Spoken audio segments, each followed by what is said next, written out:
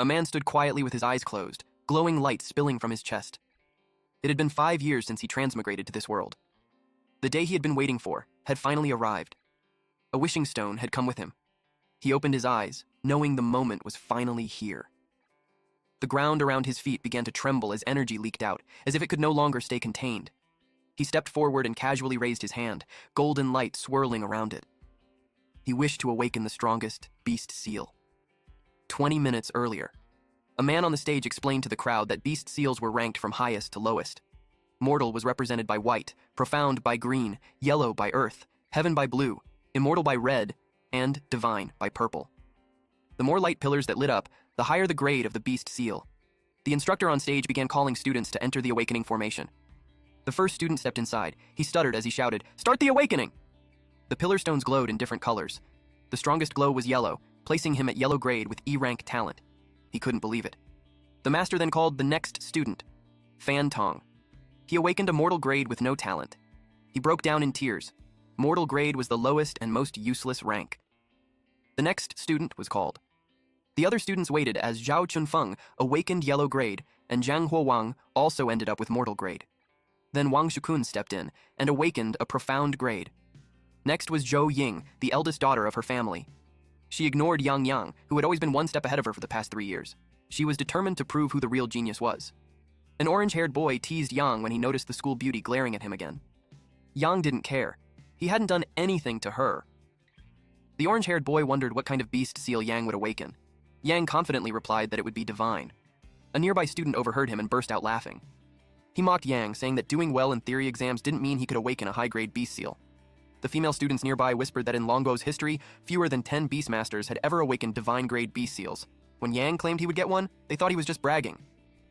Class A Beastmaster instructor Zhang Guofu told Old Su that Yang from his class wasn't very talented, but his bragging skills were unmatched. Class B instructor Su Tianguo replied that with Yang's top score in the mock exams, awakening a divine-grade beast seal wasn't impossible. Guofu thought he was joking. He had checked long ago. Yang was an orphan. His parents had been at the very bottom of society when they were alive, and possessed no talent at all. Although Yang's older sister, Yang Bing, had shocked everyone years ago by awakening a divine-grade beast seal, Guofu argued that she was adopted and had no blood relation to him. He was eager to see Zhou Ying from his class shine. She stepped into the magic circle. Everyone watched closely. Ying had always been second in the grade, so they were eager to see what kind of beast seal she would awaken. She stood at the center of the formation and slowly raised her hand. A pink light began to swirl around her palm. The magic stones around her flared brightly. 7 pillars of light shot into the air. The orange-haired guy froze in shock. She had awakened a divine-grade beast seal. Guofu narrowed his eyes as he noticed something forming in the clouds above. It was a divine-grade beast seal, the Black Phoenix. Tianguo was stunned. The last time Longguo successfully summoned a Black Phoenix beast seal was 200 years ago, and now it had appeared again today. The black-haired master announced that Ying had obtained a divine grade with SS-rank talent. A student shouted that the school beauty was incredible. With this result, she was guaranteed a recommendation to Tianlong Academy and might even be recorded in history.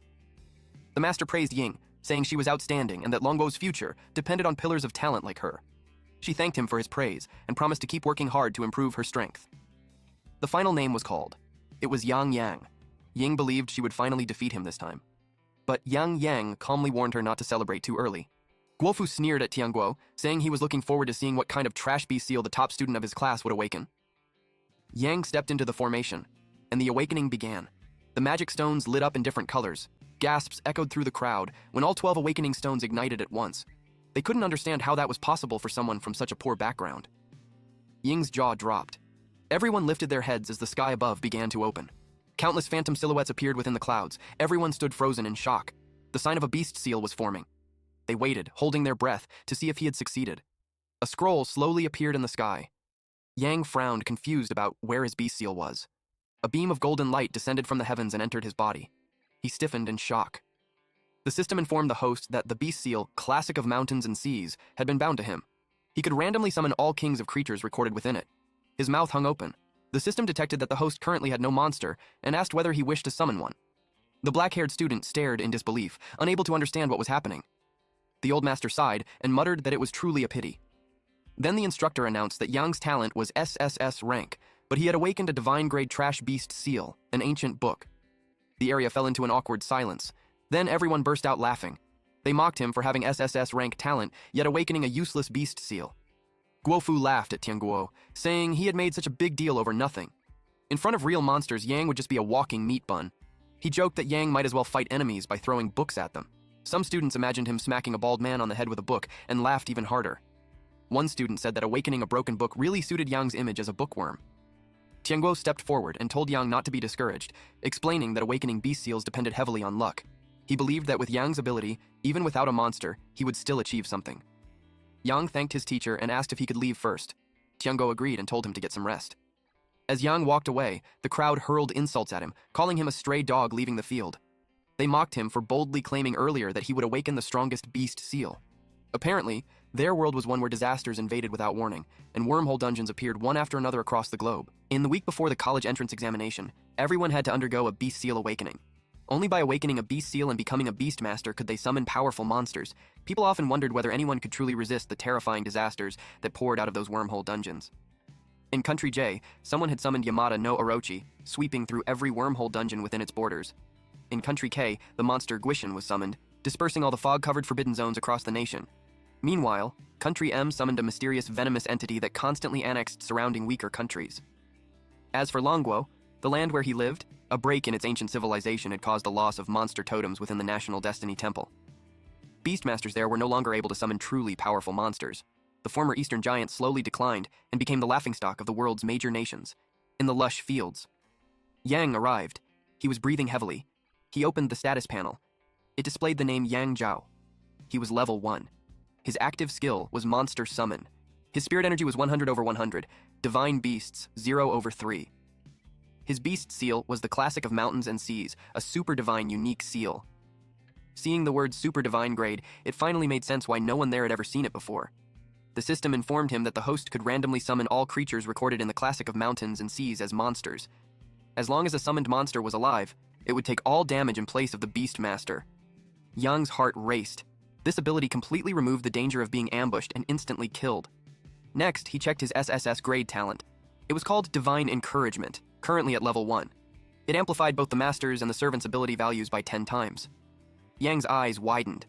Even at level 1, it already granted a 10-fold boost. With such an absurd talent paired with a monstrous super divine grade beast seal, it would be impossible not to rise. The system asked if he wanted to begin summoning. Yang selected yes. A vortex of golden light burst into existence. He didn't expect it to cause such a massive disturbance. The system congratulated him. He had obtained an SSS grade monster, Zhulong. Zhulong was SSS grade at level 1. Its passive skill was Dragon's Might. Its active skills were Zhulong's Breath and Dragon's Roar. Its strength, agility, and spirit were all 1,000, while its constitution reached 2,000. Dragon's Might intimidated enemies no more than 5 levels higher than Zhulong, reducing their strength by 20%. Zhulong's Breath released a blazing beam from its mouth, dealing area damage equal to 300% of spirit. Dragon's Roar unleashed a thunderous roar, dealing area damage equal to 300% of strength. Yang was stunned. The base attributes alone started at 1,000. Even the strongest level 1 monsters usually had no more than 100 points in a single stat. At that moment, he truly understood how terrifying the 10-fold amplification from Divine Encouragement really was. Yang raised his head and commanded Zhulong to acknowledge him as its master. At the same time, at the National Destiny Temple, a blinding burst of golden light suddenly exploded outward, swallowing everything in front of them. Silhouettes of countless different creatures appeared within the light. An instructor rushed toward the masters and urgently reported that something had happened. An SSS grade monster had appeared at the National Destiny Temple. The master was deeply shocked. The man dressed in black spoke calmly, saying that Longguo's ancient heritage had been broken for many years, and it had been far too long since an SSS grade had appeared. The master told him not to get excited yet. They needed to see it with their own eyes first. They hurried over to investigate. Soon, they confirmed the effect of the SSS grade totem. One of them wondered if this could be the sign that their great nation was about to rise again. The national destiny value had increased by 1,000 points. The master immediately ordered an investigation. Even if they had to dig 3 feet into the ground, he wanted to find out who had summoned the SSS grade monster. Meanwhile, at the novice dungeon waiting area, the orange-haired guy walked up to Yang, assuming he had received the notice as well. He asked if Yang wanted to team up. Yang replied that he got the message, but he planned to go solo. The orange-haired guy was stunned. His first thought was that Yang had gone crazy. A nearby student overheard them and mocked Yang, asking if the classic of mountains and seas was going to grow legs and carry him through the dungeon. Another student laughed and asked if Yang planned to fight monsters with a trash beast seal. The orange-haired guy leaned in and whispered that he had come specifically to carry Yang, yet Yang was being stubborn. Ying walked over and said she pitied him for being so pathetic. She suggested he team up with her instead and promised to carry him through the dungeon. Yang calmly replied that there was no need. Teaming up would only slow down experience gain. She argued that she had a divine grade beast seal, so leveling up wouldn't be slow at all. Then she realized what he meant. He wanted to level up as fast as possible. That made her ask if he was aiming for Tianlong Academy. Once again, the crowd burst out laughing. The entry requirement for Tianlong Academy was level 10, and they thought Yang was boasting yet again. Ying grew irritated. Since both of them were aiming for Tianlong Academy, she challenged Yang to see who could level up faster. Yang smiled in amusement. He turned around and walked away, saying he would wait for her at the finish line. She shouted after him, calling him a bastard. Then he disappeared into the dungeon. Ying entered as well, and summoned her Black Phoenix. She quickly encountered a level 2 monster. Even though her Black Phoenix was only level 1, it was still a divine grade beast seal, so dealing with a level 2 horned horse wouldn't be a problem. She used Phoenix Strike. The monster was hit directly and died on the spot. Seeing how easily she defeated it filled her with confidence. She believed that no one could possibly level up faster than her. Meanwhile, in another part of the forest, several wolf-like beasts were roaming around. Yang ran into a level 3 monster the moment he arrived, and worse, it was a troublesome wolf pack. If it had been anyone else, they would have been surrounded and killed on the spot. But Yang had area of effect skills, and his monster could take damage for him. He ordered his dragon to use Julong's breath. A dense wave of energy gathered inside Julong's open mouth. Then a torrent of blazing fire burst out. In an instant, 2 level 3 forest wolves were burned to ashes, granting Yang plus 60 experience for each kill. Just as expected from an SSS grade monster, a single move wiped out an entire group. Yang's level shot up. He reached level 3. The classic of mountains and seas allowed 3 monster slots. If he could summon another monster, his efficiency would rise even further.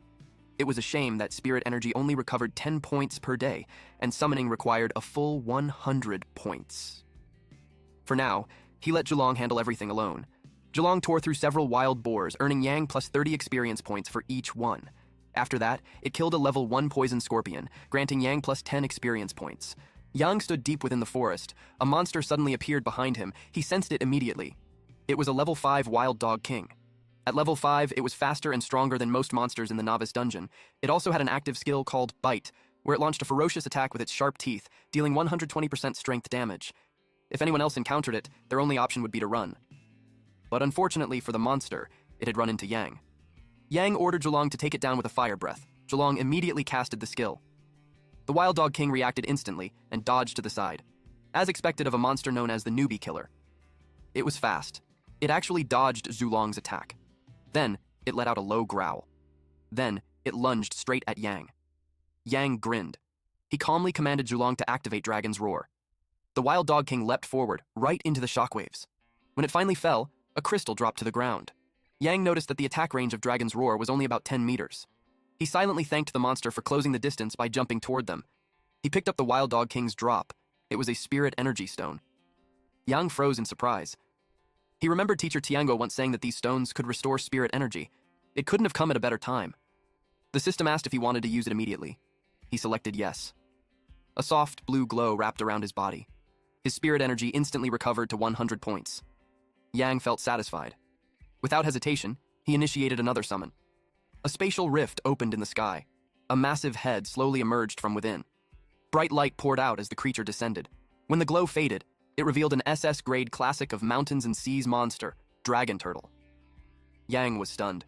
He couldn't help but wonder if every creature recorded in the classic of mountains and seas was this powerful. While its attributes weren't as overwhelming as the SSS-grade Julong, the Dragon Turtle was still SS-grade level 1, with 1 star. Its passive skill was Thorned Shell, and its active skills were Taunt level 1 and Spike Defense level 1.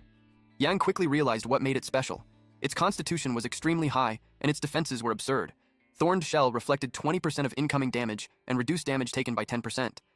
Taunt let out a roar that forced enemies within 20 meters to attack it, while reducing damage taken by 5%. Spike Defense caused the Dragon Turtle to curl into a ball, greatly strengthening its defense and reducing damage taken by 30%. Yang's eyes lit up when he saw the taunt skill. Paired with Julong's devastating area of effect attacks, it was a perfect combination. Back at the National Destiny Temple. Someone rushed in to report an urgent matter to the national advisor. The advisor asked what had happened, even as he was calmly having tea with two masters. The staff member reported that a new monster totem had appeared. The national advisor's expression changed instantly. One of the masters immediately asked what grade the monster was. The report came back quickly. It was an SS grade monster, and the national destiny value had increased by another 500 points. All three of them jumped to their feet. New totems appearing 2 days in a row was already unheard of, and both were powerful beings above S grade. What made it even more unbelievable was the data analysis. Both monsters appeared to have been summoned by the same person, a novice beast master, someone who wasn't even level 10 yet. The room fell silent. It was truly shocking news. In another setting, while Tianguo was walking outside, a woman approached him and said she heard that Yang had entered the novice dungeon to level up. A silver-haired man was shocked by the news. Another woman added that a trash beast seal couldn't summon monsters at all, so going inside was no different from suicide. Tianguo also heard from the students that Yang somehow seemed able to summon monsters. The short-haired woman mocked him, asking what kind of monster a trash beast could summon. She joked that it was probably just a book that grew legs and ran away. Everyone burst into laughter. Tianguo could only sigh. He realized that Yang still hadn't given up. While they were chatting, a portal opened as someone came out. It was the president of the Sub-North City Beastmaster Alliance branch, Zhou Jianhua. He arrived riding a griffin. His expression was serious. Someone greeted him and asked if he was there to check his daughter's results. The man replied that the dungeon hadn't ended yet, so he would need to wait. But then he noticed something. The dungeon gate had opened, which meant someone was coming out. The silver-haired man said that the first one to come out must be his daughter. But to everyone's surprise, it was Yang. Tianguo asked why he had come out so early.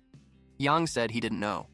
He explained that he was fighting monsters when the system suddenly notified him that he had cleared the dungeon and was forcibly kicked out. But the truth was that he had already reached level 5 and was about to head toward the level 10 monster spawn area when a level 10 Savage King appeared out of nowhere. Zhulong accidentally killed it with a single breath, and Yang was immediately kicked out of the dungeon. Guofu asked how that was even possible. In previous years, even the most talented students needed at least 2 full days to clear it. Then he noticed something. His jaw dropped when he saw that Yang was already level 5. Tianguo and Jianhua hadn't expected that either. Guofu wondered how Yang managed it when his beast seal was just a broken book.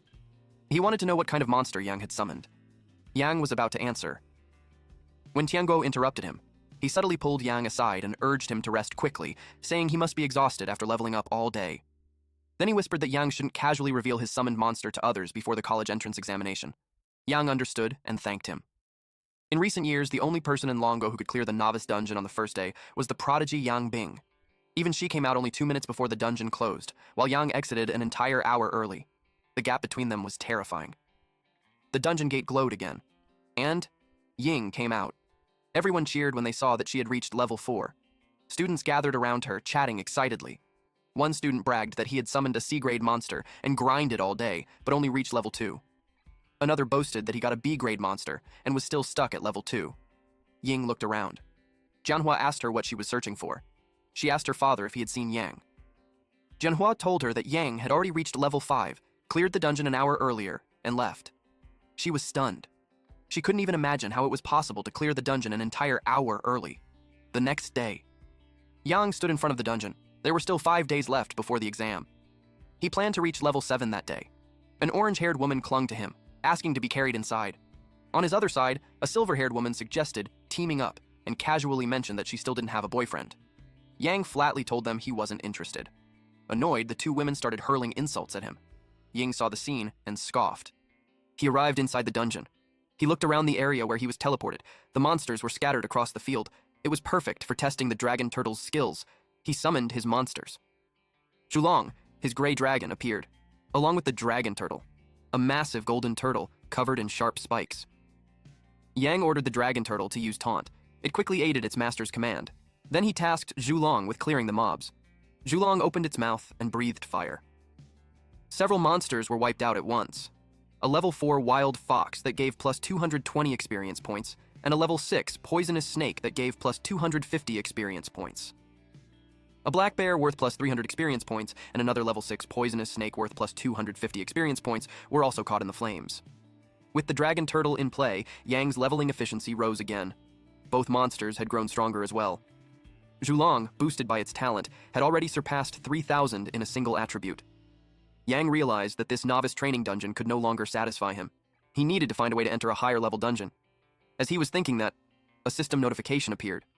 They had killed a level 10 mutated black bear and earned plus 400 experience points. He also obtained a monster drop, the Beastmaster skillbook Soul Tier.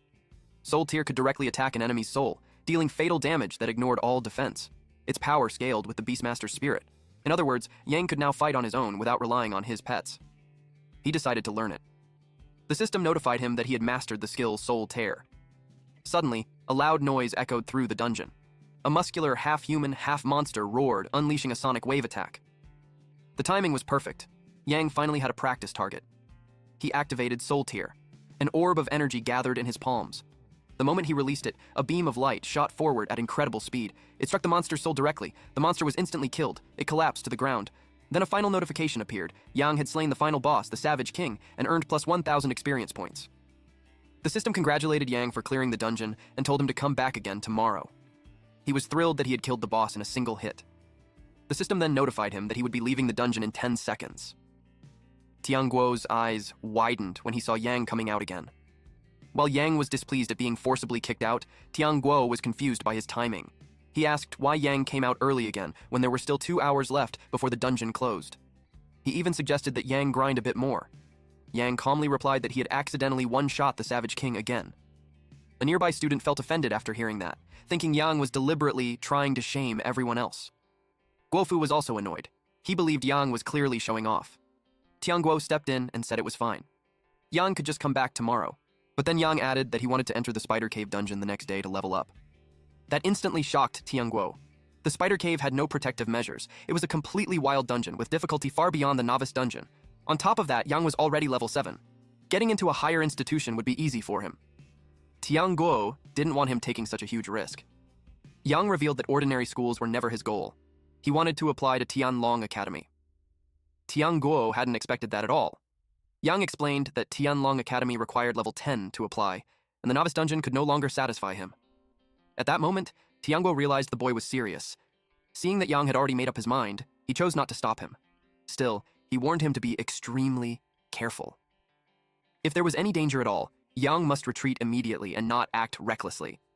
Yang thanked his teacher and promised to remember his words. Meanwhile, Ying came out of the dungeon. Guofu was pleased to see her and praised her effort.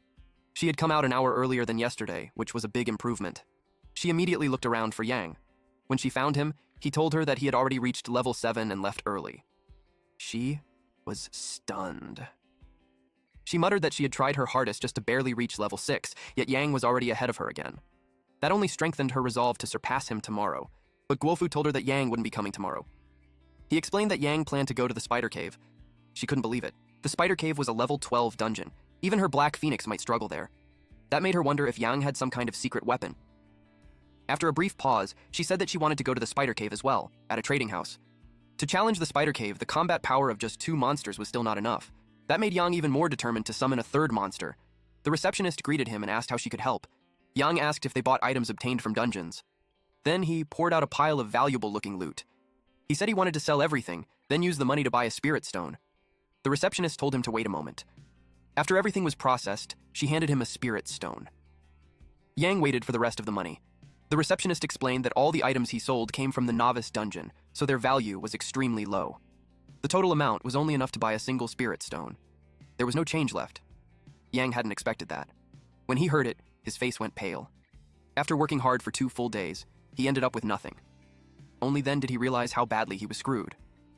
Lowering her voice, the receptionist told him that if he wanted to make real money, he should go to the Adventurers Guild and take dungeon quests. Now he knew. So he went straight to the Adventurers Guild. He couldn't believe how stingy most of the quest rewards were. None of them were worth his time. He wanted something better. Then something caught his eye. The quest objective was to hunt a randomly appearing calamity beast in the Spider Cave dungeon. The difficulty requirement was Nightmare or above. Only then would the calamity drop a calamity heart. The reward was 1,000 gold coins and 1 monster star-up stone. Yang found exactly what he was looking for. He accepted the quest without hesitation. To challenge Nightmare difficulty, he needed to prepare his third monster as soon as possible. Under the blue sky, he used a spirit stone. It restored his spirit energy. With that, he could finally perform another monster summon. He began. Space tore open. Golden light burst out. He stared ahead, eager to see what would appear this time. The golden light was blinding.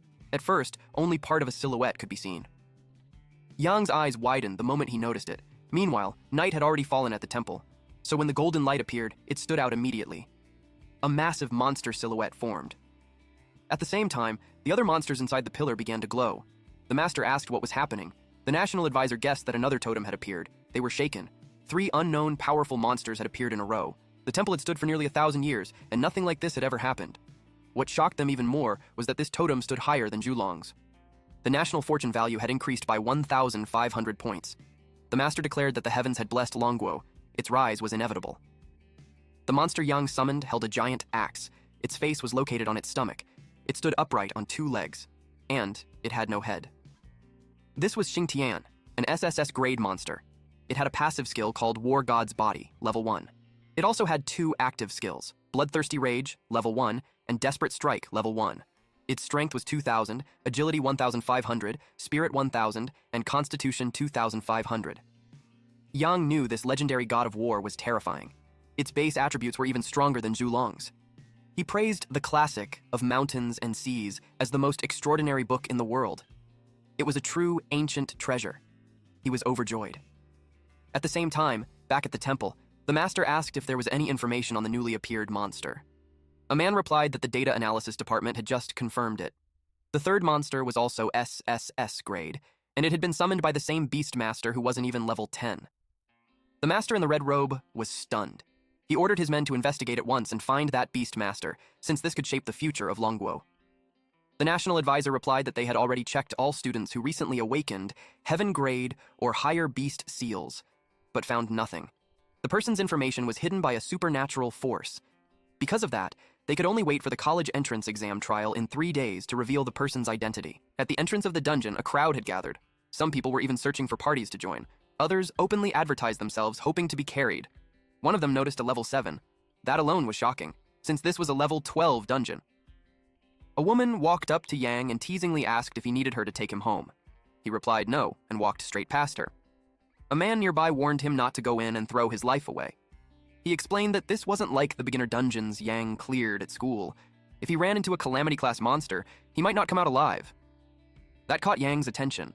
He asked if the calamity class the man mentioned was the one that dropped a heart of calamity. The man answered seriously. If a calamity class monster appeared, it had to be killed immediately. If they failed, death would be the least of their worries. It could even cause the nation's fortune value to drop, which would be a massive disaster. Yang thanked him for the warning, but a calamity class monster was exactly what he came to hunt. The man was stunned by his words. The system prompted Yang to choose the dungeon difficulty. The options were simple, difficult, and nightmare. The Heart of Calamity only dropped in nightmare mode, so there was nothing to hesitate over. He selected it and stepped inside. The man who warned him muttered that Yang was reckless and said they'd probably be collecting his body later. The woman shook her head and commented that it was a waste of such a handsome face, because clearly his brain didn't work very well. The moment he entered the dungeon, the surroundings shifted. Monsters began spawning the instant he arrived. The first one was a spider warrior, an elite class monster, level 12. It had no passive skills, but it possessed an active skill called Blade. Its attacks were highly toxic, dealing an extra 10% sustained damage. It had 2,000 strength, 800 spirit, 1,300 agility, and a massive 4,000 health. As expected from the highest difficulty, all mobs were elites, starting at level 12. He ordered the dragon turtle to use taunt. It let out a loud roar. After that, he summoned Shintian. Then Zhulong attacked immediately. After releasing a blast of fire breath, Yang was instantly notified that he had defeated a level 12 elite monster, Spider Warrior. He gained plus 600 experience points and obtained the Spider Longsword. The results were excellent. With Xingtian on his team, and the Divine Inspiration buff granting a 10-fold boost to attributes, even level 12 elites were manageable. He continued clearing monsters. Both Spider Warriors and web-spinning spiders gave him plus 600 experience points each, while the young spiders rewarded plus 400 experience points. He had been fighting for a long time, yet the quest target still hadn't appeared. He began to wonder if the spawn wasn't guaranteed. What he didn't know was that something was watching him from the shadows. Suddenly, it attacked. It was the Calamity-class monster he had been hunting. When he checked its stats, they were absurd. It was a mutant-type monster at level 13. It had a skill called Gigantification Physical Defense, which reduced incoming strength damage by 20%, granted plus 1,000 toughness, and boosted its attack interval by plus 0.3 seconds, while reducing its movement speed by 25%. It also had Toxic Plague, which released poisonous mist that poisoned the target and reduced movement speed by 35%. On top of that, it possessed Death Stinger, unleashing a venomous strike that dealt 500% strength damage. Even so, Yang didn't hesitate. He ordered his summon monsters to charge. The monster's defense was terrifying, and its health pool was massive. Even in a 3-on-1 fight, it was still difficult. Yang could feel the danger steadily rising. Then he remembered one thing. He still had Soul Tear, a skill that ignored defense and dealt direct lethal damage. He activated it and unleashed the attack. The monster let out a piercing screech. It fell from the ceiling. It was furious now. Yang had become its sole target. For its counterattack, it spat something out. A sharp limb shot toward him. It was moving too fast. There was no way for him to dodge it. Yang braced himself for impact. To his surprise, he wasn't injured at all. He realized why. Because of the Dragon Turtle's trait, the damage meant for him had been transferred to it instead. Still, he knew the Dragon Turtle couldn't take too many hits. He had to end this fast. He used Soul Tear again. This time, it struck the spider's spirit. This caused significant damage.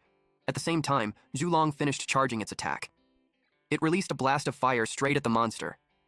Yang watched the spider burned. Only then did he relax. It was finally over. He defeated a level 13 Calamity class monster and gained plus 8,000 experience points. He leveled up and obtained the quest item, Lesser Heart of Calamity. As expected of a Calamity monster, it dropped far more than just the quest item. There were rare items, Calamity Mask and Longbow. There were also psionic stones and various pieces of equipment. One of them was a spirit staff at superior rank. It increased spirit by plus 60 and boosted scion power by 5%, though it required a higher level to use. Another was the Spider Spirit Mask, also superior rank.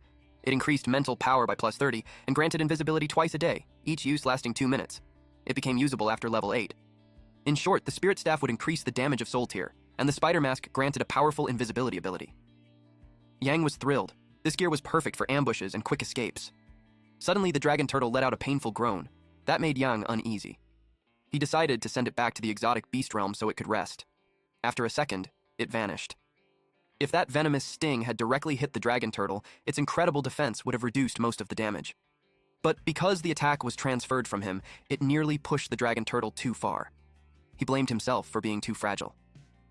That moment made something clear to him. He needed to improve his survivability.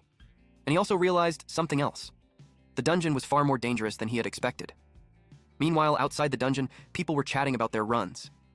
One man talked about being surrounded and nearly killed. Another said the same thing had happened to him. The red-haired woman spotted Yang again. Earlier, he was level 7. Now, he was already level 9. The man who had warned Yang before stared in disbelief. Yang had actually cleared Nightmare difficulty and walked out alive. The woman began to think that his tamed beast must be incredibly powerful. But the man shook his head.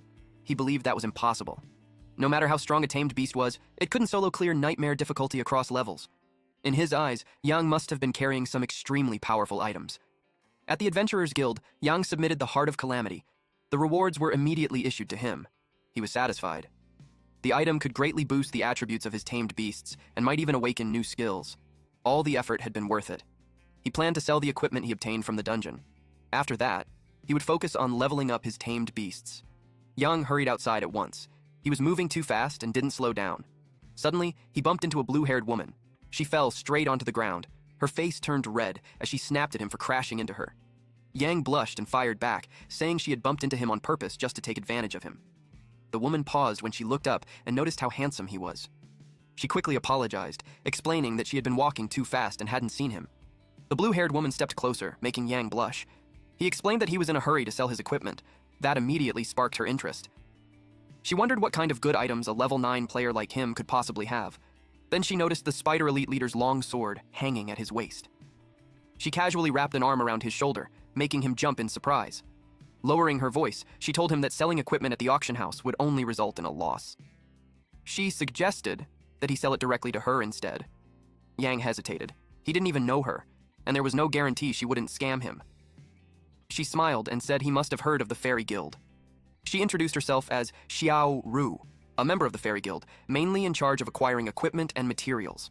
She promised him a fair and reasonable price, staking the guild's reputation on it. Yang thought it over. The trading house prices were indeed very low. Compared to that, selling to her actually made more sense. Since he also had a few top-tier items, he asked if she wanted to buy those as well. Her eyes lit up with excitement. He opened his inventory and showed her. She was instantly shocked. Those items could only drop from defeating calamity-class monsters. Yang quickly covered her mouth and told her to keep her voice down. There were too many people around and too many curious eyes. They needed to stay low-key. She nodded in agreement. She asked how someone at level 9 could have so much calamity gear. She even wondered if it came from illegal means. Yang calmly explained that he earned everything himself. Then he asked her a simple question: was she buying or not? She answered without hesitation. She would buy them all. With a playful smile, she praised him, saying he was not only handsome but also highly capable. Then she said she had a favor to ask. Yang asked what it was. She explained that there was a level 14 Goblin Mine dungeon in the southern outskirts. She needed the Goblin King's skull. If he could bring it back, she said she would reward him generously, hinting that she could even offer herself to him as payment. Her tone was clearly seductive. Yang replied that it was completely unnecessary. He wasn't that kind of person. At that moment, he realized that boys also needed to protect themselves. She laughed and added that the Goblin King's skull was extremely valuable, and that he would be properly rewarded for it. Yang agreed. He needed to level up in higher level areas anyway, and a level 14 dungeon was a good fit for him. She told him she'd be waiting for his good news, then turned and left. Yang felt satisfied. He had successfully sold all the equipment materials. Without wasting time, he set off to find a place where he could rank up his mythical beast. What he didn't know was that someone had been watching him. The man had seen everything. A level 9 player who solo cleared the Spider Cave's calamity monsters. He found Yang very interesting. Meanwhile, the system asked if he wanted to use the star upgrade stone on the mythical beast, Shintian. He answered yes. The moment it activated, Shintian began to glow.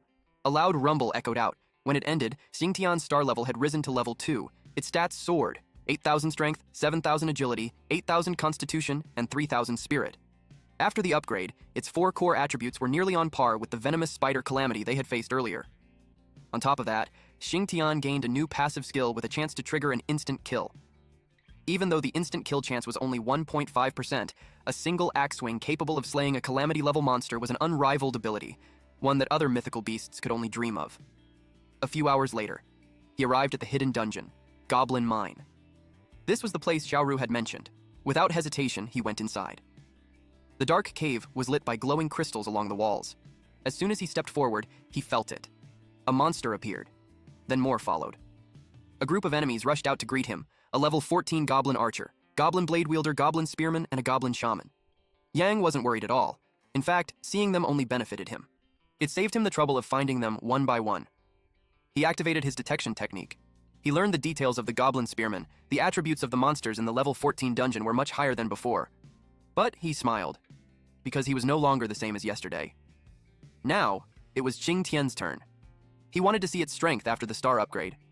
Xingtian raised its axe. When it swung down, the impact was terrifying. The level 14 elite Goblin Shaman was instantly killed, earning them plus 1,400 experience points. After reaching 2 stars, Xingtian's attack speed became faster, and its movements grew more agile. It continued slaughtering the goblins. The system notified him that the level 14 Goblin Archers had been defeated, granting plus 1,500 experience points and Goblin Hide per monster. Yang realized that fighting these goblins was no different from slicing melons and chopping vegetables. He estimated that he would reach level 10 in this place. The dragon turtle let out a loud roar. He understood that it wanted to fight as well, so he assured it that its turn would come soon. Suddenly, Xingtian's axe was blocked. The goblin pushed back with force. Yang frowned and asked what was happening. He was shocked that the goblin had actually blocked Xingtian's strike. He immediately activated his detection technique. He discovered that it was a Goblin General, a boss-level monster with a passive skill called General's Intuition. General's Intuition reduced incoming damage by 20% and increased its own strength by 10%. That explained how it managed to withstand Xingtian's attack. Xingtian activated its skill. It entered a frenzy. Its axe was engulfed in a red aura. It moved at blazing speed. The strike landed cleanly. The boss-level Goblin General was slain, and it dropped an item called General's Armor, usable at level 10. He had planned to save money to buy defensive gear, but now it had delivered itself right into his hands. Since the armor required level 10, those monsters would just have to forgive him for going all out. He summoned the dragon turtle. This guy is already ready for the battle. It activated Taunt. It released a deafening roar. The sound echoed far and wide. It drew the attention of monsters deeper inside the cave. Yang then commanded Zhulong and Xingtian to wipe them all out. They moved instantly and began the massacre.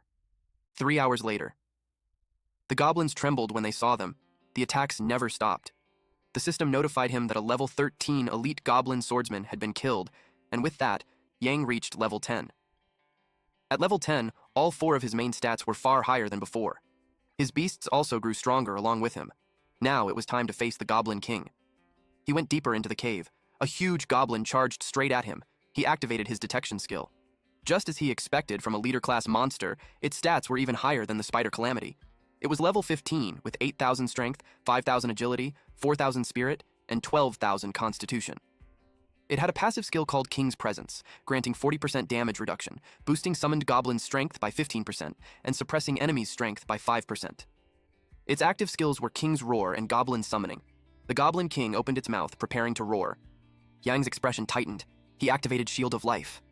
A bright glow burst from his torso. It spread across his entire body, wrapping him in a bubble of golden light. The monster let out a thunderous roar. Even with the shield, the impact shook him. He realized this thing was a real monster to deal with. He summoned his tamed beasts. They appeared one after another. He warned them that the Goblin King was far stronger than anything they had faced so far, and told them to follow his commands and fight together. Shintian stepped forward to begin the battle. Yang, the dragon turtle, and Zhulong widened their eyes in shock. He had just told them to listen, yet Shintian charged in on its own. Shintian activated its passive skill, Super Destruction. Its axe cleaved straight through the Goblin King's flesh. The Goblin King's head rolled to Yang's feet. Yang stood frozen. He couldn't believe Shintian had killed it in a single strike. They obtained the Goblin King's skull, eyeball, and energy stone. Yang felt overwhelmed. Super Destruction only had a 1.5% chance to trigger an instant kill. He never expected Shintian to be this insanely lucky. He bent down and picked up the head. Now that the mission was complete, he decided to hurry back and report to Xiaoru. He exited the dungeon. The moment he stepped outside, he noticed something strange. There were people everywhere. Way too many. He wondered why so many people were gathered here. Nearby, a blue-haired man reported to Brother Long, a man with an eye patch. He said Yang was the one who had solo killed a calamity before. And now, at level 10, he had even solo cleared a level 14 dungeon. He suspected Yang possessed a powerful divine artifact. Yang noticed their badge. A dolphin was engraved at the center. It made him wonder if they belonged to some kind of guild. He asked what they wanted. Long scoffed. He said they had been waiting for him all day. Yang would be smart to hand over the Goblin King's skull. And his divine artifact, too. Yang was being robbed, but the man insisted he was only borrowing the items. Yang asked what would happen if he refused. The man raised a crossbow. He said Yang's head would explode. Yang forced himself to calm down. Before acting, he wanted to learn more about these scumbags. He told them that if they only wanted money, they could take the Goblin King's skull. The blue-haired man burst out laughing. He said Yang had some guts, but it turned out he was just a coward. The bald man mocked him, saying he got scared the moment the boss pulled out his crossbow. Long nodded in approval. At least Yang had some sense. But he also wanted the divine artifact. Yang replied that he didn't have one. They shouted at him to stop playing dumb. Clearing a level 14 goblin dungeon before reaching level 10 was impossible. They were sure he owned a divine artifact. Yang was offended. They were making it sound like their guild, Black Shark, were a bunch of 3-year-olds. Black Shark was an infamous trash guild. Yang realized he couldn't let them walk away. He pulled something out. He gripped the glowing blade tightly and told them to get a taste of it. Everyone froze when Yang vanished. In the next instant, he appeared behind Long. The crystal-like dagger pressed against Long's neck. With a single clean motion, he slit his throat. Shock spread across their faces. They couldn't believe their boss, Long, was dead. The blue-haired man screamed for the guild members to summon their beasts and avenge their boss. They charged forward together, determined to kill Yang. Their beasts were summoned. They threatened him, boasting that they had so many beasts that even their spit could drown him. Yang found it amusing. He summoned Zhulong. Fear swept through them. The moment they saw his 3 beasts, their will to fight shattered. They knew they were no match. They hurriedly claimed it was all a misunderstanding. Yang declared that the Black Shark Guild's reputation had been rotten for years. They chose to mess with him today, so today would be their unlucky day. He commanded Shintian to finish it. They begged for mercy. Shintian swung its axe and cut them down. Yang watched closely. Survival of the fittest ruled this world, but taking a life for the first time still made his heart pound. 2 hours later, night had already fallen. Xiaoru hugged him tightly, thanking him over and over. He traded the Goblin King's skull to Xiaoru in exchange for a large amount of resources. Now, all he had to do was wait for the big exam to begin. Suddenly, he sensed someone behind him. That person grabbed him. Instinct took over. He shook them off and twisted their arm, demanding to know who it was. When he pulled the person in front of him, he froze. It was Ying. He stared at her in surprise. She complained about his reaction, saying all she did was tap his shoulder. She told him to let go because he was hurting her. Realizing what he had done, he quickly apologized. Then he asked if she needed something from him. She questioned why he wasn't in the super cave. He explained that he went somewhere else and had already reached level 10. The news shocked her. She went on a rant, saying he never thought about other people's feelings and that he should stop crushing their self-esteem. He scratched his head and said he was just lucky and that she was excellent too. She then demanded that he take her to level up tomorrow. Otherwise, she wouldn't be able to enter Tianlong Academy. He didn't understand her urgency. She still had plenty of time to reach level 10, but she refused to back down. Inside, he felt she was hard to deal with. In the end, he agreed. They decided to meet at the spider cave the next day. The next day, at the entrance of the spider cave. A man in a white uniform with a badge shouted, telling everyone to get out of the way. Yang recognized the badge. It was the same one worn by the people from yesterday. Ying grabbed his hand and told him they should stay away from them. He asked why. She whispered that when she got home last night, she heard from her dad that the Black Shark Guild had hid an iron plate. He asked what that meant. She explained that several beastmasters from the Black Shark Guild suddenly disappeared yesterday. It was said that only a few badges were found at the scene. No bodies were left behind. He asked if the culprit had been found. She said it was still unclear. The Black Shark Guild relied on their numbers to bully others and had made many enemies. She believed they had suffered divine retribution. This time, they had taken a huge loss, and she found that very satisfying. Yang felt relieved knowing they didn't suspect him. Ying wondered which expert had made those people vanish. She called him an unsung hero. Yang felt a bit flattered. He said the person might not be that amazing. Ying punched him and told him to stop insulting her hero. He felt dizzy and quickly agreed that her hero was handsome and cool. His orange-haired friend spotted them and shouted, asking if he was on a date with the school beauty. Yang was confused. He thought they weren't on good terms. He told his classmate to stop talking nonsense and explained that Ying only wanted his help to level up, just like him. Ying got angry when she heard that he had also made plans with someone else. He told his friend not to worry about the details and urged them to hurry up. His friend gave him a thumbs up, looking like he completely understood. They chose nightmare difficulty.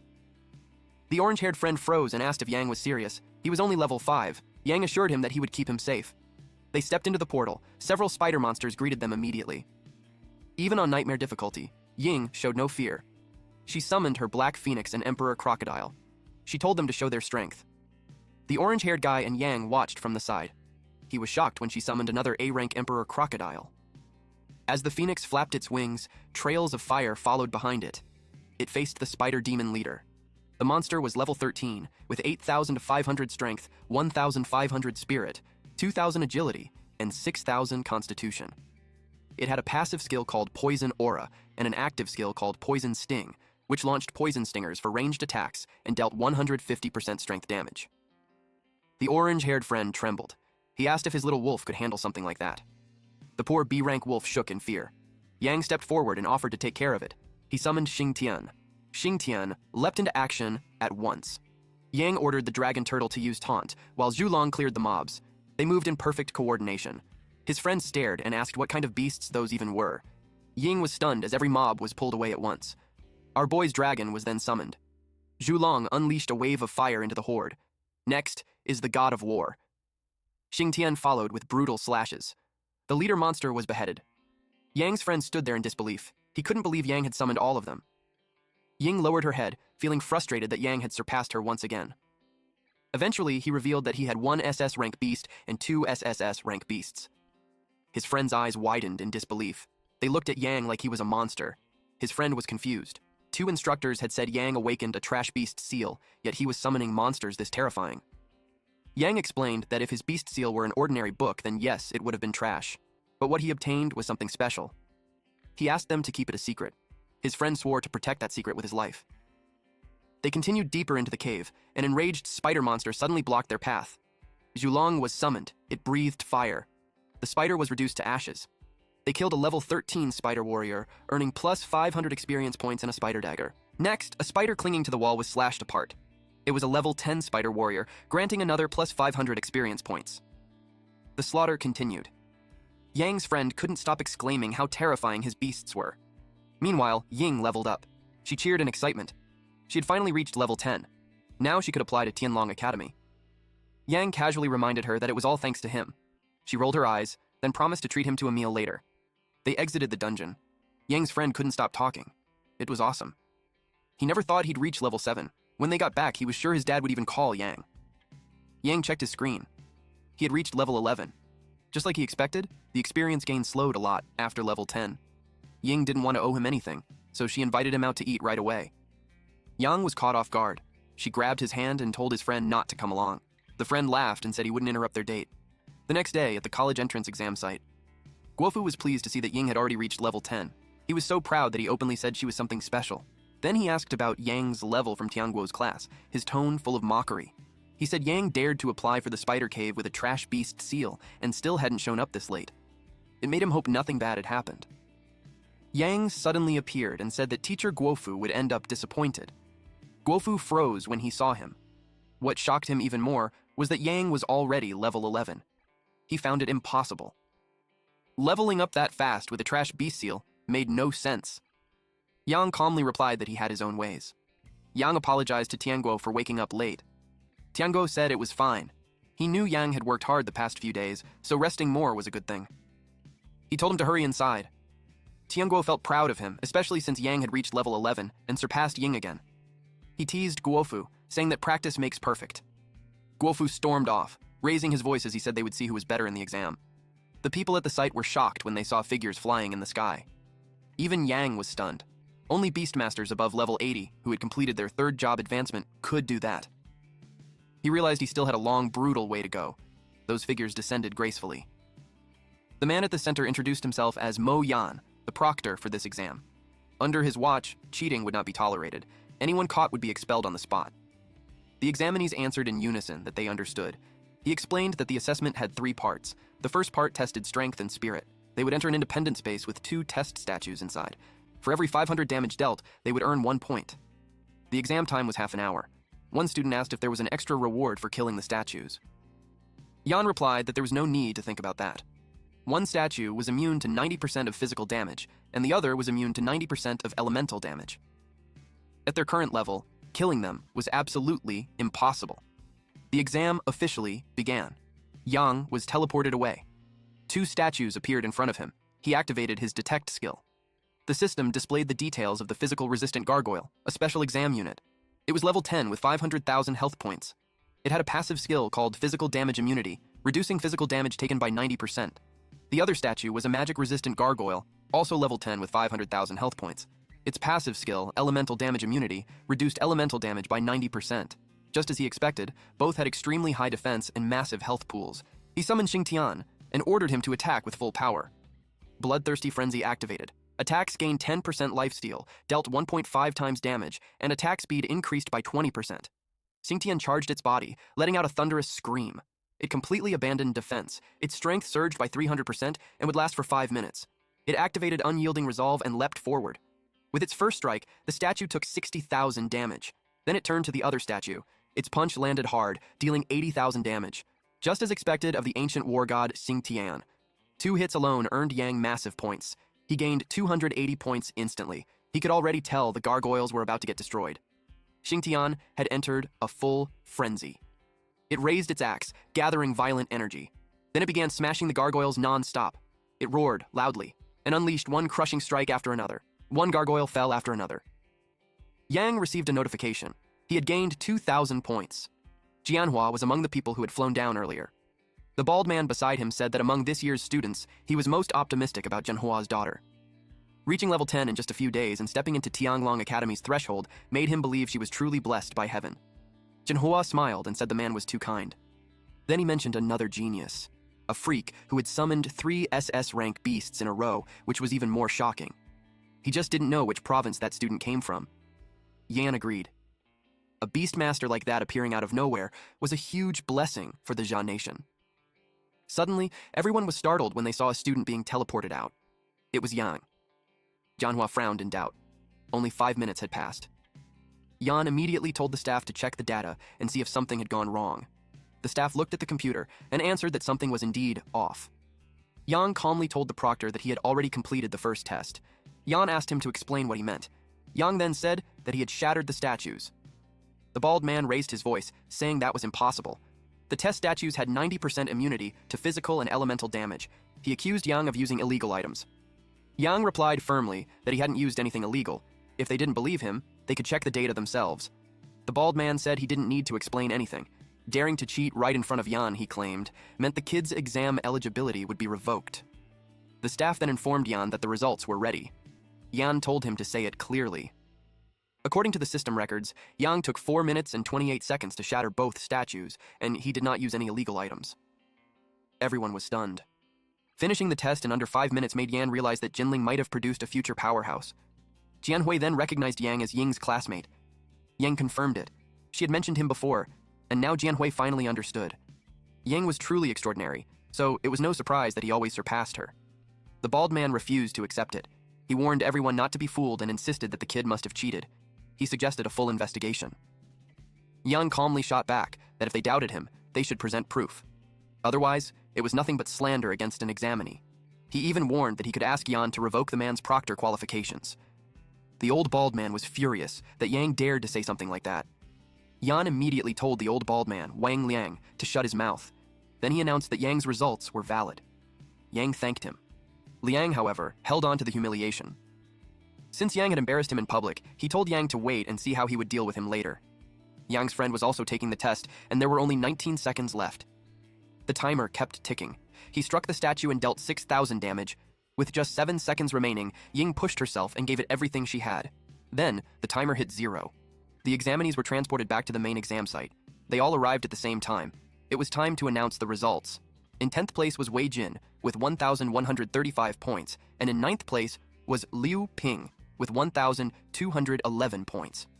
8th place went to Zhang Jianqiang with 1,231 points, while 7th place was Sun Ping with 1,245 points. One examinee complained that the statues were way too damn hard. A female student agreed, saying her beast even chipped 2 of its front teeth. Most of the examinees wore grim expressions. Second place was Ying, with 1,322 points. One examinee exclaimed that it was exactly what you'd expect from a natural genius. Another student openly admired her, saying she always stood out above everyone else. Ying was satisfied with her result. Thanks to reaching level 10 beforehand, she was able to deal far more damage this time. But then she realized something. She hadn't heard Yang's name yet. She was already second place, and Yang had 3 powerful beasts. There was no way he shouldn't be in the top 10. Then Mo announced that Yang ranked first, with 2,000 points. The entire crowd was stunned. 2,000 points was a perfect score. The students demanded an explanation. To get a perfect score, the statues had to be completely destroyed. What shocked them even more was that someone with a trash beast seal had achieved it. Many immediately suspected cheating. Yan silenced them. He announced that Yang's score had already been verified and that there were no issues. He made it clear that Yang achieved the perfect score purely through his own strength. That only shocked the crowd even more. No one expected a trash beast seal to be this terrifying. One student mocked himself, saying his 900 points were like garlic shoots fried with meat. Another female student cursed under her breath, saying it was way too insane. She finally accepted that this wasn't a game a weakling like her could play. Yan let out a quiet sigh. Internally, he thought that if he told them Yang only took 4.5 minutes, they might actually want to kill themselves. He announced the second test, which would measure their defense and agility. A lava beast would be generated inside each person's space to attack them. For every minute they survived, they would earn 20 points. The exam would last 2 hours. He ordered them to begin. They were transported. The lava beast appeared. He activated his detection skill. The lava beast was exam exclusive. It was level 15 with 1 million health points. Its active skills were Lava Ball and Lava Fury. Its passive skill was Absolute Defense. He froze when he saw the details. Absolute Defense reduced both physical and elemental damage by 100%, and its attack power increased by 10% every 5 minutes. That meant the monster was basically invincible. No wonder this test focused on defense and agility. The lava beast attacked. Yan was instantly alarmed. Fireballs shot toward him and exploded on impact. He barely managed to escape. That was close. Even though the lava beast couldn't take damage, it still had a health bar. As long as that existed, he believed it could still be killed.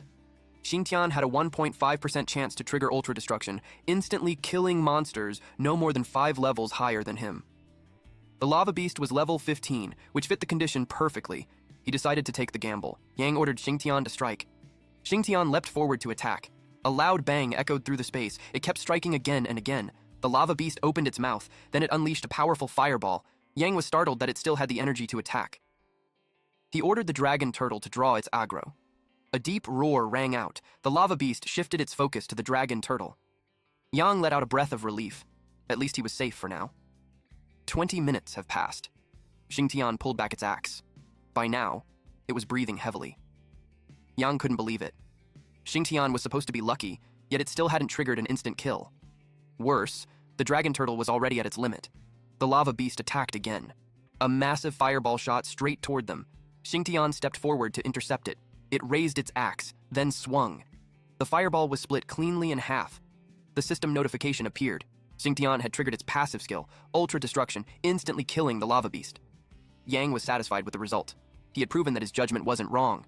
Meanwhile, back at the exam site, Yan and the others waited in silence. The examinees began to return. One student came out crying for his mother. Another was furious, shouting that the beast was way too tanky. Yan frowned in disappointment. None of them had lasted even 40 minutes. He muttered that students were really getting worse. Manhwa spoke up. Based on the results of the first round, he said, they could actually look forward to Yang's score. Liang scoffed and said what happened earlier was just an accident. The lava beast had 100% damage immunity. So no matter how heaven-defying Yang was, there was no way he could pull off any tricks against it. But Zhang Hui truly believed Yang had real strength. Liang immediately countered. He pointed out that every hour the lava beast unleashed lava fury, a massive 400% full area attack, and no student in history had ever survived it.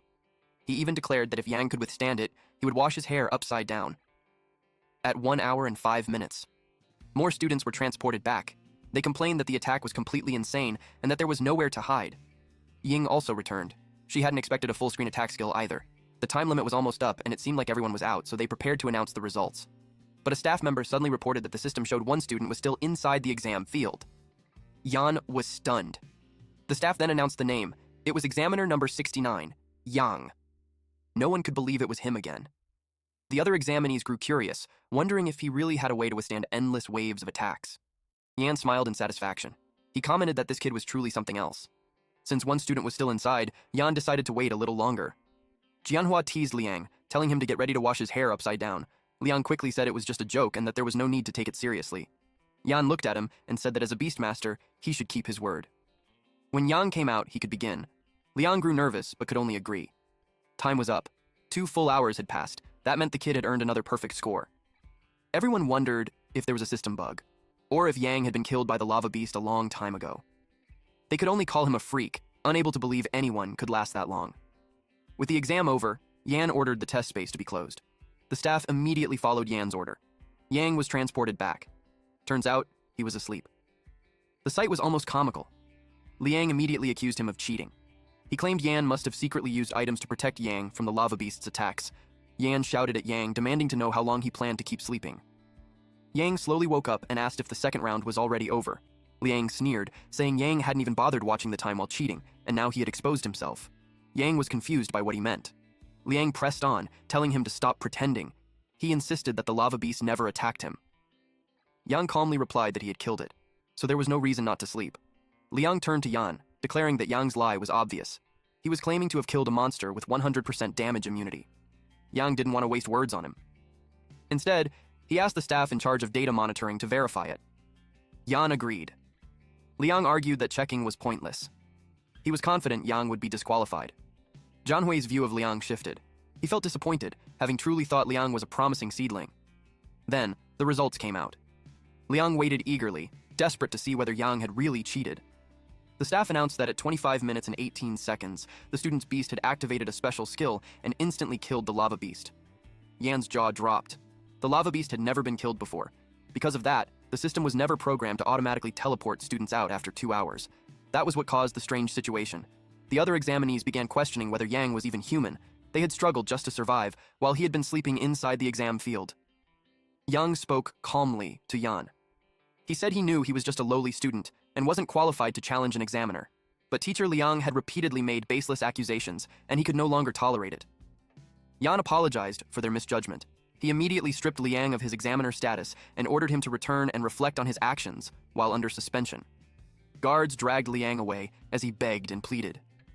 After that, Mo announced that Yang's score for the second exam was still a perfect score.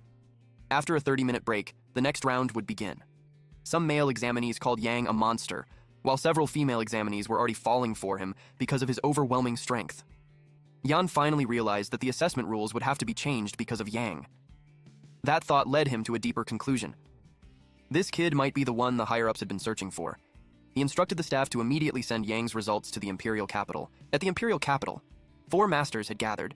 The National Fortune Temple Master asked if there had been any discoveries, since assessments across the regions had already completed 2 rounds. Wang Qing reported that there was nothing unusual in Jingzhou province. All candidates had performed exactly as expected. Qin Bai replied that there were no abnormalities in Jinling either.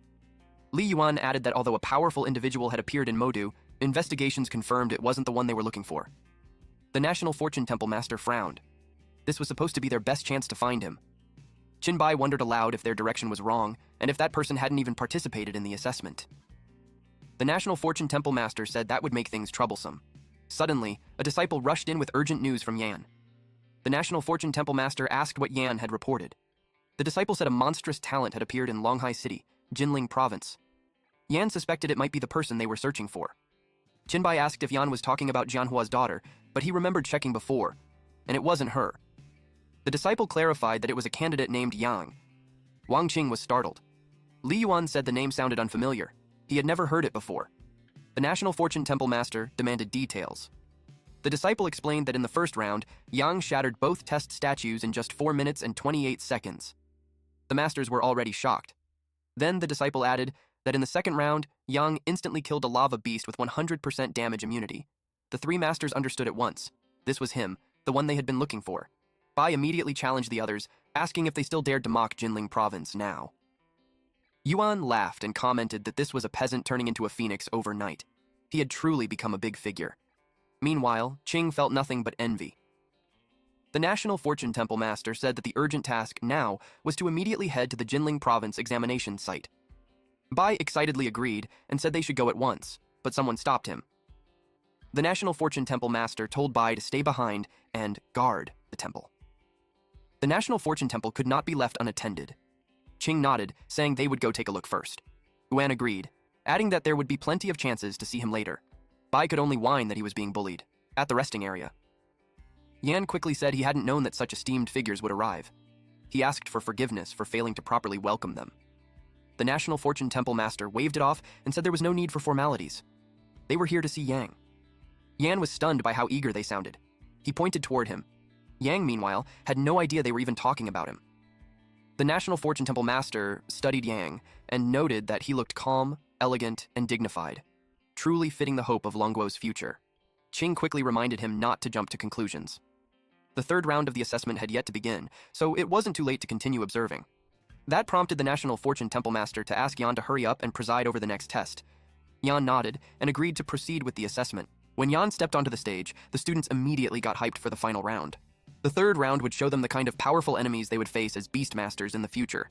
The content of the final assessment was fighting a calamity. The examinees complained right away. They said they were still rookies and that this was way beyond the syllabus. Yan told them not to be nervous. The calamity was also simulated by the examination site's artificial intelligence mainbrain. Once potentially fatal damage was detected, the system would immediately teleport them out. Yan explained that for every minute they lasted, they would earn 500 points. Surviving 10 minutes would count as a perfect score. That instantly lifted the students' spirits. One examinee felt hopeful that he could turn things around this time. Another thought he had an advantage since his beast specialized in defense. Yang quietly noticed how simple their thinking was. Yan announced the start of the test. They were transported to the exam site. An alligator monster appeared right in front of Yang. He activated his detection skill. The data showed that it was level 16. It was outside Jingtian's Ultra Destruction instant kill range. This time, he would have to grind it down. He summoned Jingtian and Zhulong. The masters watched everything through the screen. The National Fortune Temple Master immediately sensed something familiar. He realized that Yang was truly the one they had been searching for. The beast matched the newly born one in the National Fortune Temple exactly. Qing exclaimed that he was a genius. Yuan urged them to look closely at what the kid had just done. Xingtian swung its axe. 50,000 damage.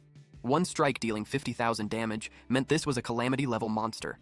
They were stunned. What kind of talent could allow a beast to unleash such terrifying power? The National Fortune Temple Master immediately ordered the staff to check Yang's attribute panel. The staff froze in shock. He asked what was wrong. The staff reported that the attribute panel was obscured by a mysterious force. They could only see one thing. Yang's talent was SSS-rank. Everything else was hidden. Qing asked why it was like that. The National Fortune Temple Master explained that it meant they didn't have the authority to view the boy's attribute panel. Yuan was shaken. That could only mean one thing. Yang's beast seal quality had surpassed the divine grade. The National Fortune Temple Master confirmed it. The 12 pillars of light appearing simultaneously during awakening were their limit. But they weren't Yang's limit. Tears welled up in their eyes. Because this meant only one thing. Longguo was saved. Yang only needed one final strike. He ordered Zhulong to finish it. Zhulong released a blazing breath, dealing 40,000 damage. The crocodile collapsed. The system confirmed that the target had been slain. Yang felt relieved. The exam was finally over. But in the next moment, more monsters appeared. He froze, confused about why another wave had started. These monsters were restless and hostile. Yang ordered the dragon turtle to draw their aggro. At the same time, Zhulong and Shintian launched their attack together. Above them, the masters observed in silence. Qing frowned and questioned whether it was fair to raise the exam's difficulty just for Yang. The National Fortune Temple Master replied that it didn't matter. Since Yang carried the fate of reviving Longguo, he had to be tested. Yuan then asked what this meant for Yang's score. The master answered calmly. The calamity had already been resolved, so Yang would receive perfect scores in all 3 assessments. One of the monster's limbs slammed into Yang's back. He immediately activated Soul Tear on it. The skill worked, and that made the National Fortune Temple Master frown. Even after being struck by a poison needle, Yang showed no reaction at all. Qing ordered the staff to check the data immediately. The staff reported that the AI main brain judged Yang likely possessed a special ability that transferred damage to his beasts instead. That revelation shocked everyone. So much so that Yuan nearly had a heart attack. He hurriedly asked for a heart relief pill to calm himself down. At that moment, a dragon passed through a rift. It was searching for Yang. Shintian charged straight into 3 monsters clustered together. The instant he struck, a blinding golden light burst forth. The monsters felt no impact at all. They were left completely stunned. Yang was just as confused when he saw the monsters vanish without a trace. A dark cloud suddenly formed above him. Something was lurking within the shadows. It was the dragon. Yang felt a chill and wondered what kind of threat this was now. He immediately used a detection technique. The result showed it was a flood dragon calamity, but every other detail was unknown. That revelation shook him. In the very next instant, an attack shot straight at him. Yang leapt back and narrowly avoided it. He realized the attack had torn through space itself. That alone told him this was no ordinary calamity. It made him uneasy. Something like this shouldn't appear in a test. He knew something was very wrong. Meanwhile, at the rest area, everyone gasped as the screen suddenly went black. Qing immediately ordered someone to call for repairs. They couldn't afford to miss a second of the assessment. The staff jumped into action at once. At the exam site, something streaked across the sky. The National Fortune Temple. Master frowned and asked what that sound was. A phoenix descended from above. In the next moment, a woman emerged. She was Bai Rouge, one of the mountain's guardians. The National Fortune Temple Master asked why she had come. Everyone greeted her respectfully as Lord Bai. She asked where that person was. He questioned who she was referring to. She clarified that she meant the talented man they had discovered. He answered that the man was in room 11. Without another word, she instantly opened a portal. She stepped through the rift. Xingtian was struck by the flood dragon calamity. Yang instantly realized how strong his opponent was. Without the dragon turtle's resistance and the 10 times attribute boost from God's inspiration, Yang would have already died. The flood dragon calamity slammed into the dragon turtle. It then gathered power inside its mouth and fired a beam straight at Yang. He knew this was bad. Suddenly, the beam disappeared. Yang still braced himself for the impact. He was confused when he realized he was still alive. To his shock, a woman was standing in front of him. She asked him if he was all right. He quickly thanked her for saving his life. The flood dragon calamity recognized her and flew into a rage for ruining its plans. She coldly told the beast to crawl back into the abyss at once, and she would spare its life. The dragon mocked her, saying humans talked big despite their weak skills. It challenged them to try and take its life. Rouge ordered the wind dragon to attack. The wind dragon released a blazing breath, but the flood dragon calamity sneered and answered with its own fire breath. Their attacks collided head-on. But the wind dragon was completely overpowered and vanished. The flood dragon calamity scoffed. It was shocked that she was willing to sacrifice an SS-rank beast just to save a kid. She confirmed it and warned him to leave while he was injured, or she would stop being polite. The flood dragon calamity replied that this was only a wisp of its clone. It retreated while leaving behind a threat, swearing that one day it would tear them all to pieces. Meanwhile, at the exam site, the students panicked. They asked what had happened and wondered if the system had bugged out. One of them said he was scared to death and thought he would never make it out alive. Rouge suddenly lost her balance. Yang caught her and asked if she was all right. She said she was fine and invited him to the lounge, saying that was the proper place to talk. Yang was stunned when he finally saw her up close. At the lounge, Yang asked her what had really happened. She told him about an incident from 10 years ago. Back then, Great Sia had lost 2 level 100 Saint Beastmasters while fighting abyss creatures. Yang immediately understood. She was saying that the Flood Dragon Calamity came from the abyss. She confirmed it and told him that the creature had already set its sights on him. Yang asked what it wanted from him. She explained that it sensed Yang posed a fatal threat, so it wanted to eliminate him in advance. He then asked what kind of threat she meant. She said it was obvious. It was because of the beasts he summoned. In J Country, a Beastmaster had awakened Yamata no Orochi and swept through every wormhole dungeon in the nation. In K Country, someone had summoned Ghost Cultivation Mountain and dispersed all the mist-filled forbidden zones. And now, there was Yang. With 3 SSS-rank beasts, if he continued to grow, he would surely surpass both Yamata no Orochi and Ghost Cultivation Mountain. She asked him to think about it. If he were an abyss creature, what would he do? Naturally, he would strike first. That meant Yang's situation would become extremely dangerous from now on. She advised him to hide his strength well and never casually reveal his beast seal traits or talents. Yang understood her warning, but he also knew that hiding forever would not solve the problem. Once he entered Tianlong Academy and became the strongest Beastmaster, he believed there would be no reason to fear the abyss anymore. She looked at him closely and realized this kid was truly ambitious. 3 days later, Tianlong Academy would hold a joint trial with the Feiho Nation on Blackrock Island in the South Sea. She planned to reserve a spot for Yang and told him to prepare himself over the next 2 days. Yang was stunned. It felt like he had been admitted ahead of schedule. She explained that since he ranked first nationwide in the college entrance exam, early admission was completely normal. Yang thanked her sincerely. She then warned him that the abyss monsters would return soon, and the ghostly beings within the mist-filled forbidden zones would also launch another attack on Great Shiu. She hoped that when that day came, Yang would stand as one of Great Shi's pillars. Yang told her to rest assured. He would work hard and not let them down. With that, their conversation ended. She told him he was free to leave. Yang turned and made his way out. That afternoon, at a park, Ying asked him if that woman was his girlfriend. Yang immediately reacted and told her not to talk nonsense. He explained that the woman was his lifesaver. She had even lost an SS-rank beast just to save him. Hearing that, Ying wondered aloud if that was enough reason for him to offer himself in return. Seeing how much she cared, Yang teased her and said she sounded jealous. Ying's face instantly turned red. She shouted that she wasn't jealous at all. Then she turned around and stormed off, saying she had a lot of things to do. The atmosphere became awkward. Yang stood there, confused. He was only joking, and he didn't understand why she had gotten so angry. Meanwhile, in an office, Guofu remarked that Ying from his class was truly outstanding, having ranked second in the college entrance exam. He then asked Tianguo about his class's top student, Yang. Tianguo was starting to get annoyed. He simply replied that there was no need to rush, since the results would be announced soon enough. Guofu scoffed and said confidently that no result could compare to Ying's. At that moment, Yang walked into the office. Tianguo was startled to see him. The college entrance exam team was supposed to arrive tomorrow, so he asked how Yang had returned so early. Guofu cut in with a sneer, saying Yang's score must have been so low that he gave up ahead of time. Yang was irritated. He replied sarcastically that it was indeed low, just full marks in all 3 tests. Tianguo's jaw dropped. Guofu laughed it off, insisting that Yang was bragging. There had never been a perfect score in the college entrance exam since its founding. Suddenly, Guofu's phone rang. A notification popped up. The rankings had been released. It was time to see if Yang could still keep bragging. Just as Guofu expected, Ying ranked second. But to his shock, first place was Yang. He demanded to know how that was possible. Tianguo was overjoyed. He had always believed that Yang would never disappoint him. Yang then told him that he had already been admitted early to Tianlong Academy and would be leaving immediately. He had come back specifically to say goodbye. Tianguo reminded him to cultivate diligently at the academy and become a pillar of Longguo as soon as possible. Yang nodded and told him not to worry.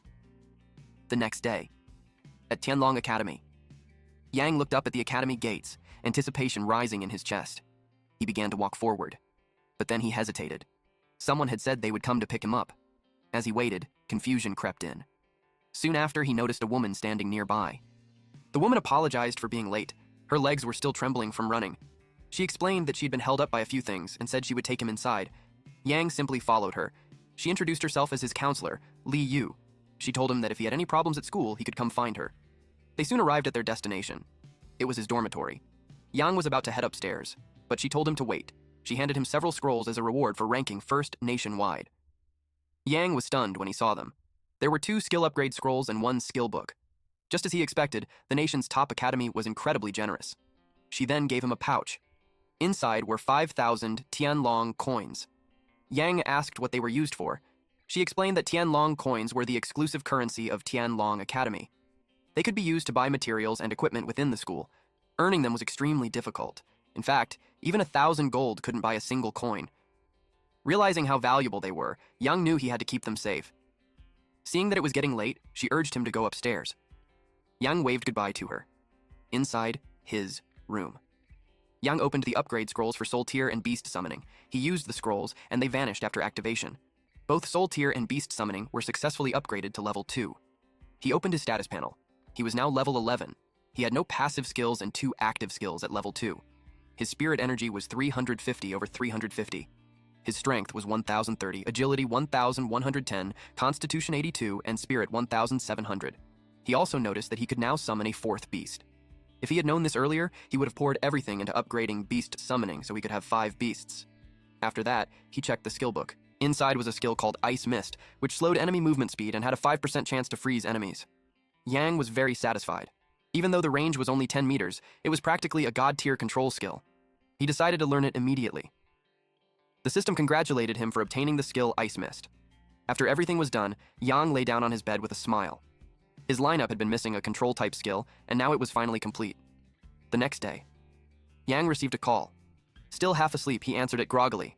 The person on the other end was in charge of the Black Rock Island trial. He told Yang to head to the conference room immediately so he could be introduced to his teammates. Yang replied that he would be there right away.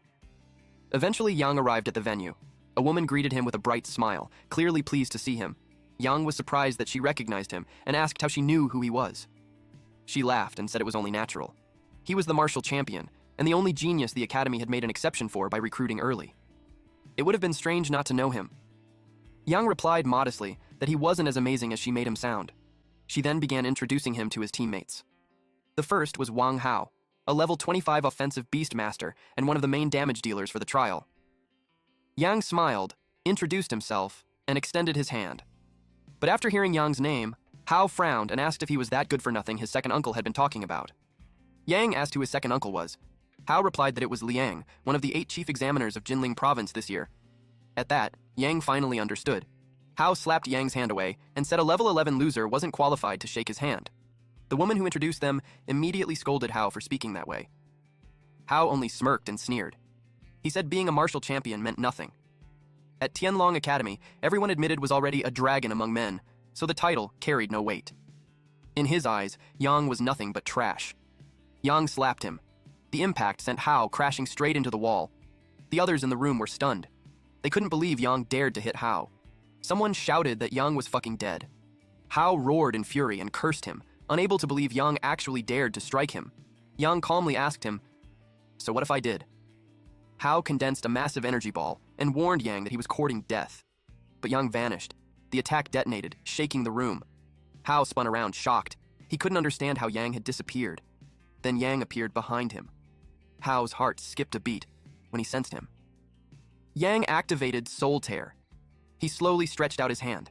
In the next instant, dark purple energy burst out and swallowed Hao completely. Hao screamed in agony. Yang warned him coldly not to provoke him again. Next time, it wouldn't end this easily. He said there was no need to get acquainted with that teammate. The woman said nothing and simply let him leave. They all watched Yang walk out. The blue-haired man quietly asked if Yang was really only level 11. The thought alone was terrifying. He had defeated a level 25 senior in a single move. It made him wonder just how terrifying this year's freshman truly was. Hao burned with rage. He swore that one day he would make Yang regret ever being born. Outside, Yang walked alone. The woman hurried after him. He turned around and looked at her. He called her Sis Tong and asked what was wrong. She warned him that Hao was the type to hold grudges, so he needed to be careful. Yang simply acknowledged it. Then he told her that he planned to grind levels over the next few days. He asked if she knew any suitable dungeons. She nodded and said there was a good dungeon in the eastern suburbs. She would send him the location. Yang thanked her. Moments later, he went to the Mine Wolf Den dungeon. At the entrance, he confirmed that this was the correct location. He stepped inside the dungeon. The interior was a dark, eerie cave. He was greeted by a pack of ferocious creatures. The wolves closed in on him. He summoned Shintian, the dragon turtle, and Zhulong. He told them to hold the wolves back while he called a new friend. Shintian charged forward first. At the same time, Yang activated beast summoning. A rift tore open, and a loud moo echoed from within. That sound made him wonder if ox-like beast really existed in the classic of mountains and seas. The system congratulated him on obtaining an SSS grade beast, Fey. He opened his status panel to check the details. Fey was SSS rank at level 1, with 700 strength, 700 agility, 2000 spirit, and 2000 constitution. It had 1 star, a passive skill called Plague, and active skills like Poison Source, Poison Weapon, and Plague. Yang was thrilled to see both passive and active damage skills. Poison Source released a wave of Plague, dealing 150% burst damage to all poisoned targets and refreshing the Plague duration. Poison Weapon enhanced Fey's attacks, increasing damage taken by poisoned enemies from 30% to 50% and doubling the effect duration. Plague spread poison wherever Fey walked, dealing damage based on 30% of its spirit for 5 minutes. Yang ordered Fey to show its power. It looked like a spirit deer with massive antlers and a single eye on its forehead.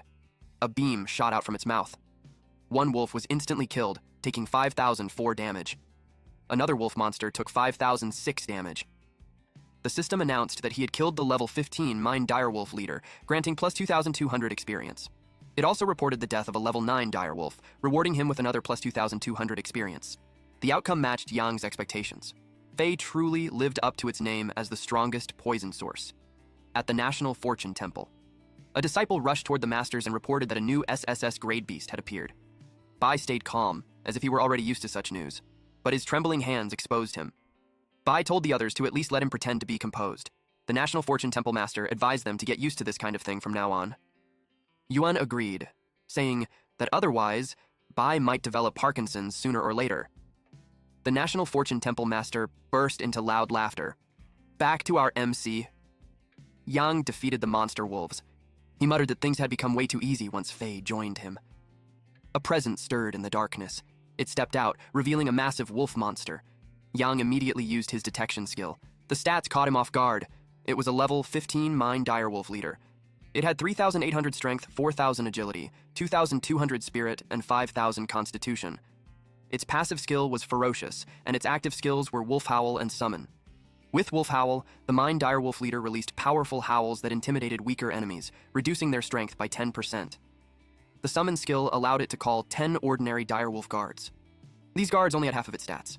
As for Ferocious, it boosted the leader's damage to 1.2 times its strength, but against Yang, its only fate was death. The wolf let out a furious roar. More direwolves rushed in. Yang felt excited instead of worried. This was the perfect chance to test a new skill. He released Ice Mist. The cold spread instantly, freezing the entire area.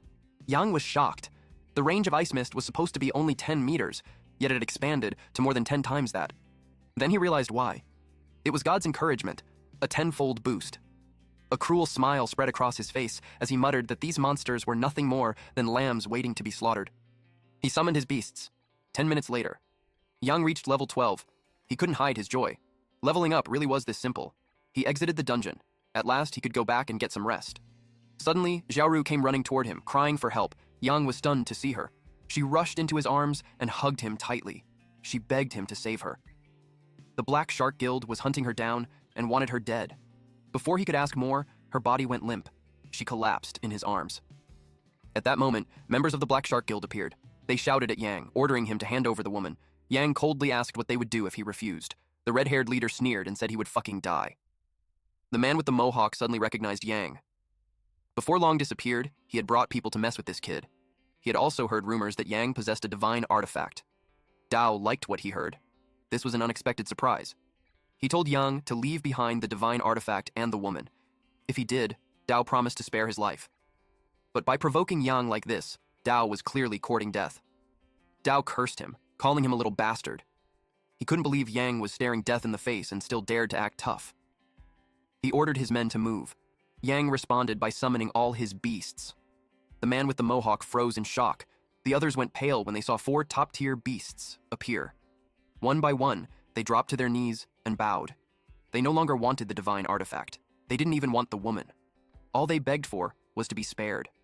Yang stared at them coldly. They had provoked him. There was no way he would let them walk away alive. He gave the order. His beasts attacked. The men screamed in terror. That night, their cries echoed through the area. When it was over, Yang carried Xiaoru out. But he sensed something nearby. He asked who was there and told them to come out. A bald man stepped forward, shouting that Yang shouldn't attack. He claimed to be a good citizen. Yang asked why he was here. The man explained that he had seen the girl being chased and followed, hoping to help. Before he could do anything, he witnessed Yang's godlike power. Afraid of being caught in the crossfire, he hid to avoid trouble. Yang was about to warn him about what he had seen that night, but the bald man quickly cut him off. He swore that he would keep everything buried. If he leaked even a single word, he said he would accept 10 years of impotence and let his girlfriend cheat on him. Yang told him to do better. The man hurriedly promised that he would. Back at his dormitory, Yang gently laid Xiaoru on the bed. She was still unconscious. He muttered that she looked thin, but he hadn't expected her to be so heavy. Seeing that she wouldn't wake up anytime soon, he decided to take a shower first. While he was in the shower, she slowly woke up, confused about where she was. At that exact moment, Yang stepped out of the bathroom. Yang stepped out of the shower with only a towel wrapped around his waist. He froze when he saw that she was already awake. She screamed and called him a pervert. He was horrified and told her to stop talking nonsense. He explained that he had only taken a shower and didn't touch her at all. She refused to believe him and said he had to take responsibility for her first time. He told her to stop teasing him. She burst out laughing and said his reaction was really boring. Yang asked why the people from the Black Shark Guild were chasing her. She took out a scroll. She revealed that they were after a treasure map. She didn't know how they got the information, but they sent people to rob her. After hearing that, Yang already understood what had happened next. He told her to be more careful and hide things like that better in the future. She agreed, saying that made sense. Then she suggested giving the treasure map to him. Yang was shocked. She explained that he had saved her life. If not for him, the treasure map would have been taken by those bastards long ago. He replied that it was nothing and said the treasure map was too valuable. He suggested that she keep it instead. She suddenly had another idea. She teased that maybe he wanted her to offer herself and said she was ready. At that moment, Ying barged in, demanding to know why he wasn't answering his phone. She saw Xiaoru lying on the bed, one foot pressing down on the edge of his towel, while Yang stood there shirtless. A dark aura burst out as Ying asked what they were doing. Xiaoru blushed and asked who she was, realizing her timing was terrible.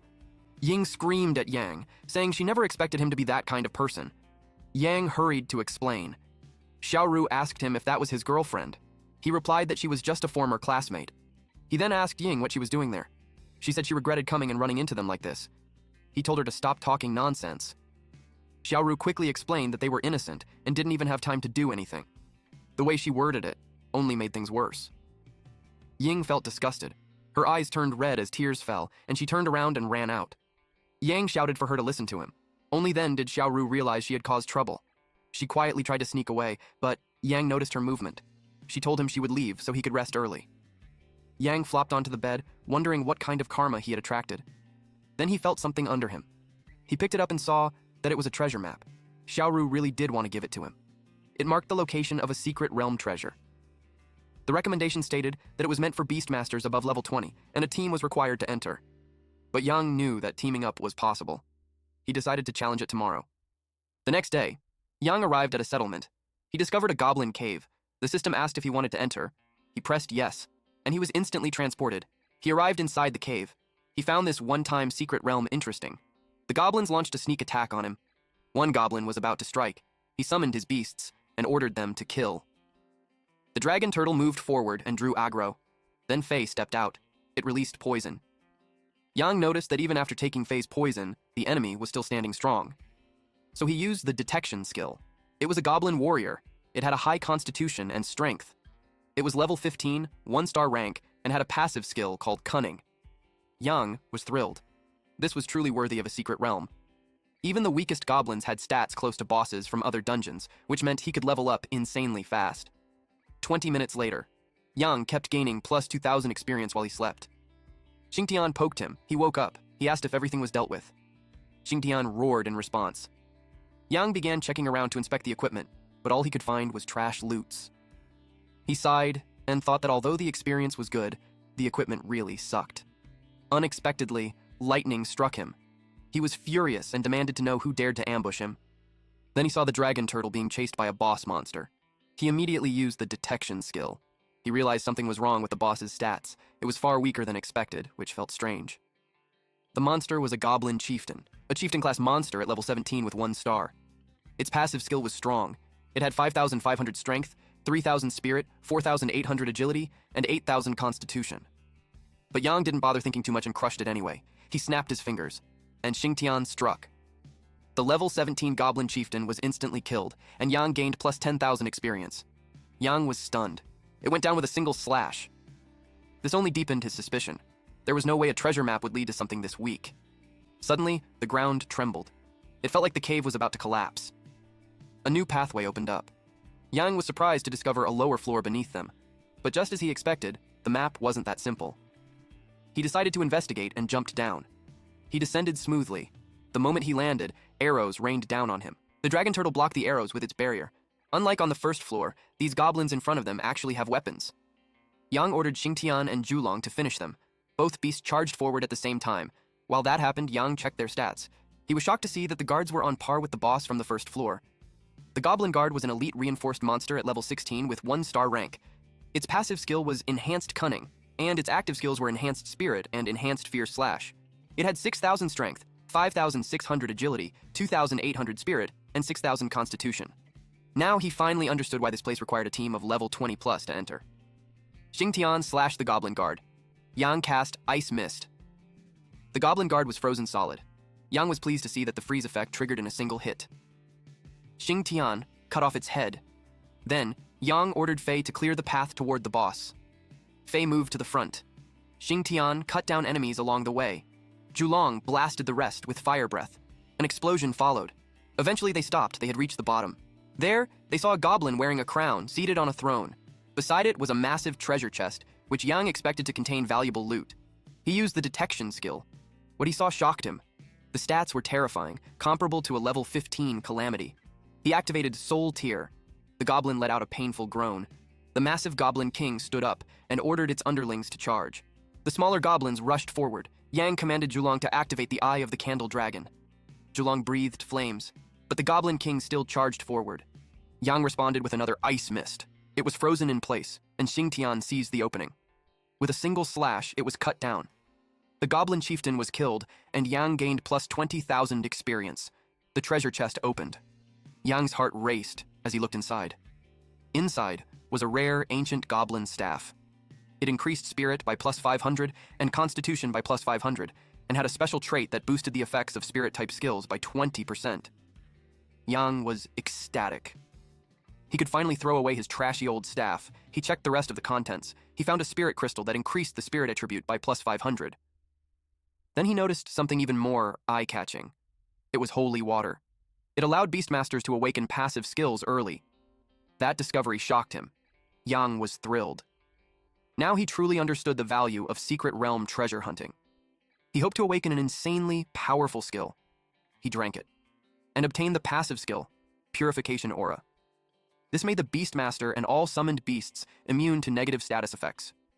Before, he constantly ran into monsters that applied debuffs, especially taunts that always dragged him in. Now, with Purification Aura, he could walk around like a king. Satisfied, Yang headed for the exit, ready to finally go home and sleep, under the bright blue sky, on Black Rock Island. Yang waved at Sister Tong to let her know he had arrived. She acknowledged him. Once everyone was present, she instructed them to form teams, with 5 people per group. A blue-haired guy wanted to team up with Hao. He was a defensive Beastmaster, making him perfect support for Hao's offense. 6 more students also said they wanted to join Hao's team. Hao laughed and commented on how enthusiastic they all were. Then he pointed out that the so-called martial champion, Junior Yang, hadn't managed to form a team. The brown-haired guy scoffed, annoyed that Yang still called himself a martial champion. He said that with Yang's low level, he would rather go solo than team up with him. A woman joined in, saying there was nothing to expect from trash like him except dragging others down.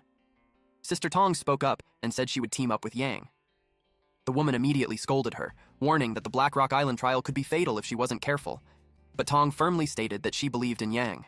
Hao mocked her, asking what belief was worth when Yang couldn't even gather enough people to enter the trial. Someone suddenly arrived. It was the bald man Yang had met earlier. His name was Zhao Dazhuang, and he was willing to join Yang. Yang remembered him.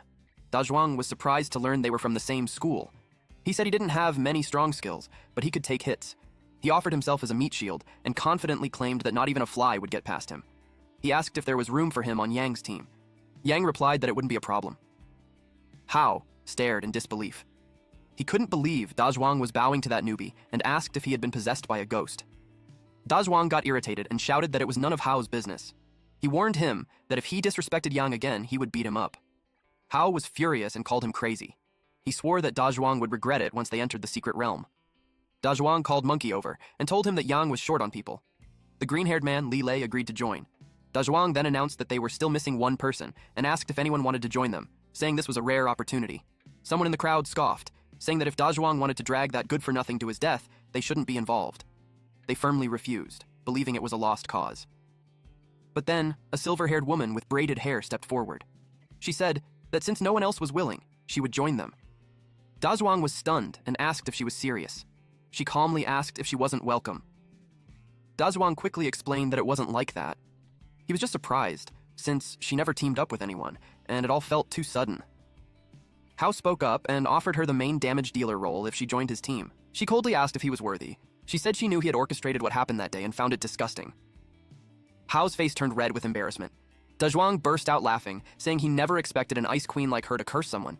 He then told Yang that with Yao on their team, the trial wouldn't be a problem at all. But Yang didn't care much. To him, teaming up with anyone was all the same. Dazhuang suddenly realized that with Yang's strength, they could probably win without even trying. It was Yao's first time seeing someone speak so confidently like that, which made her wonder if Yang was truly special.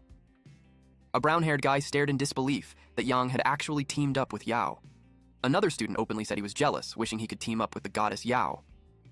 With Yang's team finally complete, Sister Tong gathered them and explained the objective of the trial. In the Dark Skeleton King trial, the team that obtained the obsidian first would win. Yang asked what obsidian was. Dazhuang explained that it was an extremely rare and precious stone that allowed a beastmaster to awaken an additional passive skill. That instantly excited Yang and he wanted to head in right away.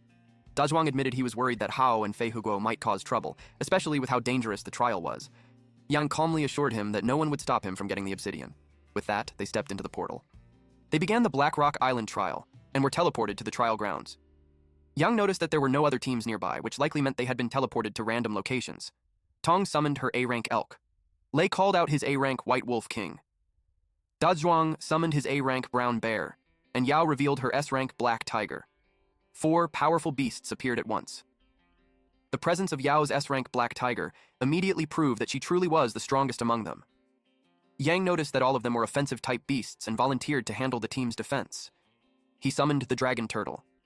Yao was surprised that he had called out his strongest beast right away, especially when they needed to conserve strength in the outer layer. Yang frowned slightly and said that this was actually his weakest beast. She commented that if his beasts were even stronger, it would speed things up even more. She began to think that Yang might actually be reliable and hoped he wouldn't disappoint her. Yang ordered the Dragon Turtle to move forward and clear the path. It let out a loud roar and blocked the attacks of the approaching skeleton warriors. It only took a small amount of damage. Lei was shocked to see that the Dragon Turtle hadn't even attacked, yet the skeleton warriors still collapsed. Yang explained that it reflected the damage back at them. Tong was amazed. She believed they could clear the outer layer just by relying on it alone. Yao asked if they were just going to stand there and watch. She ordered her Black Tiger to attack. It lunged forward and devoured a skeleton warrior whole. Tong immediately provided buffs through her elk. A golden light wrapped around the Dragon Turtle. It reflected the same damage back at the skeleton warriors. Yang was impressed. He didn't expect a support-type beast to be this effective. He even considered getting one himself, thinking it would make leveling much easier. Suddenly, the ground began to tremble.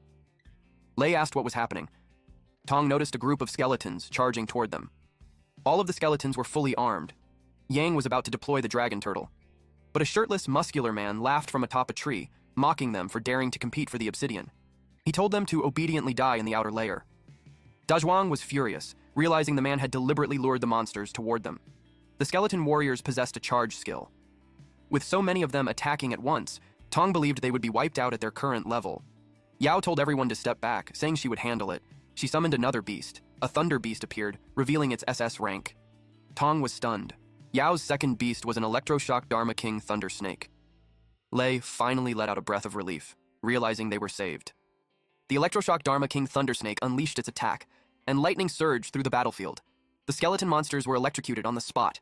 Seeing this, Yang finally understood why Hao had been so furious when Yao joined his team. She was truly powerful, but relying on her alone would take time. Even she couldn't wipe out that many skeleton warriors quickly. Yang activated Ice Mist. A freezing fog spread across a wide area. Several skeleton warriors were frozen at the same time. Tong was confused about how they suddenly froze. Lei guessed it was Yao's doing, but Yao shook her head and said it wasn't her. She couldn't freeze targets within a 50-meter range. Dazhuang immediately thought of Yang. since only he possessed that kind of power. Tong was shocked when she heard that. Yang was only level 13, yet she couldn't imagine him having such a terrifying skill. Yang calmly explained that it was a martial champion exclusive reward. Everyone felt a wave of envy toward him. Dazhuang proudly bragged that Yang only needed to move a little for those monsters to become complete trash. Yang told him to stop talking and finish off the monsters. Dazhuang ordered his brown bear to tear through them. The beast smashed all the frozen skeletons to pieces. It then reported back to Yang that everything was done.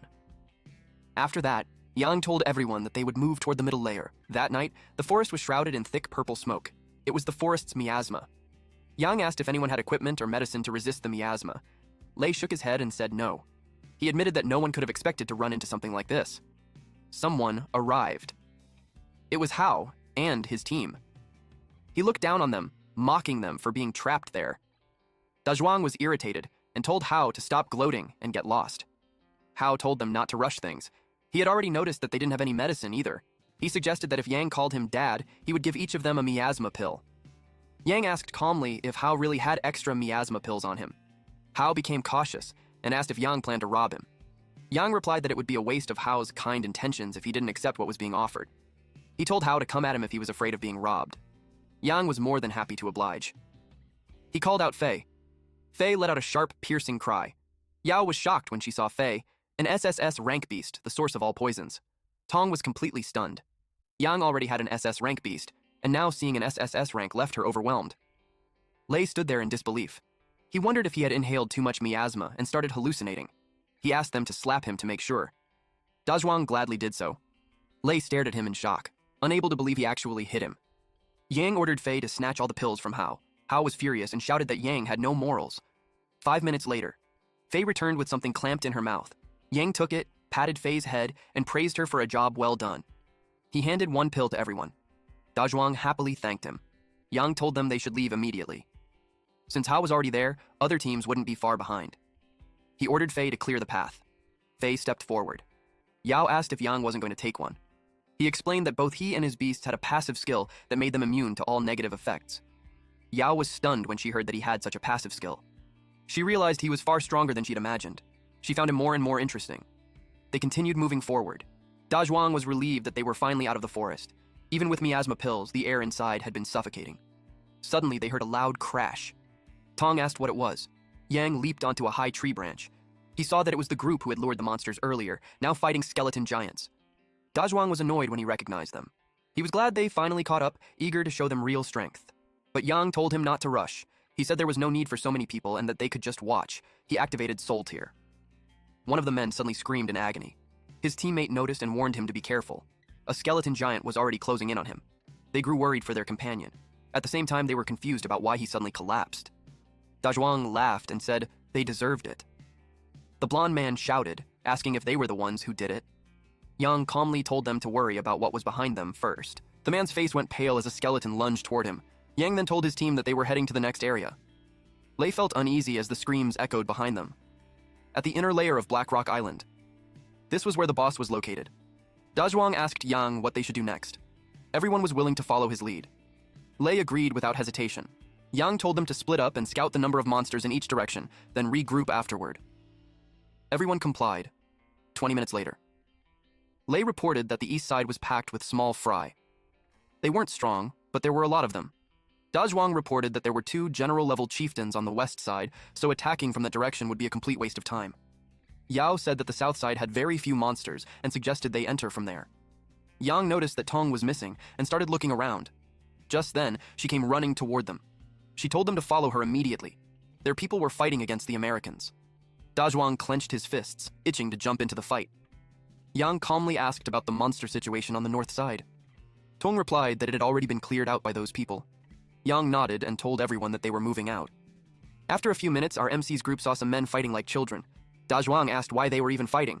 Yang guessed they were arguing over who would enter the castle first and get the right to kill the boss.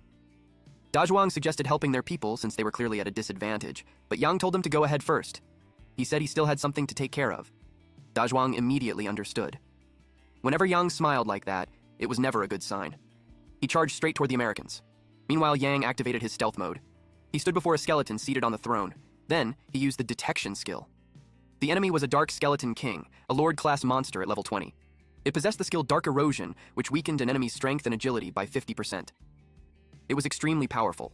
Even a level 30 Beastmaster might struggle against it, but Yang wouldn't. He activated Purification Aura.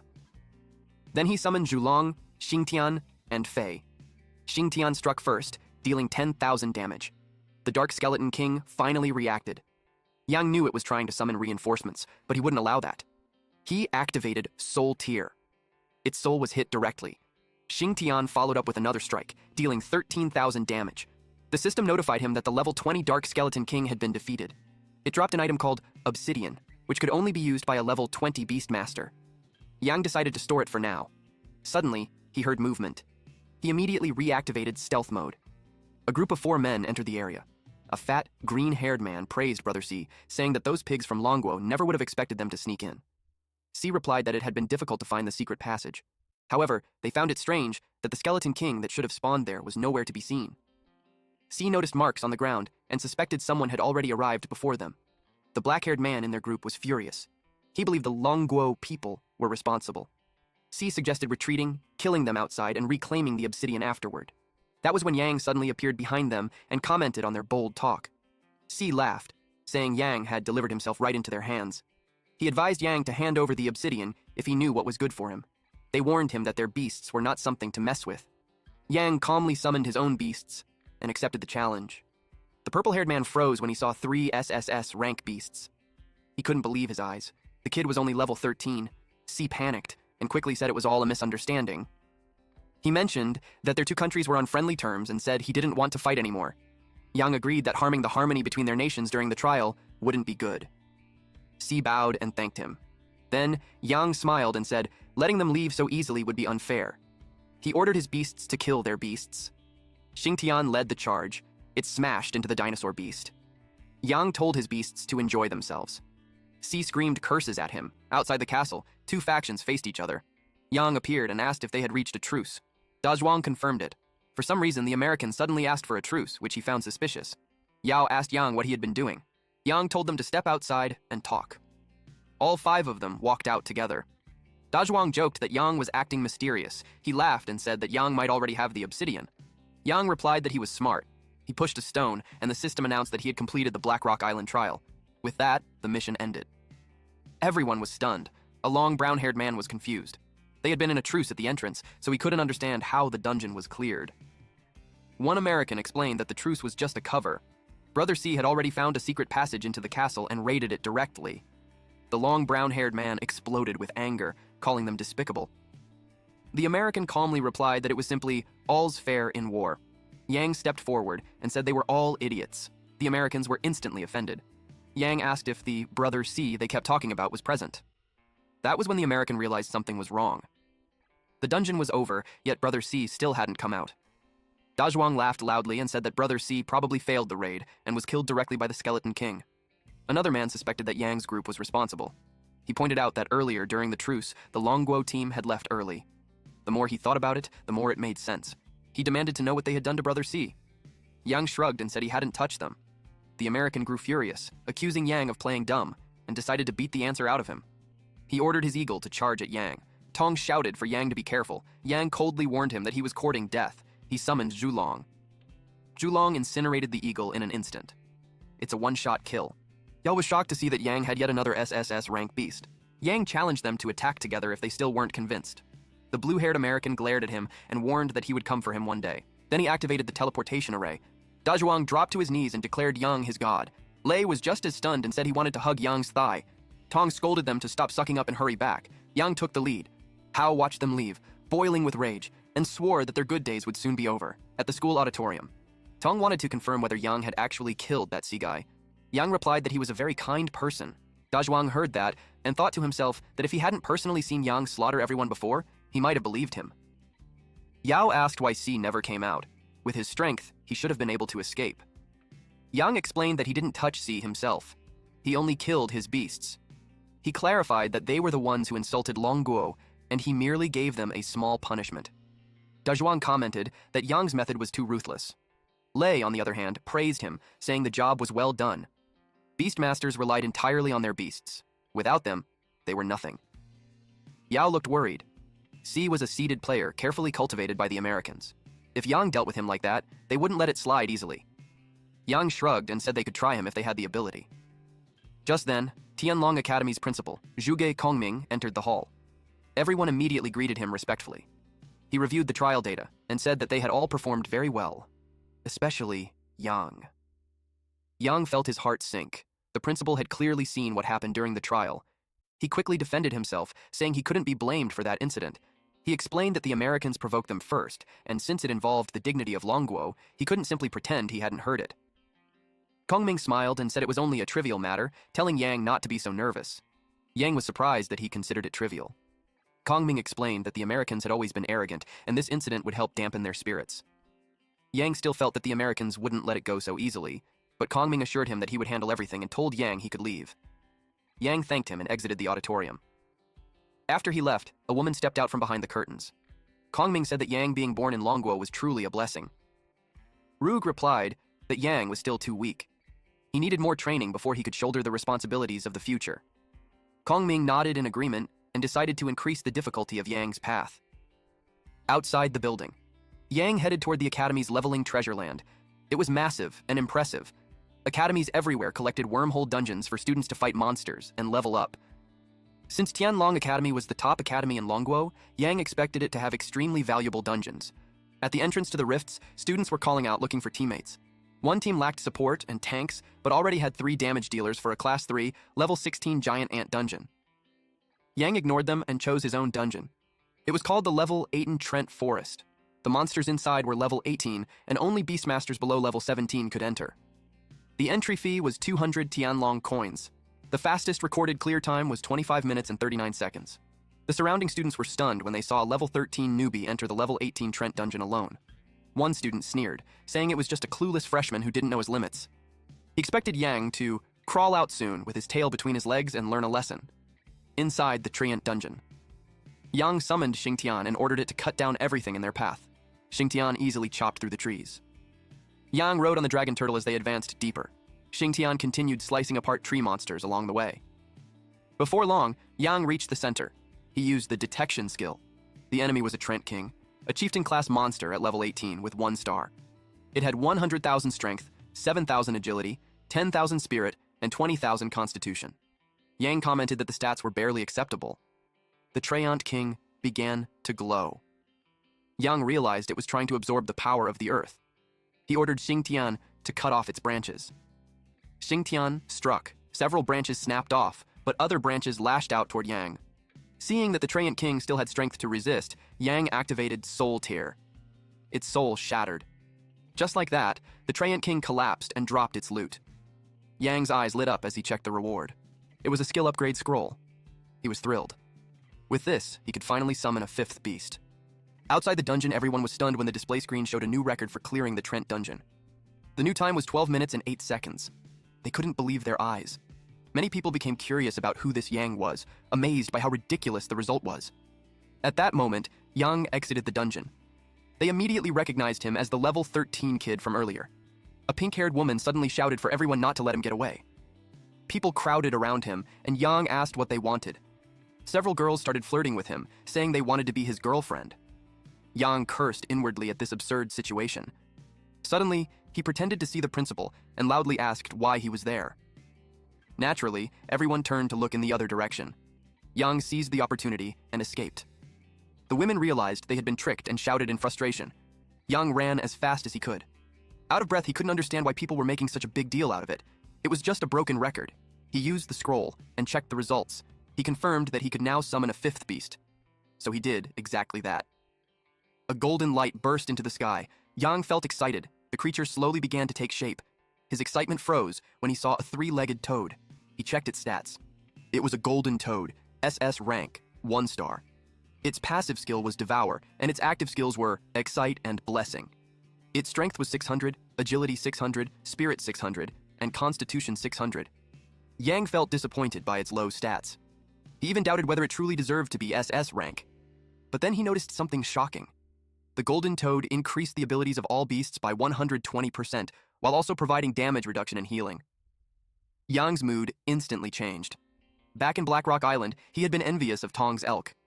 He never expected his own support beast to appear just as he was feeling exhausted. Although the Golden Toad's current stats were low, as long as it continued devouring monsters, it could grow without limit. Yang was certain that in the future, it would become an incredibly powerful and terrifying existence. At Yang's dorm, he received a call. He answered, and it was Tong. She said she heard that he had broken the Trent dungeon record. Yang asked how she knew, and she replied that it was already all over the school. After all, not many people could solo a level 18 team dungeon at level 13. Yang complained that the school only gave 10 credits for breaking the record, and that it felt like too little. Tong told him it wasn't little at all. Credits could be exchanged for advanced skill books, upgrade scrolls, and other precious materials. The ways to earn them were extremely limited, and many students didn't even reach 100 credits by the time they graduated. Yang was relieved to hear that the credits were actually valuable. He thanked her and felt motivated to work harder to earn more credits. The next day, Yang carefully arrived at the dungeon area and felt relieved that he had come early. Once inside the Trent dungeon, he summoned the Golden Toad and Shintian. He ordered the Golden Toad to activate its skill. The Golden Toad opened its mouth and began to glow with golden light. Yang was impressed to discover that the effect worked on him as well. At this point, he felt practically invincible. He then instructed Shintian to leave one monster alive so the Golden Toad could devour it and gain experience too. And just like that, they set off. 8 minutes later, they reached the Trent boss. Yang was pleased that they had cleared the dungeon so quickly. The Golden Toad's buff was absurdly strong. Shintian moved in to attack, but Yang stopped it. He wanted to take advantage of a loophole in the system and slightly beat yesterday's record to earn the reward again. If they cleared it too fast, it would only make things harder next time. Shintian seemed to understand and struck the Trent boss, dealing only -1 damage. The Trent boss tried to counterattack, but Shintian casually chopped it down. The boss was left in a miserable state, and Yang warned Shintian not to do that again. When the time was almost up, Yang told Shintian to finish it. The system notified him that he had reached level 14. Then the screen displayed that he had broken the record again, this time with a clear speed of 10 minutes and 6 seconds. He received the record-breaking rewards, 1,000 Tianlong coins, and 10 credits. Yang grinned in satisfaction. The exploit actually worked. With this, he knew one thing for sure. He was about to get very rich. Outside the dungeon, the crowd gasped when they saw that Yang had broken his own record again.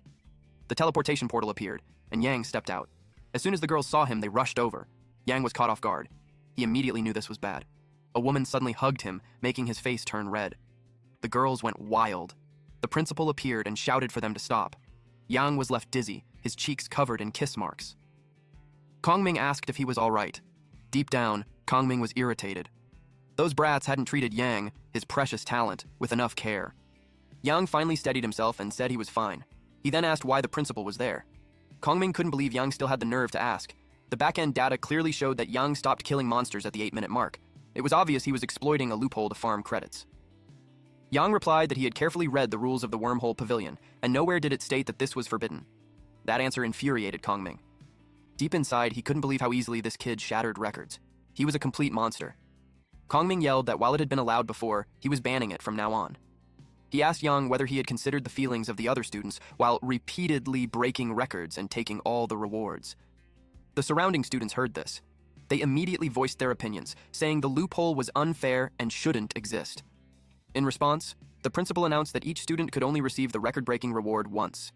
Any future clears would still refresh the record, but no additional rewards would be given. Yang had no choice but to accept the decision. Kongming ordered everyone to disperse, then told Yang to follow him. At the principal's office, Yang asked the principal what he needed. Kongming told him that outside the imperial capital city, a new level 18 ogre dungeon had appeared. Worse, it was ruled by a level 18 calamity monster. He wanted Yang to lead a team to eliminate the calamity, and asked if he could handle it. Yang answered that he could. Kongming immediately planned to assign 4 level 20 first transition teammates to fully support him. But Yang declined, saying there was no need because he would solo it.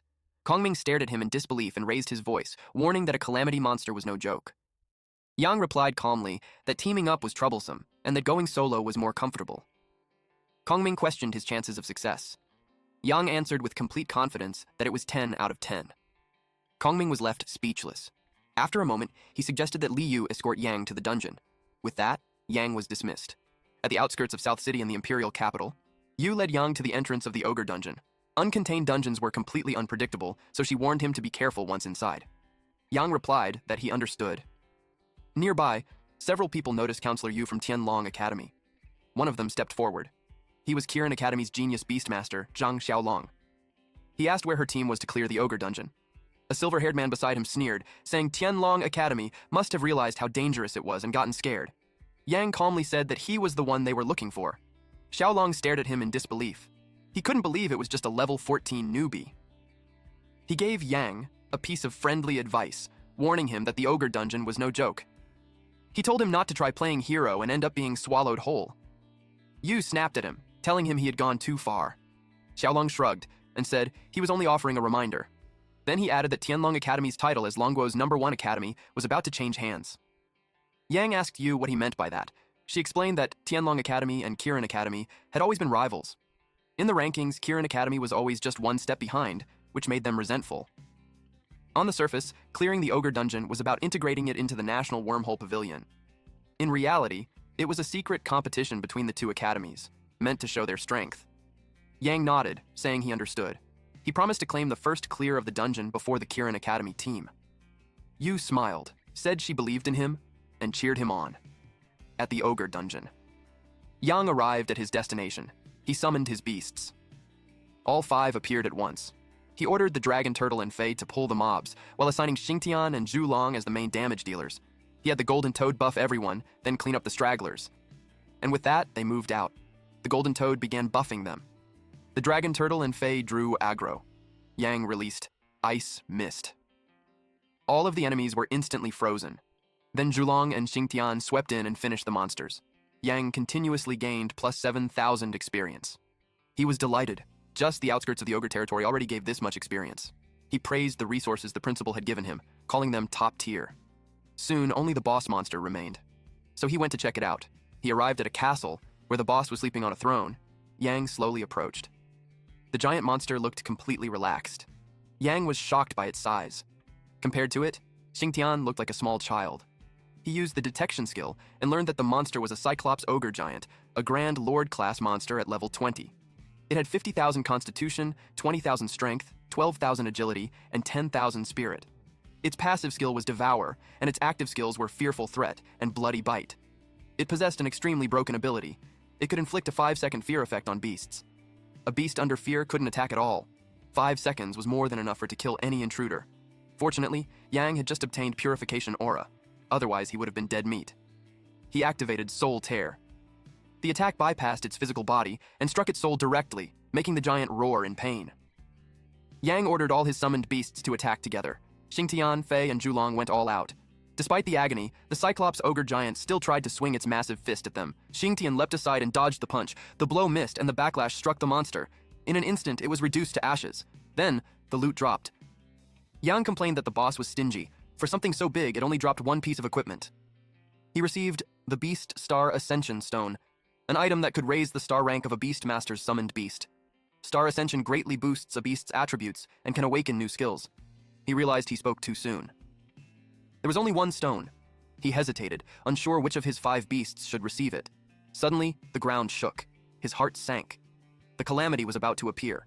The monster emerged and let out a thunderous roar. It was an ancient ogre calamity. Dangerous grade, level 20. It had the passive skill Fury and active skills Bloody Feast and Berserker Attack.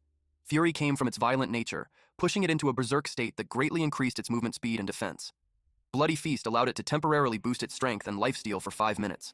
Berserker Attack ensured that every strike dealt 1.5 times its base strength and damage. Yang's face went pale when he saw the level. Level 20, dangerous grade. The principal had said it would only be a level 18 ordinary calamity. For the first time, Yang wondered if he might fail. The monster moved toward him. The ogre had 2 heads on its massive body and wielded a gigantic hammer. The dragon turtle stepped forward to protect Yang. It took the hit instead. Its health dropped sharply. Seeing the dragon turtle's defense shattered by a single hammer strike, Yang's face turned white.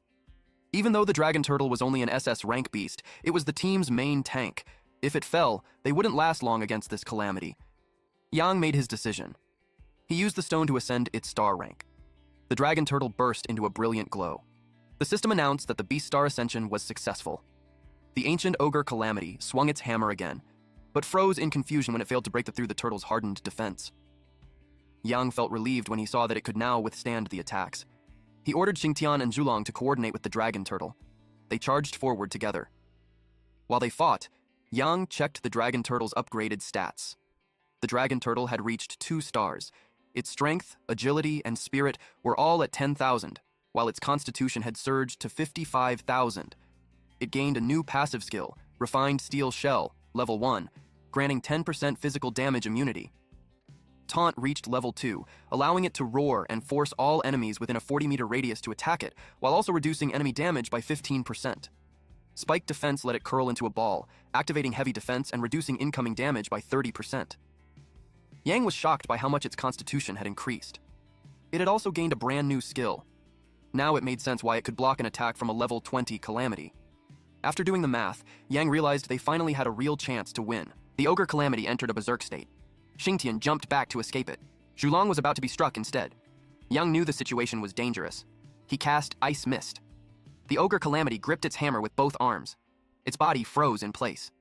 Fei released a poison breath. The poison kept dealing damage. The monster roared in pain and activated Bloody Feast. Yang cursed inwardly. He had forgotten that the monster had a lifesteal skill. He used Soul Tear. The attack landed cleanly.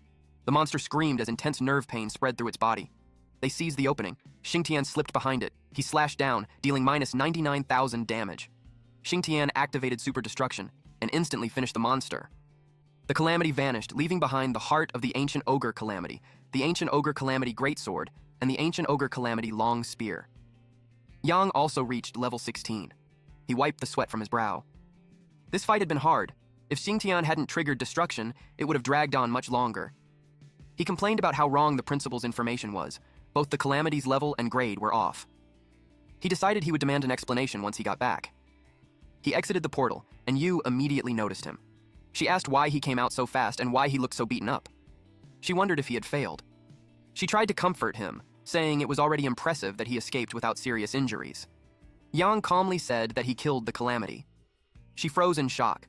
Less than an hour had passed, and he had already dealt with a level 18 Calamity. Yang corrected her. It was actually level 20. She was stunned. The stat gap between levels was over 10,000, and anything above level 20 belonged to an entirely different tier.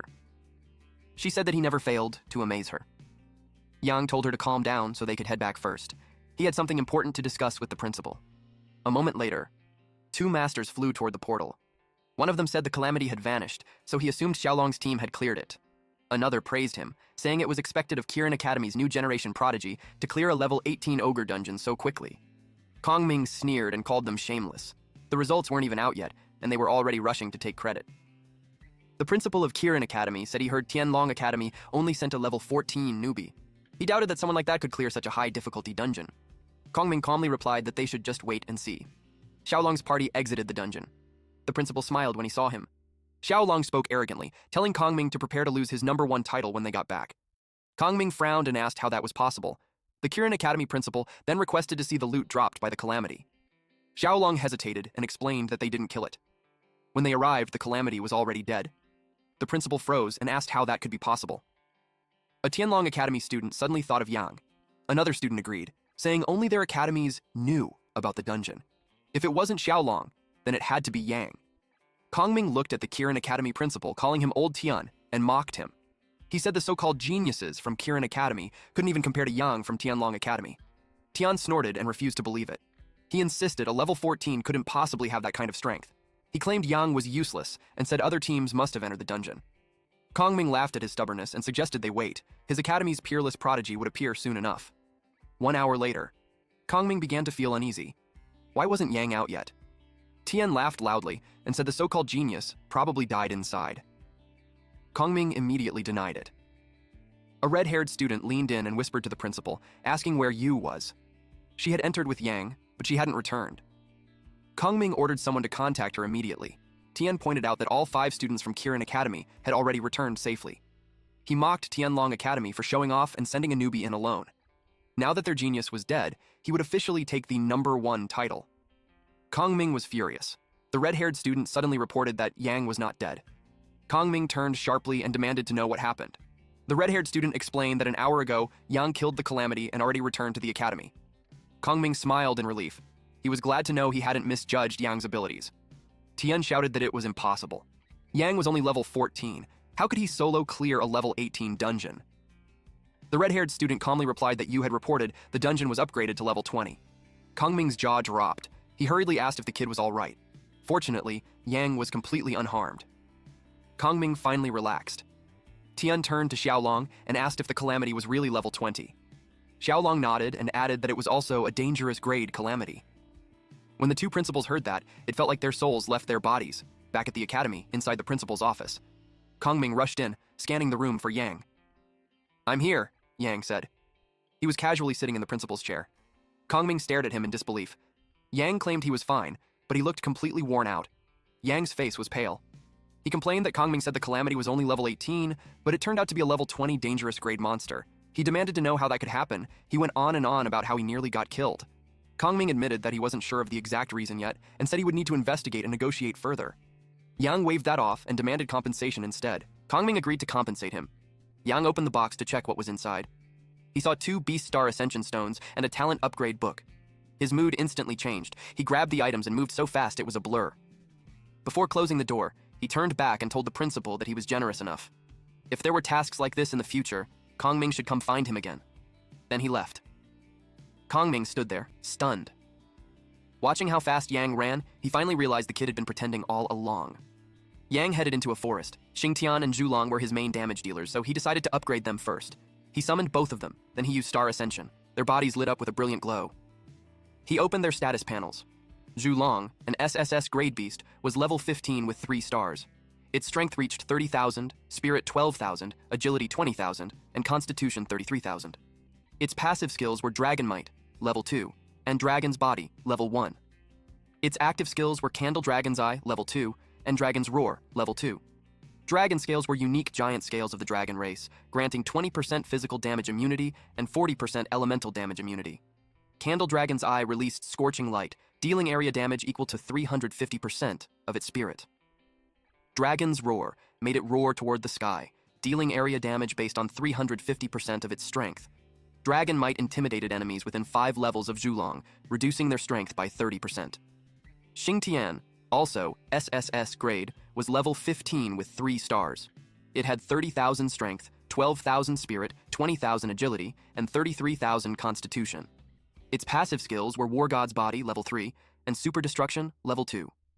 Its active skills were Bloodthirsty Berserk, level 2, and Break Gold, Sink Boat, level 2. The results were impressive. Even without the Golden Toad's buffs, their stats were already outrageous.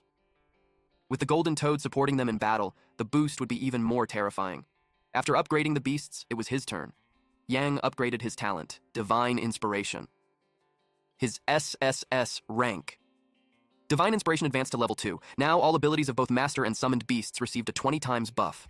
Yang couldn't hide his smile. He wanted to test Xingtian's attack power after the talent upgrade. Xingtian raised its axe. The moment it swung, everything went dark, leaving only a glowing trail of the axe behind. The impact shook the surroundings. Yang stood there, completely stunned. The next day arrived. It was time to level up again, so Yang chose a high-level dungeon. Suddenly, someone shouted for him to stop. Yang turned to see who it was. It was Hao. He sneered and said they had met again. Several men in black uniforms noticed the scene and whispered that Hao was bullying a freshman again. A red-haired student sighed and said Yang was really unlucky. Another added that it couldn't be helped. Hao had Brother Tao, the Chaos Demon King, backing him. No one dared to provoke him. Yang looked at Hao and mocked him. He said Hao was like an unkillable cockroach, surviving even after staying in the miasma forest for so long. Hao exploded in rage and told him to stop talking nonsense. He then announced that Brother Tao wanted to see him. Yang replied calmly that if Brother Tao wanted to see him, he should roll over himself. The blue-haired student in black was stunned. He couldn't believe Yang dared to disrespect Brother Tao. The red-haired student grew anxious. The last person who offended Brother Tao had already ended up as a corpse. Hao demanded to know if Yang even understood who Brother Tao was. Yang shoved him aside, telling him not to block the road. Hao crashed face first into the ground. His underlings rushed to help and asked if he was okay. Hao climbed back up, shaking with rage, ready to fight. He cast Soul Tear. Hao collapsed and rolled on the ground, screaming in pain. Yang looked down at him and asked if he hadn't heard the rule that villains die from talking too much. He then told the others that if they wanted trouble, they could all come at him together. He was in a hurry anyway. The men stiffened and quickly said they were just passing by. Yang scoffed and called them a bunch of useless wastes. Hao, however, still refused to let it go. Yang ignored him and continued on his way. He soon arrived at the Wormhole Pavilion and checked the dungeon information for Brown Bear Ridge. The monster level was 20. Only Beastmasters below level 19 could enter, and the entry fee was 300 Tianlong coins. There was no record for fastest clearance. He stepped into the portal and arrived on the other side. The moment he landed, a massive bear claw swung toward him. His eyes widened in shock. By instinct, he stepped back and cast Soul Tear. The bear monster was hit head-on. He instantly killed a level 19 brown bear warrior. He froze when the monster vanished so quickly. To be safe, he activated his detection skill. The brown bear warrior was level 19. Its active skills were Bear Claw and Bite, and it had a passive skill called Strong. Its stats were even higher than the mobs in the ogre dungeon, yet he still one-shot it. That was when Yang realized just how strong he had become. To avoid being ambushed again, he decided to summon his beasts. He snapped his fingers. All of his beasts appeared. They were ready to move. The beasts charged forward at once. Shintian cut down several monsters with a single swing. Yang quickly told him to take it easy and leave at least one for the golden toad. Zhulong unleashed flames on the brown bear warriors. Yang immediately scolded him for using wide area skills. He was killing them too fast, and the golden toad still needed something to eat. The golden toad was about to cry as it really never got a chance to gain any experience. They were giving our MC a real headache. Bear corpses lay scattered everywhere. Yang summoned the dragon turtle to draw out the boss. It let out a thunderous roar. A conjoined bear emerged from the shadows. Yang activated his detection skill. It was a mutated two-headed bear at level 20. Its attacks focused on claw, critical hits, and stacking damage, making it a truly worthy opponent. Yang knew Shintian and Zhulong still hadn't had a proper fight, so he ordered them to go all out. Both of them were thrilled. Zhulong unleashed its full power, spewing raging flames. When the smoke cleared, the monster had already fallen. The system announced that Yang was the first to clear the Brown Bear Ridge dungeon. He received 1,000 Tianlong coins and 10 credits as a reward. There was also an ancient key, though its purpose was unknown. Yang looked around the area. He had a feeling there might still be some hidden treasure waiting to be found. Yang went around searching for it. He checked beneath the rocks and inside the bushes. A few hours passed, and something felt off. A key wouldn't just appear there for no reason. An old man suddenly appeared and asked if he was looking for the treasure left behind by the old king Lin Nan. Yang used his detection skill. The system showed that all of the man's stats were unknown. That immediately put him on edge. He asked the old man who he was. The old man smiled and said he was just like Yang. A treasure hunter. Yang asked if he had already found the treasure. The old man replied that he had, but to open it, he needed the key that was in Yang's hand. He proposed a deal. Give him the key, and he would lead Yang to the treasure. Yang agreed. He was about to hand over the key. The old man praised him, calling him a good child. But just before the old man could touch it, Yang activated Soul Tear. A sharp pain exploded inside the old man's head. He staggered and demanded to know what Yang was doing. Yang calmly replied that he would kill him and take the treasure himself. The old man flew into a rage, cursing Yang as an ungrateful little brat. Since Yang wanted to die so badly, the wizard said he would grant that wish. A surge of dark energy shot straight into the sky. Yang smiled. He was glad the man had finally revealed his true colors. The old man was a dark grand wizard, level 21. He possessed the passive skill Dark Erosion and the active skills Dark Warrior and Dark Flame. Dark Erosion reduced an enemy's strength and agility by 50%. Dark Flame dealt 200% spirit damage and applied an erosion effect. His stats were terrifying: 10,000 strength, 20,000 agility, 20,000 constitution, and 55,000 spirit. Yang scoffed and called him pathetic. Now it made sense why the old man had been hiding his status. The Dark Grand Wizard unleashed Dark Flame. Yang instantly summoned Zhulong. Zhulong released a massive stream of fire. The two flames collided violently in midair. At the same time, Shintian slipped behind the Dark Grand Wizard and brought his blade down in a brutal slash. The Dark Grand Wizard fell forward. Blood spread across the ground. Yang had successfully killed a level 21 Dark Grand Wizard, and a treasure chest dropped beside the body. Just as he expected, the treasure had been on him all along. Now it was time to go home and open his loot box. He activated teleportation. When he arrived on the other side, someone was already waiting for him. He was startled to see Yao. He asked why she was there. She explained that she had been grinding dungeons nearby. When she spotted him, she decided to stay and watch. Yang mentioned that the dungeon gave a huge amount of experience and suggested it was a great place to grind. She replied that she couldn't farm it right now. Confused, he asked why. She told him he'd understand once he tried entering again. Yang reached out and attempted to enter the portal once more.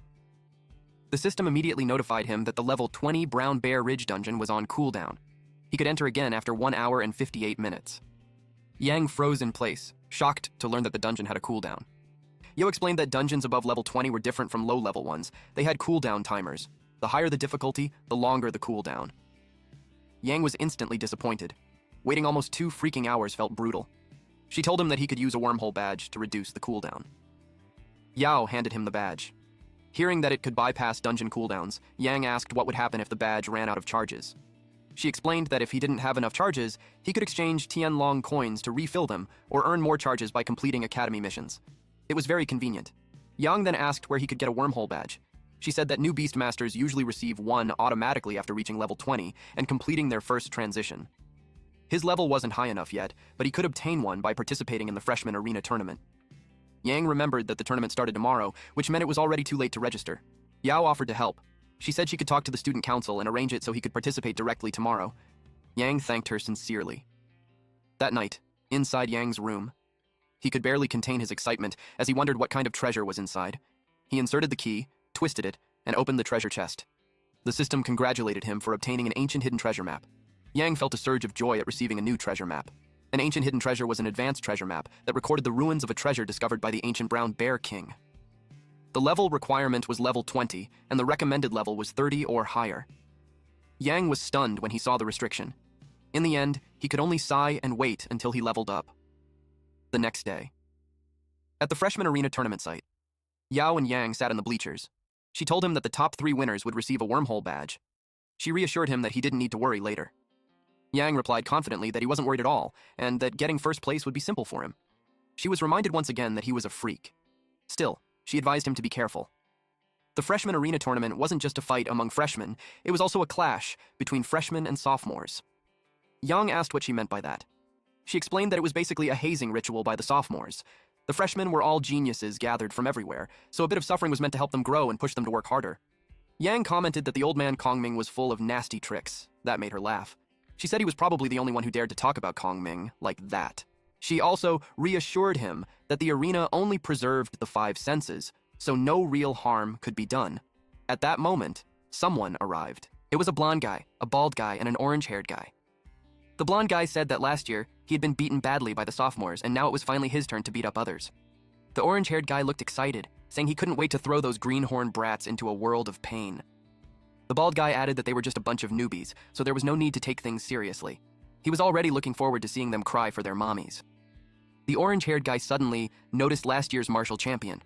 The blonde guy followed his gaze and confirmed it. He had heard that the martial champion had achieved perfect scores in all subjects. The bald guy scoffed, saying that scores didn't mean anything if he was still just a greenhorn. Later, he planned to make a name for himself by defeating him. Kongming entered the arena. He was about to announce the rules of the competition.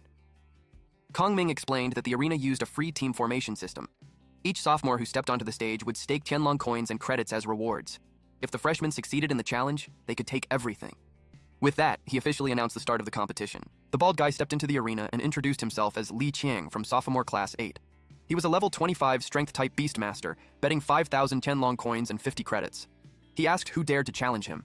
His orange-haired friend laughed, saying no one would be brave enough to face a level 25, especially a strength type. The blonde guy added that getting hit by Qiang would hurt like hell. When no one stepped forward, Qiang mocked the freshmen for being cowards, saying that they didn't even have the guts to enter the arena. One student finally spoke up and said he would do it. His name was Gao Long, level 14, an offensive beastmaster. Yang was surprised. It had only been a week, and Gao Long had already reached level 14. That alone made him a dangerous opponent. Qiang summoned his beast. It was an SS-rank, level 25 mighty ape. He told Gao Long that he would only use one beast, and if Gao Long managed to beat him, the reward would be his. Gao Long agreed and summoned his own beasts. They were an SS rank level 14 power demon bear, and an S rank level 14 poisonous ant. Yao let out a quiet sigh. She already knew there was no chance of winning. Yang said it couldn't be helped. A Beastmaster's level determined the beast's level cap. With an 11-level gap, even if both beasts attacked together, they stood no chance. Gao Long ordered the power demon bear to use Swift Ram, while the poisonous ant activated Soul Devour. Both beasts charged forward at the same time. Qiang calmly commanded the mighty ape to use Soul Impact. The ape let out a deafening roar. The poisonous ant was instantly stunned and took minus 1,000 damage. The power demon bear became dizzy as well and suffered minus 2,000 damage. Gao Long shouted, asking what was happening. Qiang told him to stop struggling. His beasts were already stunned. Then he coldly said goodbye to his junior. He finished it with world-ending God Fist. The mighty ape charged forward. Its punch landed squarely on the power demon bear. The beast was reduced to ashes on the spot. Gao Long collapsed to his knees and shouted that he gave up. Terror shook his entire body. He was placed onto a stretcher and carried away by the medical team. A pink-haired sophomore scoffed, saying Gao Long was far too weak and much worse than they had been in their first year. A red-haired student added that she thought he was tough, considering how arrogantly he had stepped forward. Chang looked around the arena and asked if there was anyone else who dared to challenge him. Two freshman girls exchanged looks. They both knew they had no chance. Gao Long was already considered one of the strongest freshmen, yet he hadn't even lasted a few moves. Seeing that no one stepped up, Chiang sneered and said he would switch to an A-rank beast just to fight them.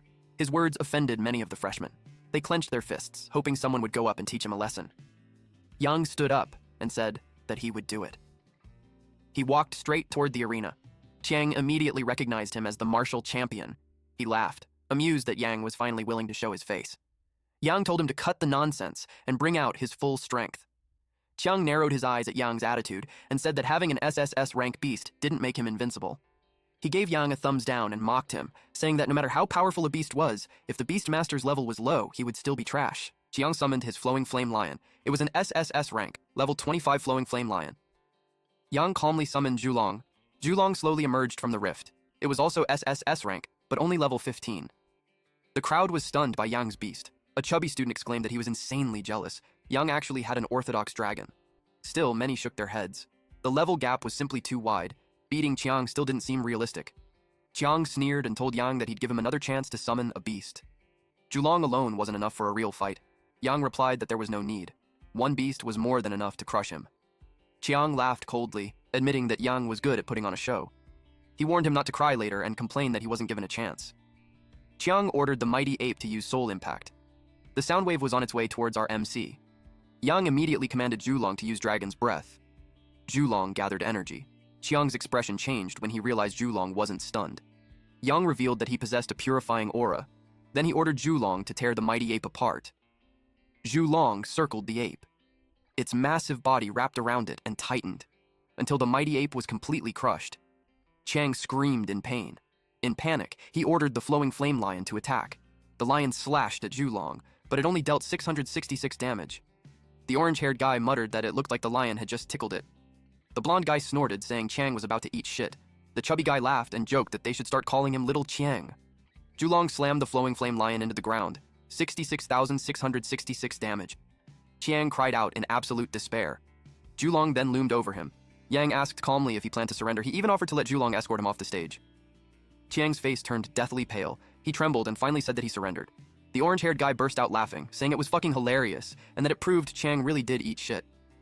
The blonde guy mocked him as well, laughing that despite the huge level gap, he still got one shot. The chubby student shouted at the sophomores, saying they couldn't keep acting arrogant after getting beaten by a freshman so badly they were pissing their pants. In Yang's mind, he knew they wouldn't be smiling for long. Kongming announced the winner. It was Yang. He earned 5,000 Tianlong coins and 50 credits. Kongming then told him he could step down. Yang replied that going up and down was too much trouble. He raised his voice and asked if any other sophomores had a problem with him. If they did, he told them to come up and challenge him directly. Yao commented that Yang really didn't play by the rules. When no one else stepped forward, Yang sneered and said the sophomores were truly pathetic. Kongming turned around, thinking to himself that young people were just too arrogant. A brown-haired guy stepped forward. Hao smirked and muttered that Yang was now fucking dead. The crowd recognized Brother Tao. They immediately believed that this time, the brat was finished. Shouts rang out, saying that arrogant people always got what was coming to them. They cheered for Brother Tao to teach the kid a proper lesson. Tao stepped onto the arena. He told Yang that he was arrogant, but undeniably strong.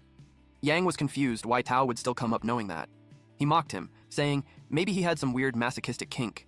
Tao was irritated and called him trash who could only run his mouth. He bet 5,000 Tianlong coins and 50 credits.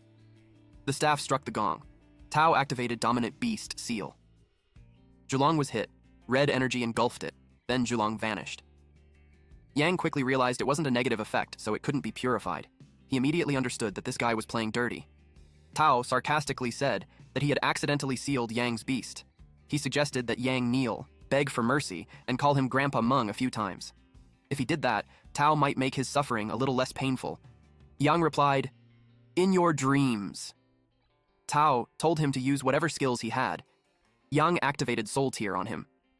Tao shivered slightly, then casually commented that the weather was pretty nice today. Yang was shocked. He couldn't understand how Tao was completely fine. Tao revealed that he was wearing a vest that prevented spiritual attacks. Yang wondered how Tao even knew he had that skill. Then he realized it was Hao's idea. In Hao's mind, no matter what happened, the kid wasn't leaving today. Yang regretted not killing him earlier. Tao told him to stop dragging others into it and advised him to surrender now if he was smart. Yang found it amusing that Tao thought he could win so easily.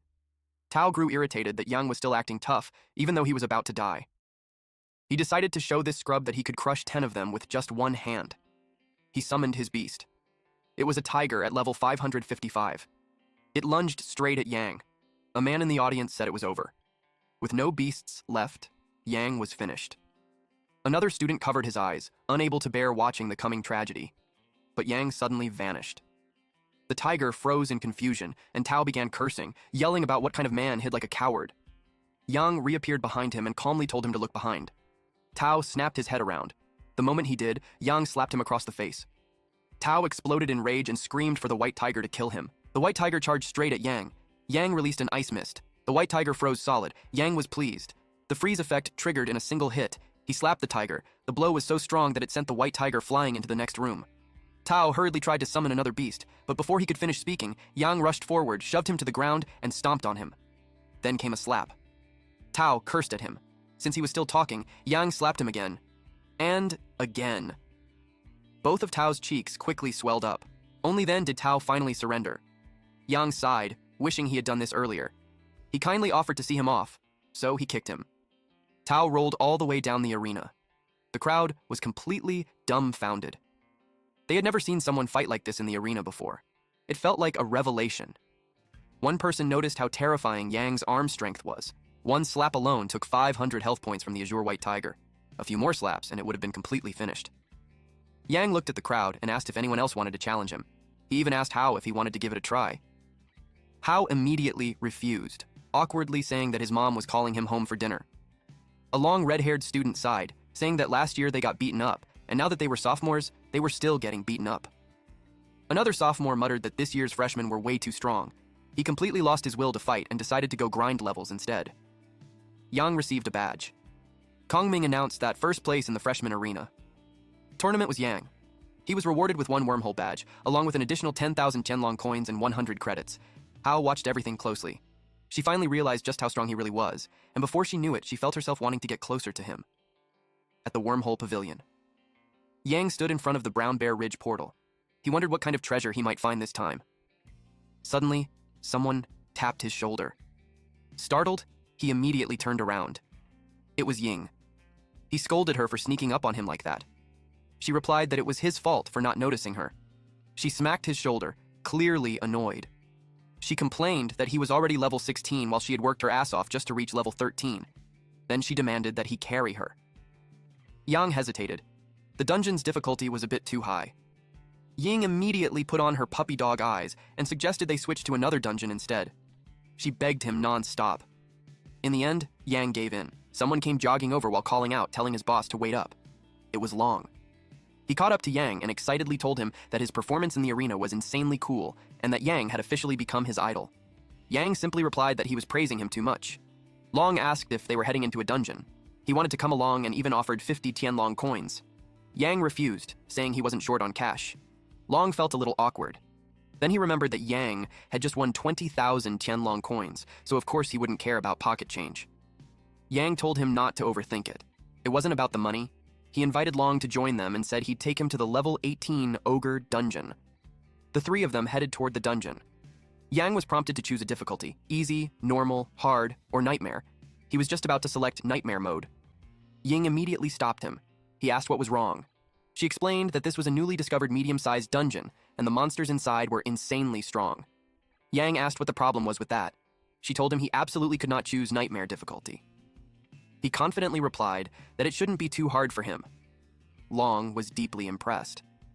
That level of composure was something he felt he could never learn in his lifetime. Ying shouted at Yang to snap out of it. The difficulty of a medium-sized dungeon required multiple teams working together just to clear it. Long thought that sounded exaggerated. He said he heard the dungeon had already been soloed by Yang. She asked how that was even possible. Yang didn't expect his reputation to spread that fast. Deep down, he wanted them to praise him a little more. Ying noticed his smirk and warned him that he'd better protect her later. Yang agreed without hesitation. They entered the portal and arrived on the other side. The moment they stepped in, monsters came rushing toward them. Ying complained that even the small fry had ridiculously high stats. Long was completely speechless when he saw the numbers. Yang warned them to stay close. He summoned his beasts. All four appeared at once. Long's eyes bulged, his jaw dropping when he saw that Yang actually had 4 top-tier beasts. It made him wonder if Yang had robbed the imperial capital's national fortune shrine or something. Ying couldn't believe Long was asking her, especially when she was just as shocked. It had only been a few days, and Yang already had another beast. Yang ordered Shintian to deal with the monsters. Each one was killed in a single hit. He deliberately left 2 monsters behind for Ying and Long, so they wouldn't feel left out. Ying stared at him in disbelief and sarcastically said that he was being far too kind. She summoned her beast and scolded it, telling it to hit harder because it looked like it was just tickling the enemies. Long also summoned his beast and ordered it to attack, but he ended up scolding it too. He complained that its punches were so weak it was like it hadn't eaten breakfast. Meanwhile, Shintian kept attacking, each strike dealing 15,000 damage. Long and Ying could only feel jealous. They started calling Yang all kinds of names. Yang took it as a compliment, thanked them, and continued moving toward their destination. But Long's expression grew noticeably gloomy. At the ogre castle, they were greeted by a massive number of ogres, at least 100 of them. Now Long finally understood why this was classified as a medium-sized dungeon. With that many monsters guarding the area, the 3 of them couldn't just rush in recklessly. Yang told them to focus on protecting themselves and leave the rest to him. Long had a bad feeling that Yang was about to brute force his way through, and he was right. Yang summoned the golden toad. He commanded it for its skill. It immediately buffed the other 3. Faye released its poison, dealing 8,000 damage to every ogre it touched. Long was shocked to realize that Yang had yet another auspicious beast. Ying asked if Faye's venom had always been that strong. Long checked the stats and told her that her numbers had doubled. The same thing had happened to him. Ying stared in disbelief. She hadn't known Yang's beast had that kind of ability. The envy hit her so hard that she desperately wanted one of her own. Zhulong breathed fire at several ogres, dealing 2,000 damage to each. Ying felt like she was about to explode from all the experience points pouring in. Long was just as excited. He wouldn't even dare to dream about leveling this fast. At that moment, it finally clicked for him. The person who had soloed this dungeon had to be Yang. Especially since Yang moved through the palace as if he knew it by heart. Ying decided to ask him directly. At that moment, Yang was casting Ice Mist. She walked up to him and bluntly asked if he was the one who got the first clear of this dungeon. Yang casually replied, asking who else it could be if not him. Long immediately started flattering him. Ying, on the other hand, was annoyed. If he had just said it earlier, she wouldn't have worried for so long. They crossed the bridge and entered the castle. Inside, a massive ogre blocked their path. It was a Cyclops ogre troll. Its stats were terrifying. Even with her beast fully buffed, Ying knew she couldn't defeat it. Long couldn't help but wonder how Yang had beaten this thing alone. It felt unbelievable. Yang simply said it was easy, with his hands. He ordered Shintian to attack. Shintian lunged forward and brought its axe down in a clean slash. 35,000 damage. The monster collapsed instantly. Long stood frozen in disbelief. A monster with a 35,000 constitution had been one shot. Ying felt even more irritated. Comparing herself to Yang felt completely pointless. Long joked that if he ever doubted Yang again, Ying should slap him hard. She replied with a devilish grin, saying she'd make sure he was very satisfied. They exited the dungeon. A system announcement rang out, congratulating them. Yang's team had broken the ogre dungeon record with a completion time of 1 hour and 8 minutes. Because of that, they received an additional reward of 1,000 Tianlong coins and 10 credits. Long and Ying were overjoyed, acting like they had just struck gold. Yang was confused by their reaction. It was only 1,000 Tianlong coins and 10 credits. He asked if it was really necessary to be that excited. They both looked at him with annoyance and asked if he even knew how hard it was to earn credits. He honestly didn't, so he asked if it was really that difficult. Ying asked him how many credits he currently had.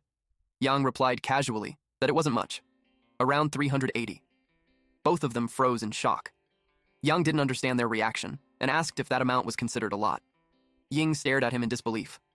She explained that 30% of students couldn't even reach 100 credits by the time they graduated. She raised her voice, pointing out that Yang had only been at the academy for a little over a week, yet he already had almost 400 credits. She told him to think carefully about whether that was a lot or not. Long immediately clung to Yang's leg, declaring that from now on he wasn't his brother anymore. He was his dad. He begged Yang to be his sugar daddy. Yang kicked him away and told him to get lost. He said he wasn't interested in guys. Yang mentioned that he heard from Tong that credits were the threshold to enter many advanced places. He asked what those places were. Long teased him, saying that even a big boss like Yang had things he didn't know. That earned him another threat. Yang raised his leg and told him to stop messing around and just say it. Long finally explained that credits allowed entry into the credit hall. Yang immediately became interested. Long elaborated that inside the credit hall were all kinds of rare and precious equipment, items, and resources. Each floor required a different amount of credits. The higher the floor, the more credits needed, and the better the rewards. Yang decided that he wanted to check it out. Ying quickly told him not to get his hopes up too soon. Credits were only the ticket to enter. Without enough Tianlong coins, it would still be impossible to buy anything. Long then asked how many Tianlong coins Yang had so he could give him proper advice. Yang answered honestly that he had around 35,500 Tianlong coins. The words hit them like a thunderbolt. Both of them were completely stunned. Eventually, Yang left. He arrived in front of the building. The system confirmed that he met the credit requirement and asked if he wanted to enter. Yang clicked yes. The doors slowly opened. He stepped inside, and the space immediately surprised him. The interior was vast and open. On the first floor of the credit hall, students were wandering around, carefully examining the items on display. Yang walked past several people who were busy checking out the equipment. One student suddenly shouted in excitement, saying the equipment he found added a huge amount of attack power. With it, he claimed he could slaughter everything. Yang grew curious and asked how much attack it added. The student proudly replied that it increased the attack by 100 points. Yang lost interest instantly. Even the trash drops he got from monsters gave more than that. The student got angry and yelled at Yang, telling him to stop showing off. He challenged Yang to take out something better if he really had it. Yang calmly pulled out his equipment. The glow was so intense that the student had to squint his eyes. His face froze when he saw the stats: plus 1,000 spirit power, plus 50% strength, and plus 150% constitution. Stunned, the student immediately apologized for his rudeness and asked which dungeon Yang had entered to obtain such items. For the man's own safety, Yang replied that it was better for him not to know. Yang felt disappointed. There was nothing on the first floor that interested him. He continued walking. When he reached the staircase, the system informed him that entering the second floor required 100 credits. Yang didn't hesitate. He chose to enter. At the credit hall, second floor. Yang immediately noticed that this floor was far more advanced than the first. He looked around. To his surprise, there were actually primary experience talismans and primary skill upgrade scrolls. The primary experience talisman increased a Beastmaster's experience gain by 1.5 times for 12 hours, priced at 2,000 Tianlong coins. The primary skill upgrade scroll was used to upgrade skills and could only enhance active skills below level 10. Its price was 5,000 Tianlong coins. Yang bought 5 primary experience talismans, planning to speedrun his way to level 20. The total came to 10,000 Tianlong coins, and he confirmed the purchase. After that, he bought 2 skill upgrade scrolls. Seeing that the items on the second floor were already this high quality, he knew the third floor would be even more ridiculous. So he decided to buy 1 more upgrade scroll for now. Then he walked toward the staircase and proceeded to the next floor. A student nearby was completely stunned. He couldn't believe his eyes. A freshman had actually gone up to the third floor. Another student exclaimed that he had been at the academy for 3 years, and this was the first time he had ever seen someone enter the third floor. They started whispering that Yang must be cheating. One student suggested that maybe his dad was the principal. At the mention of the principal, Kongming suddenly sneezed. He paused, wondering if he was catching a cold. At the credit hall, third floor, Yang felt genuinely excited the moment he stepped onto the third floor. Everything there felt completely different. The equipment on display was incredible. Unfortunately, it was also insanely expensive. A single piece of armor cost 10,000 Tianlong coins. Yang decided to check out other items first. While browsing, he noticed something that made his heart ache: an intermediate experience talisman. If he had known this existed, he wouldn't have bought so many primary ones. This talisman increased experience gain by 3 times, lasted 24 hours, and cost 10,000 Tianlong coins. He felt like not buying it would be a massive loss. So he bought 2 intermediate experience talismans. He confirmed the purchase. After that, he was left with only 500 Tianlong coins. Even so, Yang felt satisfied. He was glad he bought them. After that, he went to the dungeon. He used a scroll and upgraded Beast Summon. With that, the summoning skill advanced to level 4. He immediately started looking forward to the next summon. He wondered who it would be. His outstretched hand began to glow brightly. The sky turned blood red.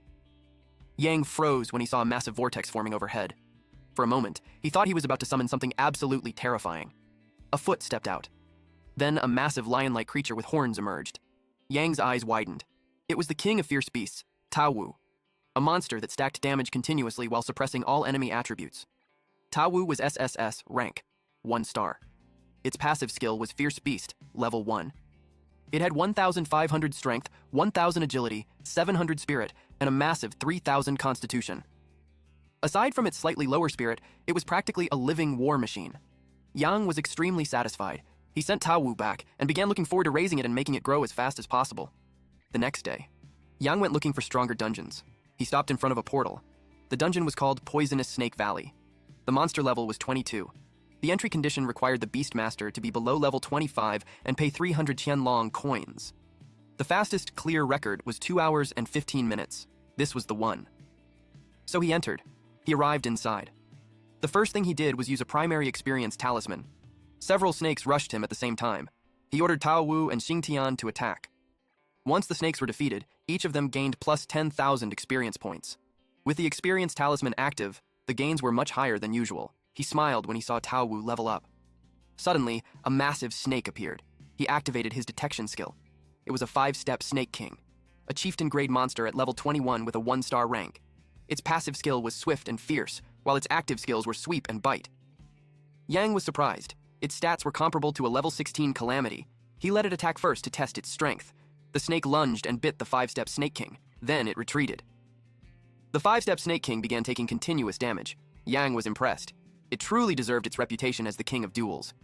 He knew that if it had been given more time, its stacked damage would have gone through the roof. An explosion rang out. When the smoke cleared, the 5-step Snake King was dead. Killing it granted him plus 50,000 experience points, and it also dropped several items. Yang also leveled up to 17.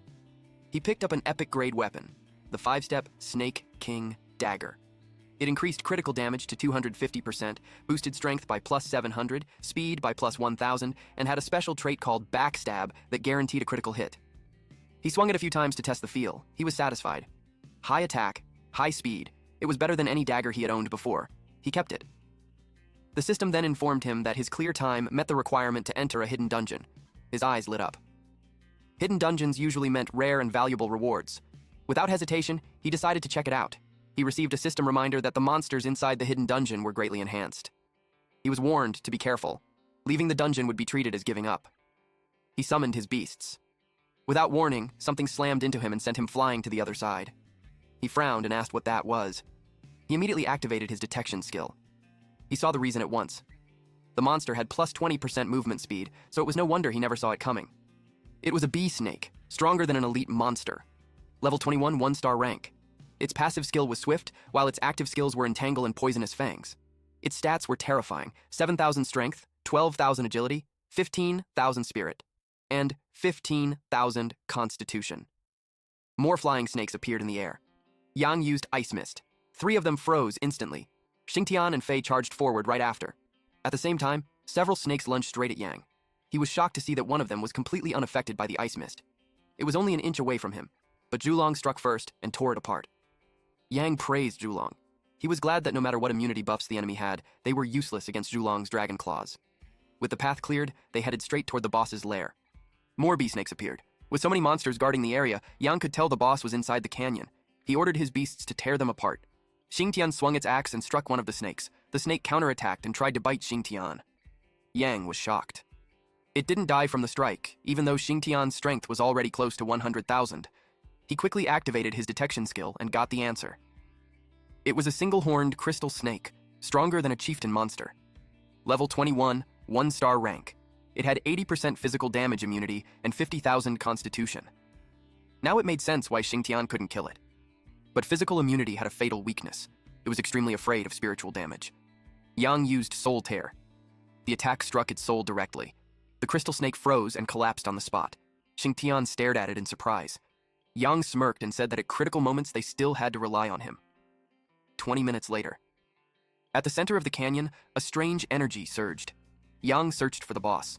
The strange energy grew brighter and shot a beam straight into the sky. And from that blinding light, a massive snake with 4 eyes slowly emerged. Yang was stunned by its size and immediately used his detection skill. It was a soul-gazing king snake. Level 22. King rank monster. It had 50,000 strength, 40,000 agility, 30,000 spirit, and a terrifying 100,000 constitution. Its passive skill was Soul Gaze.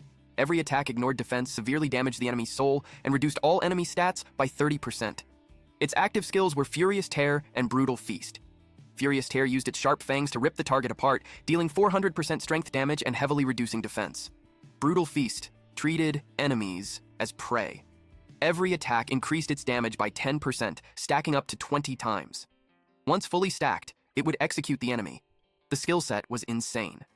The snake let out a thunderous roar. Ying used Soul Tear.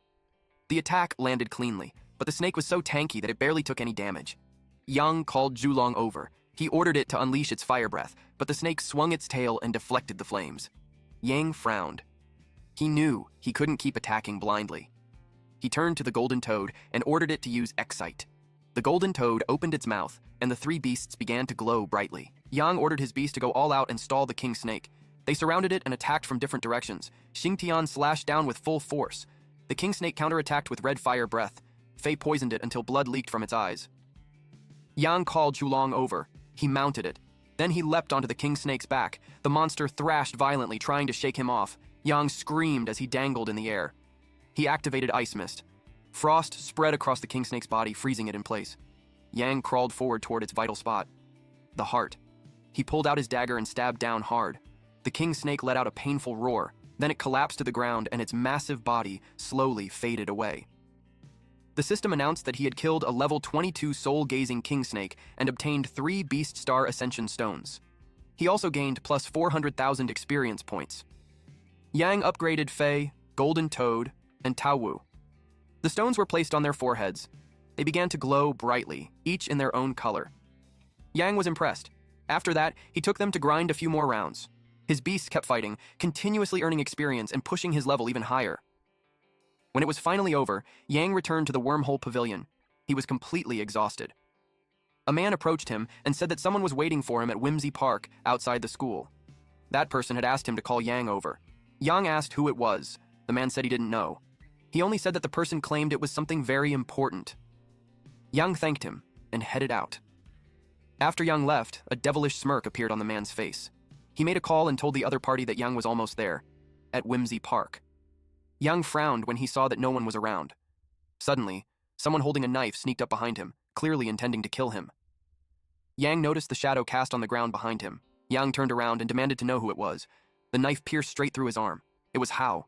Ying couldn't believe it. He had spared Hao's life twice, yet this bastard still dared to come after him. Hao didn't care. He had already made up his mind to kill Ying that day. So Ying challenged him, asking if he really had what it took. Before anything could happen, someone suddenly shouted for them to stop. It was the Tianglong Academy Beast Department's department head, Gi Sheng. Hao immediately reported Ying to his seniors. Sheng coldly told Ying that he had gone through all this trouble just to kill him. Ying casually replied that he didn't mind killing a few more people today. Sheng ordered everyone to summon their beasts. One by one, the beasts appeared and completely surrounded Ying. Sheng demanded that Ying kneel and apologize to his brother at once, promising to give him a quick death. Hao backed him up, sneering that Ying would die a very ugly death. Ying only scoffed and summoned his own beasts. A terrifying wave of energy burst out from his body, and then all 4 of them appeared. Ying calmly asked Sheng if he was really sure he could kill him. Sheng was shocked to see that Ying had 5 top-tier beasts, but he still sneered, saying that no matter how strong Ying was, he was just a level 20 piece of trash. There were several of them, every single one a level 30 beast master, so they had nothing to fear. Sheng shouted for everyone to kill the bastard. Ying warned them that they were courting death. Moments later, screams filled the air as they begged for help. In the end, every single one of them lay unconscious on the ground. Even the leader got taken out. The only one still standing was Hao, on his knees, trembling, begging Ying to spare his life. Hao admitted that he was blind and failed to recognize Ying's greatness. Ying just stared at him in silence. Then he told him it was too late. He had already been given a chance. Ying called out to Julong. It let out an attack, and Hao was swallowed whole by flames. A grim expression settled on Ying's face, until he suddenly sensed someone flying through the sky. The aura felt familiar. He instantly recognized it. It was Kongming. Then our MC struck himself and collapsed to the ground. At this point, we're not sure if he really lost consciousness. Kongming and Liang descended from the sky. Liang froze when he saw Hao's condition. He checked Hao's breathing and broke down the moment he realized Hao was dead. His cries echoed as he turned on Yang. He grabbed him and accused him, saying everything was Yang's fault. Yang slowly regained consciousness and begged them to save him. Kongming placed a hand on Liang's shoulder. He told him to let go first and allow him to understand what happened. But Liang refused, insisting the truth was already clear and there was no need to ask anything. He accused Yang of ignoring academy rules and slaughtering fellow students, demanding he be executed by 1,000 cuts. Yang sneered and said Liang thought too highly of him for a mere level 20 newbie. He pointed out that Hao and the others were all level 30 Beastmasters or higher, making it impossible for him to kill them. Kongming agreed. Those people were elite prodigies cultivated by the academy, and their strength was no joke. There was no way Yang could defeat so many on his own. Kongming then questioned Yang about what truly happened. Yang explained that someone asked him to meet at the park, claiming they had something important to tell him. The moment he arrived, he was ambushed by a group of men dressed in black. At the most critical moment, Sheng and Hao appeared. Without hesitation, they stepped in to help him. They fought a brutal battle, refusing to retreat, and in the end, everyone was killed. Liang exploded in anger, calling his story complete nonsense. He couldn't imagine his nephew fighting to the death just to protect Yang. Yang insisted that was exactly what happened, and said Kongming could judge for himself. Kongming frowned, saying it was difficult to determine the truth without an official trial. Liang shot back that there were no men in black present at all, making it obvious that Yang had staged everything to deceive them. He declared that Yang must pay for his nephew's life and lunged at him. Kongming intercepted the attack, and Liang was forced back. Kongming was furious that Liang dared to try killing his student right in front of him, showing no respect at all. Liang scoffed, accusing Kongming of protecting Yang.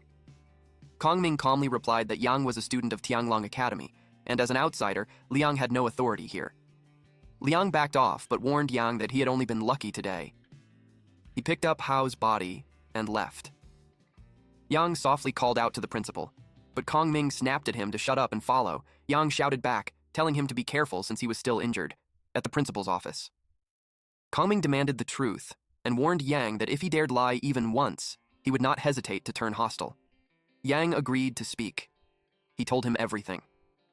Kongming was enraged by how audacious the entire scheme had been. Kongming was furious. He refused to acknowledge it as self-defense. Yang replied that he never intended to go that far. He simply didn't expect them to die from a single strike. Kongming punished him according to academy rules and banned him from leaving the school for 1 month. Yang asked if that was all. Kongming bonked him on the head for thinking the punishment was too light. That instantly changed Yang's attitude, and he praised Kongming as wise and brilliant. Kongming could only sigh. Then he told Yang that now that he had reached level 20, it was almost time for his profession transition. Yang immediately asked him for guidance. Kongming asked how much he knew about the other world. Yang admitted he thought it was just a myth. Kongming corrected him. The other world was real, a mysterious space independent of their own, where humans battled terrifying entities like the Abyss, the Mist, and world-level calamities. Yang already sensed where this conversation was heading, and Kongming confirmed it. He wanted Yang to enter the other world and complete a mythical profession transition. Yang had no idea what a mythical profession transition was. So Kongming explained that Beast Master transitions were divided into 5 difficulties: normal, elite, excellent, legendary, and mythical. He told Yang to listen carefully about the other world. Mythical was the highest and most dangerous difficulty, but once completed, the attribute rewards were unmatched. In most people's minds, reaching level 100 and becoming a Saint Beastmaster was the peak of the Beastmaster path. But in truth, beyond Saint Beastmaster existed an even higher realm, the God Beastmaster. Only those who completed all 4 profession transitions at mythical difficulty had a chance to break through. Over the past month, Yang's displayed strength had far exceeded Kongming's expectations. Because of that, he wanted to nurture Yang into a truly unique existence. He asked if Yang had the confidence to attempt it. Yang accepted the mythical difficulty without hesitation. Kongming then handed him a profession transition badge. It would accompany him all the way until he became a Saint Beast Master. Yang sensed an odd familiarity from the materials used in the badge. He opened his inventory, and was shocked to discover that he already possessed every required item. That meant he could submit them immediately. Kongming confirmed that he could. The transition materials weren't the real problem, it was the military merit. Hearing that, Yang asked if he had to go to war. Kongming replied that he wasn't qualified yet. Yang then asked how he was supposed to earn it. Kongming told him to enter the other world and hunt powerful monsters. Yang said he would go immediately. That earned him a scolding. Kongming called him an impatient monkey and warned him that the other world was no joke. Geniuses from every country gathered there, making it chaotic and extremely dangerous. Because of that, Kongming ordered him to go the next morning, with Yan. Yang sighed and agreed. The next day, Yang stood outside, yawning. Then Yan arrived and greeted him politely. Yan admitted he hadn't expected Yang to reach level 20 in just 1 month. Yang replied that Yan praised him too highly. It had taken him so long to reach level 20 that he was honestly embarrassed. Yan laughed, amused that this little brat was still so arrogant. He placed a hand on Yang's shoulder and told him it was time to go. Yang was confused. In the next instant, a beam of golden light descended from the heavens, and they vanished. Meanwhile, on the rooftop of the academy, Kongming said it was far too risky. He was speaking with Rouge. He warned her that the monsters in the other world were far more dangerous than anything found in dungeons. On top of that, experts from other countries were watching closely. One wrong move, and Yang could lose his life. Rouge replied that over the past month, she had been secretly observing Yang. His potential was far beyond what common sense could explain. She believed that if a god beast master were ever to appear in Longguo, it would be Yang, at the Longguo border. Yan and Yang floated through the sky, wrapped inside a transparent bubble. Yang pointed toward the forbidden zone in the distance. Yan confirmed it. In recent years, the mist had been expanding faster and faster, and the monsters within were growing increasingly restless. Yan then mentioned hearing that Yang had once entered the ogre dungeon, where the calamity inside leveled up on the spot. Yang replied that according to Rouge, it might be related to the mist. Yan nodded and said that this was only the beginning. The skies over Longguo were about to change. They descended into a military camp where a soldier stepped forward and asked Yan why he had come. Yan addressed him as Commander Chu and explained that he had been ordered to bring Yang there to enter the other world. Yang was startled. Commander Chu was the legendary god of war of Longguo. Yang immediately bowed and paid his respects. Commander Chu looked at him and asked if Yan was referring to this little fellow. A powerful aura radiated from him. Commander Chu told Yang that the other world wasn't a place he could enter whenever he pleased. First, he had to prove his strength. Yang acknowledged that and asked how he wished to test him. Commander Chu demanded to see his stat panel. Yang hesitated. He explained that revealing it would be inappropriate, as he had been warned not to casually expose his beast seal's characteristics and talents. Commander Chu asked who had given that warning. Yang answered that it was Lord Rouge. Commander Chu was visibly shocked. Since it came from her, he decided to respect her decision. Yang noticed that even Commander Chu, the god of war, listened to Lord Rouge. He couldn't imagine what kind of terrifying figure she truly was. Commander Chu told them to follow him. They entered a room. Commander Chu instructed Yang to attack with everything he had. He could use skills freely. If the damage exceeded 10,000, it would count as a pass. Yan's jaw dropped. That number was insanely high. Commander Chu replied that the requirements for entering the other world were strict for a reason. Anyone too weak would only be walking to their death. Yang calmly assured Yan that he could handle it. He equipped the Black Snake Staff and unleashed Soul Tear on the machine. The screen lit up. 36,400. Commander Chu froze. The number had exceeded 30,000. He demanded to know how that was even possible. He immediately claimed the testing machine must be broken. Yang asked if it was really possible for the machine to malfunction. Yan explained that very few people in Longguo qualified to enter the other world. The machine rarely saw use, so it breaking down after sitting idle for so long wasn't strange. Commander Chu ordered his men to fix it at once. 2 soldiers in black uniforms stepped inside and began repairing the machine. Commander Chu told Yang to wait to the side for a moment while they fixed it. Yang nodded in agreement. The mechanic soldier reported to Commander Chu that the testing machine was functioning perfectly. Commander Chu said that since it was fixed, they could proceed, but the mechanic quickly clarified that the machine had never been broken in the first place. Commander Chu was stunned. The mechanic explained that they had inspected it 3 separate times. All systems, data, and operations were completely normal. That meant the kid had really dealt nearly 40,000 damage. Yang calmly explained that his spirit power was a bit high, and his skills ignored defense. With a critical hit, the damage only ended up slightly higher. Commander Chu nearly choked on his words. Calling that a tiny bit was ridiculous. Even for a level 30 Beastmaster, it was rare for a pure skill to break 10,000 damage. Yang was only level 20, yet his output was already completely insane. With no choice left, Commander Chu announced that Yang had passed the first stage. However, how far his potential could ultimately go would still depend on the combat power of his beasts. Yang asked if that meant his beasts also had to attack the machine. Commander Chu panicked at the thought. He immediately shielded the machine with his body, afraid Yang would destroy it. The thing had cost a fortune. Instead, he brought out a different testing device. Yang only needed to have his beasts stand on it, and the machine would generate a comprehensive score based on 5 core metrics, including star rank, passive abilities, active skills, and overall combat traits. He explained that if Yang had 3 beasts whose combined score exceeded 100,000, it would count as a pass. Yang said he understood. Although he had no idea how the scoring system truly worked, he decided to test the waters first with Shintian. He summoned Shintian. It appeared beside him. Commander Chu's eyes widened in disbelief. He asked what that thing was, and where its head was. Yang calmly explained that its name was Shintian, and that it simply didn't have one. He ordered it to step onto the platform. Shintian stepped onto the machine that looked like a trampoline. Shintian released its energy. The screen flashed a score of 227,650. Commander Chu froze. He immediately asked Yan if the kid was really only level 20. Yan confirmed it and added that Yang hadn't even gone through his first transition yet. Once that happened, his stats would skyrocket again. Yang pointed out that one of his beasts was already off the charts. He asked if they really needed to keep testing. Commander Chu said yes. One strong beast didn't mean the others weren't useless. So Yang summoned the dragon turtle. It slowly revealed itself. Commander Chu asked if Yang was sure he wanted to use that one for the second test. Yang asked if there was a problem. Commander Chu explained that it was clearly a defensive-type beast. Its combat power should be weak, so the score would probably be very low. Yang suggested they try it anyway. Commander Chu agreed. The dragon turtle stepped onto the trampoline. The machine displayed a score of 160,820. Commander Chu's jaw dropped when he saw it past 160,000. Yan burst out laughing at his reaction.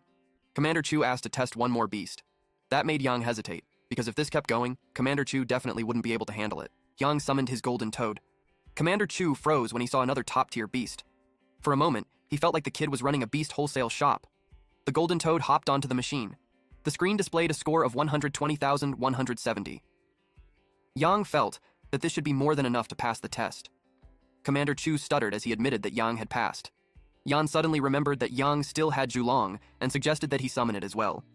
Yang admitted that he was afraid the machine wouldn't be able to handle it, so he only brought out his two weakest beasts. Commander Chu stared at him in disbelief. He asked if those were already the weakest. Yang replied that it simply meant he still had 3 beasts that were even stronger. Commander Chu warned him that once he entered the other world, he should keep a low profile. Otherwise, he might attract fatal trouble. Yang thanked him for the advice. They led him to the gate, and Yang stepped through it. Commander Chu and Yan watched him leave. After he was gone, Commander Chu muttered that Longguo was about to rise. Yang arrived at his destination. He was confused when he saw Black Dragon City. The place looked like a massive marketplace, with merchants loudly promoting their goods. He looked around and realized it wasn't that different from the real world, but when the citizens noticed him, a Longguo person, their expressions turned grim. Hostility filled their eyes. A woman scoffed, unable to believe that a mere level 20 dared to enter the other world. A man lifted the severed head of a lion to intimidate him, mocking that Yang didn't understand the immensity of heaven and earth. He said that in the other world, even the weakest monsters were level 23. They began betting on how long Yang would survive. One man bet 2 days. A woman beside him bet 1 day. Another man across from them bet 3 days. Yang calmly walked past them. As he moved on, he overheard whispers that the last Longguo person who came here had met a miserable end. He reached a wall with a frame that showed an eerie castle and mountains. On closer look, it was the entrance to Black Dragon City. The mountains on the left were the 253 poisonous lizard lair dungeons, and on the right was the mermaid tribe dungeon, which was rarely seen. Yang realized that the thicker the mist, the higher the danger level. That meant Black Dragon City itself was a safe zone. He took out an item to record this. The image was copied onto the item. The only transition materials left were a mermaid's tear and a poisonous lizard's heart. He decided to start with the nearest one, the mermaid tribe dungeon. He exited the city. Outside, the fog was so thick that he could barely see anything in the distance. He felt excited. From the mist, a small blue crab-like beast rushed forward. Its red eyes glowed and its sharp claws struck. It attacked the dragon turtle. Yang sent Shintian forward. Shintian swung its axe. The monster froze for a moment, but the damage showed 0. Yang was stunned. He used his detection skill. It was a crystal beetle, stronger than an elite monster. It was level 23, with 20,000 strength, 8,000 agility, 5,000 spirit, and 50,000 constitution.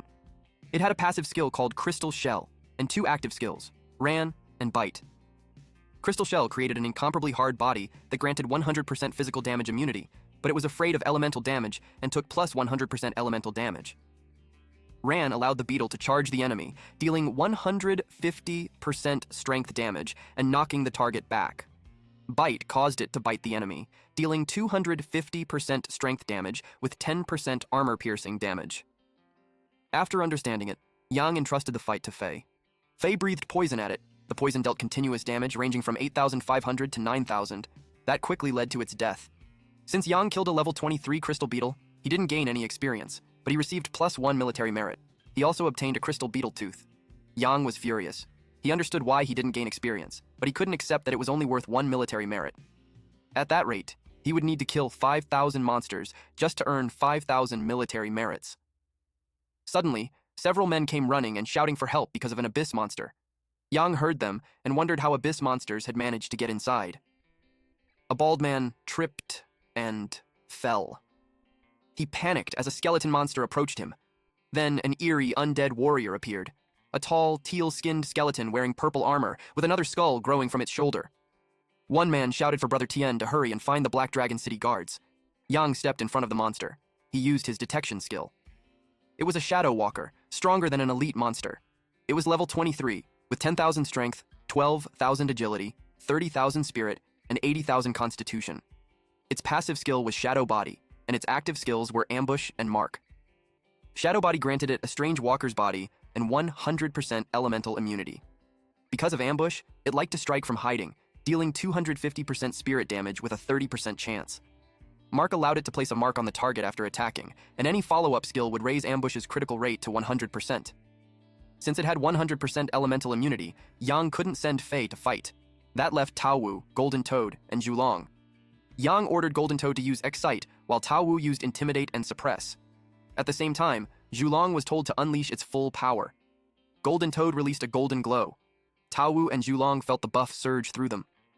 They attacked together. The Shadow Walker was defeated, earning Yang +5 military merit.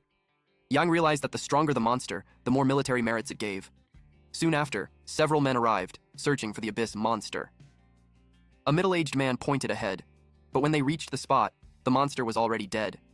They asked how that was possible. A blonde young man guessed that a big shot must have passed through.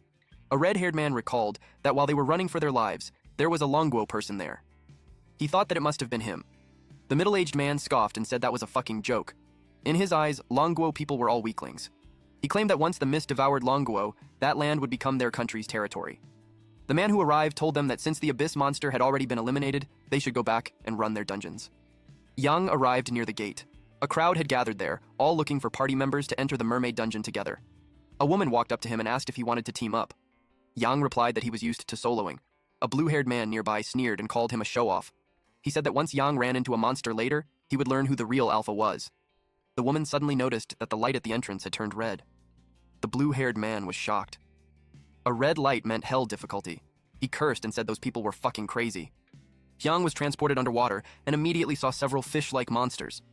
He used his detection skill on those small fries. He saw that their agility was extremely high. If a large group swarmed him, even if he didn't die, he would still be in serious trouble. These monsters were called mermaid warriors, advanced demon fighters. They were level 23 and had a side skill called Berserk. Their main skills were Slash and Charge. Their stats were 20,000 strength, 40,000 attack, 8,000 agility, and 20,000 stamina. Yang decided to limit their speed. He unleashed Ice Mist. The monsters were frozen in place. Then he let his beasts finish them off. Shintian attacked them, and the impact rippled outward. At the same time, it killed several level 23 mermaid warriors, earning Yang +2 military merit for each one. Meanwhile, Zhulong breathed fire at the monsters. It also killed several of them at once.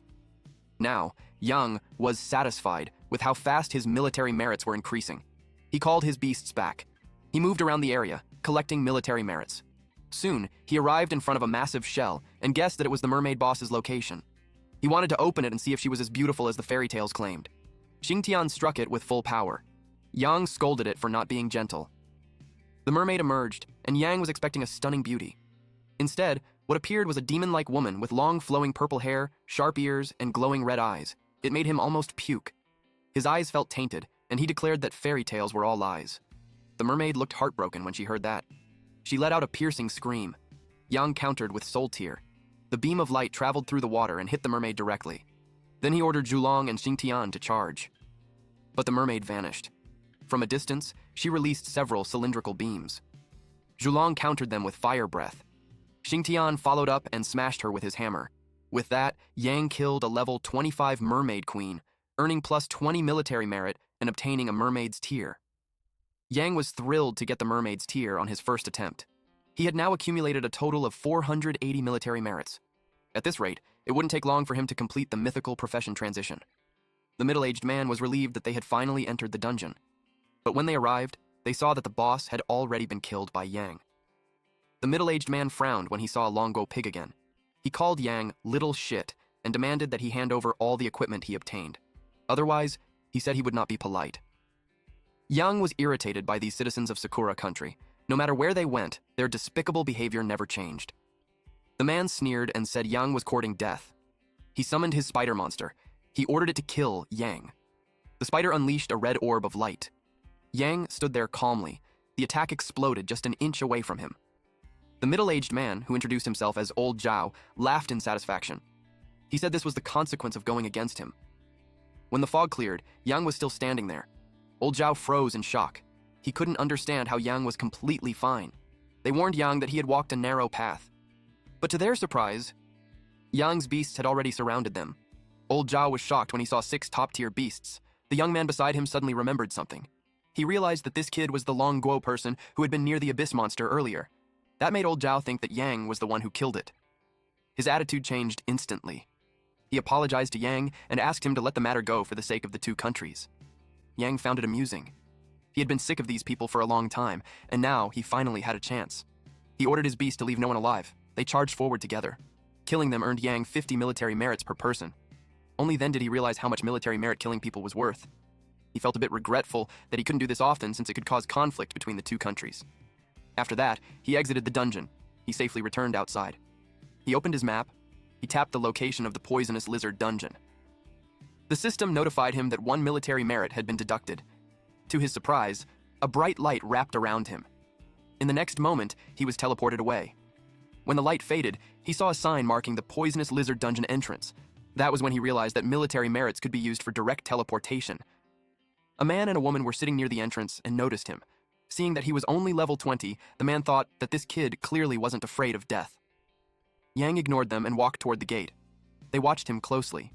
But when the woman saw the entrance light turn red, she grabbed the man and rushed inside the dungeon. The man was confused. They were supposed to wait for Little Black. The woman told him there was no time, and they entered anyway.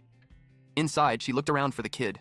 Before she could react, Yang appeared behind her, pressing a dagger to her neck. He asked if she was looking for him. The man shouted at Yang to let go of their leader.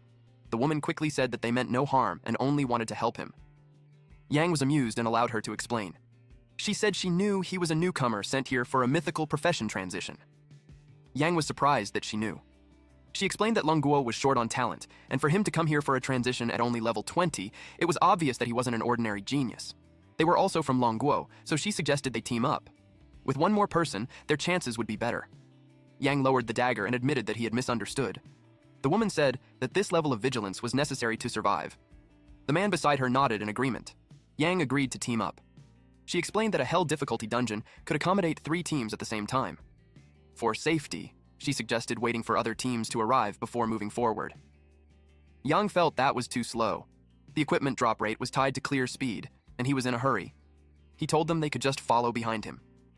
She tried to say something, but Yang summoned his beasts. Golden light filled the area. The beasts surrounded them. Both of them were shocked. They looked visibly nervous, so she could only say that it was great. The man whispered to their leader that it felt like Yang didn't need their help at all. She simply told him to stay confident. Shintian slashed the monster. Zhulong followed up with fire breath. Yang continued moving forward while earning experience points. The man beside him muttered that this was fucking insane.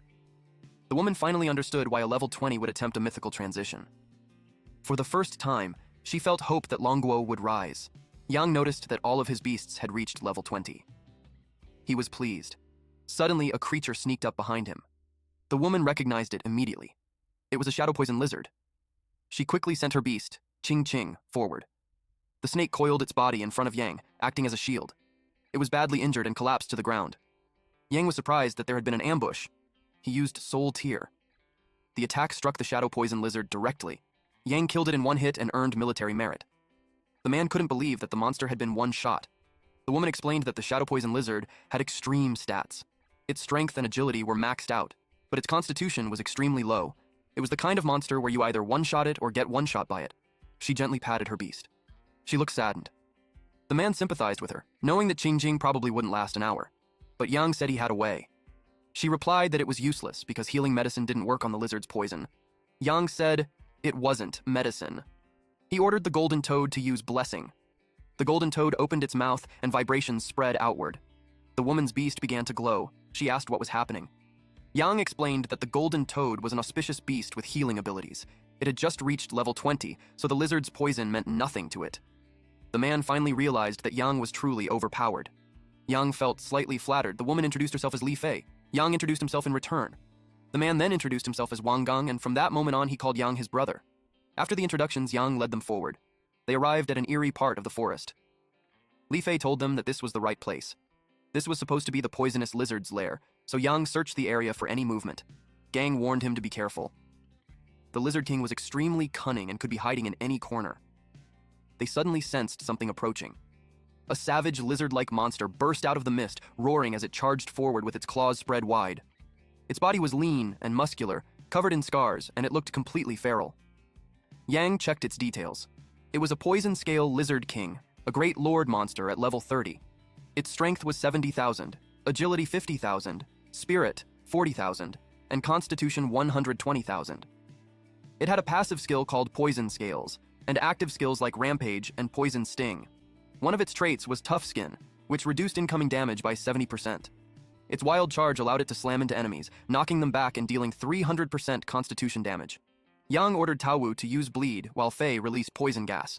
With a single charge from Taowu, the Poison Scale Lizard King began taking continuous damage ranging from 1,000 to 2,505. Then Li Fei unleashed her poison as well. Gang and Li Fei decided to help. They summoned their beasts, a scorpion from Gang and a snake from Li Fei. Both beasts activated their skills.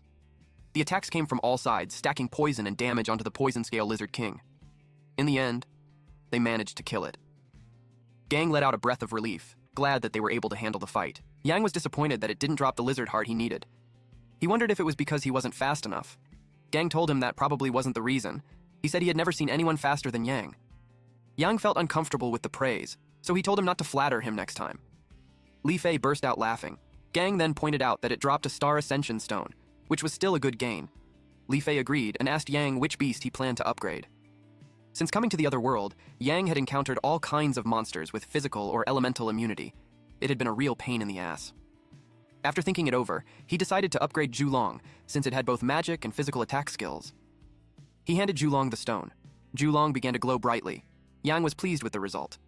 Julong received an all-around attribute boost and could now fully benefit from the Golden Toad's Excite skill. Julong was now SSS-rank, level 20 with 3 stars. Its attributes ranged from 30,000 to 90,000 strength, agility, and spirit, and 35,000 to 50,000 constitution. Its passive skills included Dragon's Might, level 2, and Dragon Scales, level 2. Its active skills were Julong's Eye, level 3, and Dragon's Roar, level 3. Dragon's Might intimidated enemies up to 5 levels lower, reducing their strength by 35%. Dragon Scales were unique dragon race scales that reduced 25% physical damage and 45% elemental damage. Julong's Eye unleashed Scorching Light, dealing area damage equal to 380% spirit, while Dragon's Roar shook the battlefield, dealing area damage equal to 380% strength. Although its raw strength still couldn't compare to Shintian, in overall combat power, it was a complete steamroller. Yang then took out the dropped skill book and asked who wanted it. Li Fei hesitated and said she didn't want to take it, since they had already gained plenty of experience. Yang agreed. Since Yang didn't gain any experience and had given it all to them, he felt Yang should keep all the drops. Yang accepted it and told them that if they ever wanted to leech experience in the future, they were free to team up with him anytime. Both of them liked the idea and thanked him. They exited the dungeon. Just as they came out, a red-haired man rushed toward Li Fei. He shoved Yang aside as he rushed over to check if Li Fei was hurt anywhere. When he saw that she was fine, he finally relaxed. He said that as soon as he arrived, he heard they had entered a hell difficulty dungeon, and it scared him to death. Li Fei replied that since they were with Yang, there was no problem. The red-haired man looked at Yang and asked if he was the pretty boy standing in front of them. He commented that Yang didn't look like much. Yang replied that whether he was much or not, the man would know if he went in with him. The red-haired man immediately refused. He said it was just a coincidence and that only a fool would go in with him a second time. He added that the dungeon also had a cooldown time. Yang said it wouldn't be a problem since he had already fully charged his wormhole badge before coming to the other world. The red-haired man burst out laughing. He said that cooldowns there had to be recharged with military merits, not Tianlong coins. He mocked Yang for being a country bumpkin. Li Fei called him Little Black and told him to shut up. Little Black immediately cried out that she was scolding him for a kid she had just met. Li Fei ignored him and offered to take Yang to the place where he could recharge his wormhole badge. Gang laughed and teased Little Black, saying that Fei didn't want him anymore. They arrived at the item shop. Yang walked over to a machine. It showed that 10 military merits were needed to charge the wormhole badge for 1 hour. That made Yang want to cry. 1 hour alone would cost him an entire day of hard work. Seeing that Yang was new and probably didn't have a place to stay yet, Li Fei offered to let him stay with them. Yang thanked her. That night, inside the tall building, Yang stayed in his room, holding the skill book in his hands. He was excited to see what kind of skill he would get this time. When he opened it, he obtained the skill Shadow Burst. Shadow Burst released shadow power equal to 200% of spirit. If it killed the target, it would deal triple damage to enemies within 1 meter of the target. Yang was amazed. It was an area of effect skill. With his talent's buff, the 1 meter range was directly amplified to 20 meters. The killing power became even more terrifying. He couldn't wait to test it in a real battle. The next day, Yang woke up feeling refreshed after a good night's sleep. He stretched his arms and bumped into something. It was soft and springy. It turned out to be Li Fei's chest. She immediately called him a pervert. Little Black charged in with a mop, shouting that he would protect her and telling Yang not to be scared. Li Fei said that he misunderstood everything. Yang asked why she was standing at his door so early in the morning. She said she wanted to level up and planned to go with him one more time. And it wouldn't be for free. She planned to pay him 200 military merits. Yang replied that there was no need for merits. At the poisonous lizard dungeon, Little Black asked Li Fei if she really planned to go with that kid. Gang told him to stop acting like a country bumpkin and just sit down, watch, and enjoy Brother Yang's show. Little Black had no choice but to observe how he would be carried. They entered the dungeon. Lizardmen holding spears rushed toward them. Little Black panicked when he saw how many monsters there were. He summoned his beast. Then he told his teammates to protect him later. Gang told him not to make a fuss and just sit down with them to eat watermelon seeds. Little Black thought they were insane for eating melon seeds in a dungeon. He asked what kind of relaxed mood they were trying to show off. Gang pointed to the side and told him to look. Little Black saw 6 beasts. His jaw dropped. He asked if the kid was cheating. After proving his point, Gang pointed again. Little Black finally accepted it. They sat there watching, and soon they started to feel bored. Gang suggested bringing poker cards next time. Suddenly they felt strong tremors. Gang thought it was a bomb and asked who threw it. Yang explained that he was just testing a new skill he learned yesterday. He didn't expect it to be that powerful. Yang said that with that move, Yang would definitely get the poisonous lizard's heart. Yang moved again. Explosions followed one after another. Shintian swung its axe. Zhulong kept spraying fire breath. Just like that, the monster collapsed. Yang defeated the Poison Scale Lizard King, earning plus 20 military merit and obtaining the poisonous lizard's heart. Little Black stared in disbelief. He couldn't believe it was handled that easily. His admiration for Yang exploded, and he immediately offered himself to him. Gang noticed how this little shit had stopped sucking up to Li Fei and had completely switched targets to Yang. Little Black yelled at him to get lost, saying he wasn't that kind of fickle person. He then clarified that he wanted both of them, and that the 3 of them could live a happy life together, which would be better than anything. The statement was so bold that everyone was left dumbfounded. Li Fei turned red and shoved him away. Another day passed by. Yang and the 3 party members sat together at the dining table. Now that Yang had gathered all his materials, Li Fei asked when he planned to start his profession transition. Yang replied that he was still short on military merits. He would need to clear a few more dungeons over the next 2 days. She thought about it for a moment. The 3 of them exchanged looks and nodded. Suddenly, Yang received a notification. Li Fei, Wang Gang, and Little Black had transferred 200 military merits to him. He froze in shock. Li Fei explained that all of it came from them. Since Yang was the only one in Longguo qualified for a mythical transition, he carried the nation's hopes. They were waiting for him to succeed so he could go fight the mist. Yang accepted the merits with a smile and said that from now on, they were his friends.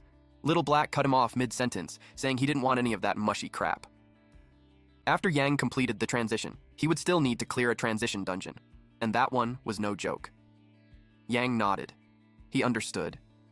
At that moment, his badge began to glow. The system announced that the Beastmaster's first transition trial had activated. The difficulty was mythical. The location was Subdragon Ridge. The dungeon difficulty was Calamity, ranked at 9 stars. Yang stared at the display in disbelief. Li Fei asked what he got. Yang told her it was Subdragon Ridge, Calamity difficulty. Her expression changed instantly. He asked if it was really that bad. Li Fei told him it was far worse than he thought. Since he had just entered the other world, he probably hadn't heard the legends of Subdragon Ridge. It was listed as level 35, but its true difficulty was comparable to a level 40 large-scale dungeon. She explained that once, a full team of 5 level 40 experts attempted to clear Sub-Dragon Ridge on calamity difficulty. Every single one of them died. No survivors. Since that day, no one had dared to challenge it again. Yang admitted that it sounded a bit tough. Li Fei suggested that he switch to a legendary transition instead. The stat growth was slightly weaker than mythical, but the dungeon would be much easier. Yang shook his head. He refused. Since he had chosen mythical, he would see it through to the end. She wanted to argue, but he assured her that even if he failed, he could protect himself and escape. She could only let out a sigh. Then, she handed him something. He refused at first. She had already given him military merits, and he didn't have the nerve to take her Star Ascension Stone as well. But she grabbed his hand and placed it in his palm, telling him it was just a Star Ascension Stone. They could always grind for another one later. What mattered most to her was that he safely cleared the Sub-Dragon Ridge dungeon. The stone sparkled softly in his hand. He thanked her and promised to repay her in the future. She told him there was no need to thank her. In his hands, that Star Ascension Stone would finally show its true value. That night, in an open area. Yang thought about how Sub-Dragon Ridge was filled with Sub-Dragon-type monsters. He decided to use the Star Ascension Stone on Zhulong. It shone with a blinding light. The system immediately announced that the Beast Star Ascension was successful. Zhulong became SSS grade, level 20, with 5 stars. Its constitution ranged between 50,000 and 70,000, while its spirit, agility, and strength were all between 40,000 and 60,000. It possessed passive skills such as Dragon's Might, level 3, Dragon Scales, level 2, and Dragon's Blood, level 1. Its active skills included Zhulong's Eye, level 3, and Dragon's Roar, level 3. Dragon's Might intimidated non-orthodox dragons, reducing their strength by 35%. Dragon Scales were unique giant scales of the dragon race, negating 25% physical damage and 45% elemental damage. Zhulong's Eye released Scorching Light, dealing area damage equal to 380% of its spirit. Dragon's Roar shook the sky, dealing area damage equal to 380% of its strength. Lastly, Dragon's Blood gave all of Zhulong's attacks a 25% chance to crit, dealing an additional 20% critical damage. Looking at these stats, Yang was confident that he would definitely conquer Sub-Dragon Ridge. The next day, at the Sub-Dragon Ridge entrance, he told Sister Fei that he was going in. His eyes widened when she suddenly hugged him. She told him to come out alive no matter what. He told her not to worry. Then, he stepped into the portal. The moment he arrived, he felt a chill run down his spine. In front of him hung a massive snake dangling from a tree branch. It lunged at him without warning. Yang immediately summoned Zhulong. Zhulong spewed flames at the snake. The monster countered with a sonic beam, and several rats suddenly appeared around them. Yang was surprised that it could do that. He activated Shadow Burst. The attack hit it head-on. Then he summoned Tao Wu, Fei, and Shintian, entrusting the swarm of rats to them. The Golden Toad immediately buffed everyone. Shintian charged forward and slashed the horned giant snake with his axe. At the same time, Fei wiped out several level 33 dragon rats with an area of effect skill. Each one gave Yang +2 military merits. Tao Wu was just as brutal, biting and stomping on the remaining level 33 dragon rats.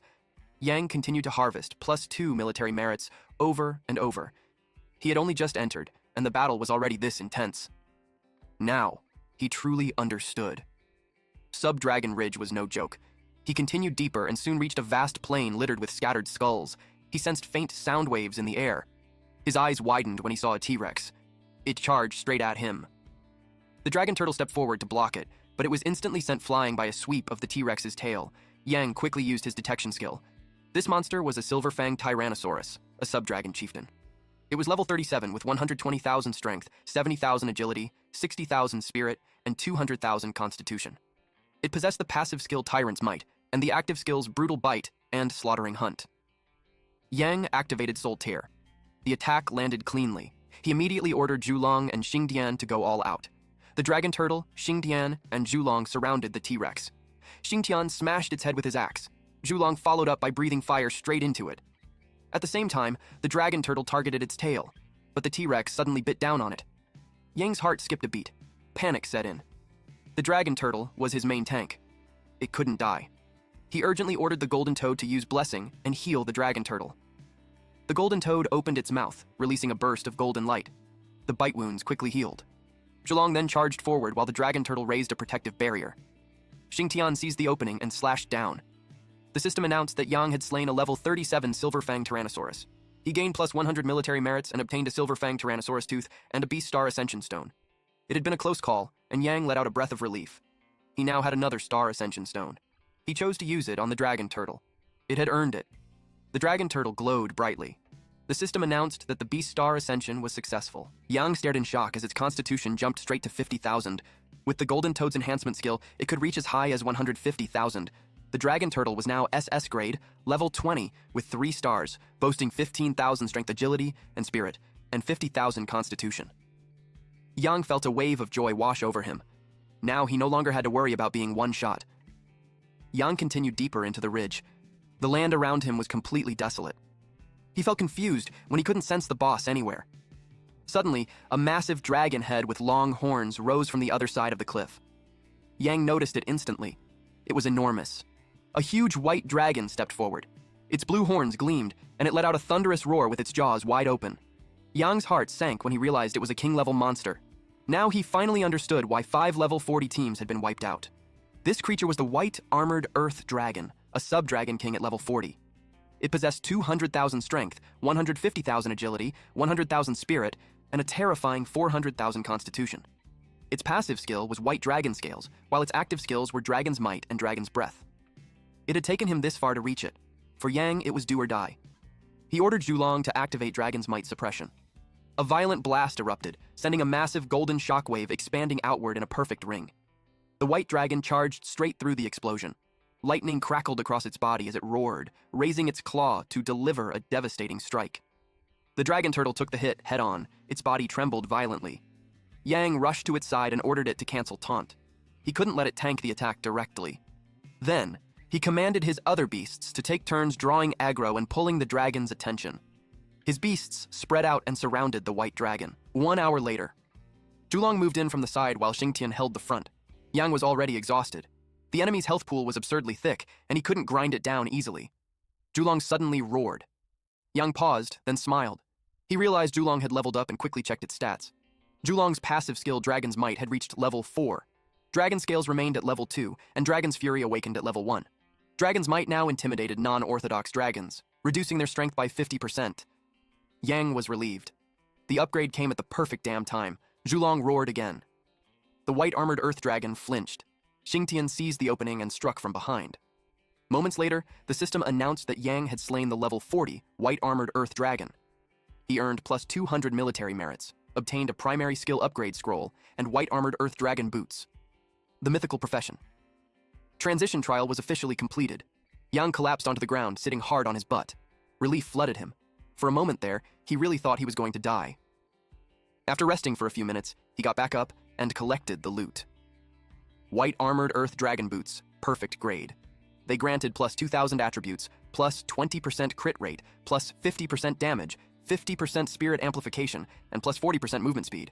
They could be equipped after level 21. With boots like these, Yang knew those monsters wouldn't even see his taillights. The system prompted him that he could now undergo a mythical profession transition. He let out a breath. After risking his goddamn life, it was finally time. The transition began. A surge of overwhelming energy washed over his body. Yang smiled. A magic circle formed beneath his feet. He felt his stats soar, and the maximum number of beast summons increased to 8. Joy filled him. The suffering of the past few days hadn't been for nothing. At the transition hall, an announcement echoed. A mythical difficulty. First transition Beastmaster had appeared. National fortune increased by plus 2,000. A disciple sweeping the grounds was the first to hear it. He froze in shock. He couldn't believe it. At the leader's hall, he rushed in to report the news. The National Fortune Temple Master sat calmly on his seat. Qinbai stood beside him and asked why his subordinate looked so flustered. He told the disciple to calm down and speak slowly. The disciple swallowed hard, then reported that someone had successfully completed a mythical profession transition. They were completely stunned. The National Fortune Temple Master quickly composed himself and dismissed the disciple. Bai, however, was panicking. The National Fortune Temple Master told him to calm down and not act as flustered as his subordinate, but Bai couldn't. Yan had already informed them that Yang had gone to the other world, so he knew this transition had to be Yang. He felt uneasy. Yang's talent was becoming more obvious by the day. Sooner or later, he would draw the attention of certain groups. The National Fortune Temple Master reassured him. They would not allow those people to discover Yang's existence. He immediately issued an order to completely seal all news of Yang's successful mythical transition. Back to our MC! Yang stepped out. Li Fei was already waiting for him. She hurried over and asked if he was injured and whether he had succeeded in the transition. With a smug smile, Yang replied, "Yes." He said it was just a small dungeon, not even worth mentioning. She let out a breath and said she had been scared to death. She really thought he wasn't coming back out. Seeing how worried she was, Yang couldn't help asking if she liked him or something. Li Fei's face instantly turned red. She told him to stop talking nonsense and said she just didn't want her military merits and Star Ascension Stone to go to waste. She told him to go back and rest. Yang simply nodded and replied, "Okay." Night fell. Yang sat alone in the park.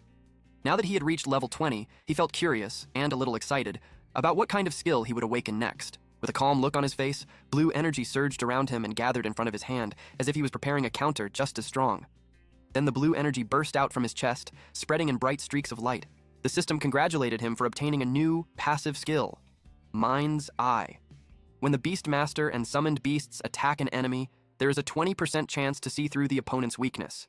Striking that weakness will always result in a critical hit. He was relieved to see that the skill worked on his beasts as well.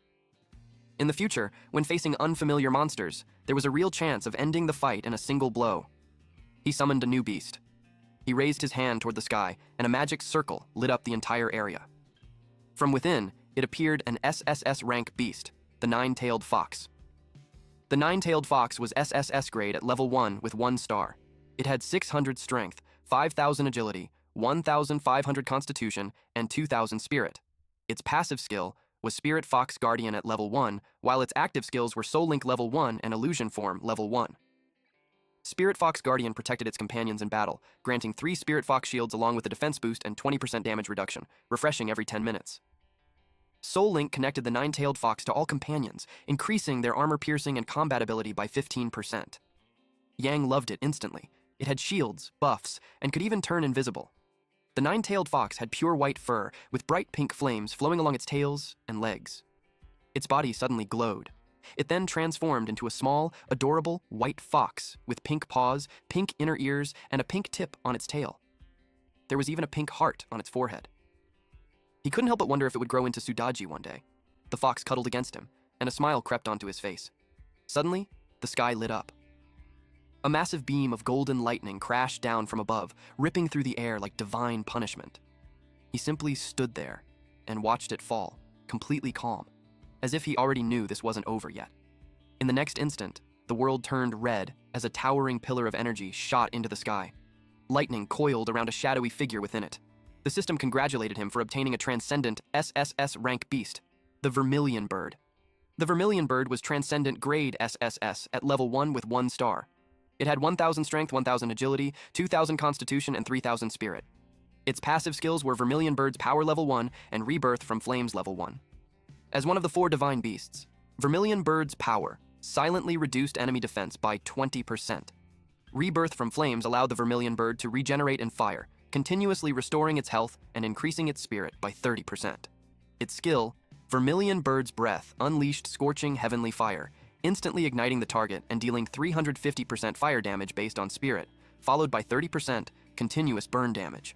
Dance of Heavenly Fire engulfed a 30-meter area in divine flames, dealing 300% spirit-based fire damage to all enemies, igniting them and inflicting 30% continuous burn damage. Yang was stunned, but it was exactly what he expected from the ancestor of phoenixes. 2 passive skills right from the start filled him with excitement. Still, he had never heard of a transcendent SSS-rank beast before. The next day, Yang slowly woke up. The moment he opened his eyes, he saw Little Black standing there. He was startled. He asked if Little Black was trying to scare him to death. Little Black said he heard from Li Fei that Yang had succeeded in his transition, so he rushed over to congratulate him. Gang was also there to congratulate him. Yang thanked them. Little Black asked if he could join the team and casually added that he even had a sister. Li Fei smacked him on the head. Yang said there was no need for the sister, but Little Black was welcome to come. So they all went together, but a group of men suddenly surrounded them. One of the men whistled and commented that the girls from Longguo were pretty. Little Black immediately yelled at him for staring and warned that he would gouge his eyes out. The man got annoyed and swung a punch at him. Little Black instantly hid behind Yang, shouting for help. Yang calmly raised his palm and blocked the fist. The man scoffed and said that hiding behind a level 20 newbie from Longguo was hilarious. Little Black shot back that even if Longguo only sent a level 20, it would still be enough to mess them up in minutes. The man burst out laughing and challenged them to a competition to see who could clear the hell difficulty ghost dungeon first. Yang accepted without hesitation and asked what the bet would be. The man proposed 5,000 military merits. Yang agreed. Gang leaned over and whispered to Li Fei that it was ridiculous. It was like they were handing over military merits for free. Li Fei replied that it seemed their lives were going a little too smoothly. The man shouted that the chickens from Longguo should get ready to be completely destroyed. Alright, that's it for today's story. If you want the weekly chapter updates for this series, those will now be uploaded on my second channel, Manhwa Updater. So if you don't want to miss what happens next, make sure to check it out and join the update gang. Thanks for watching, stay cool, stay awesome, and I'll see you in the next one.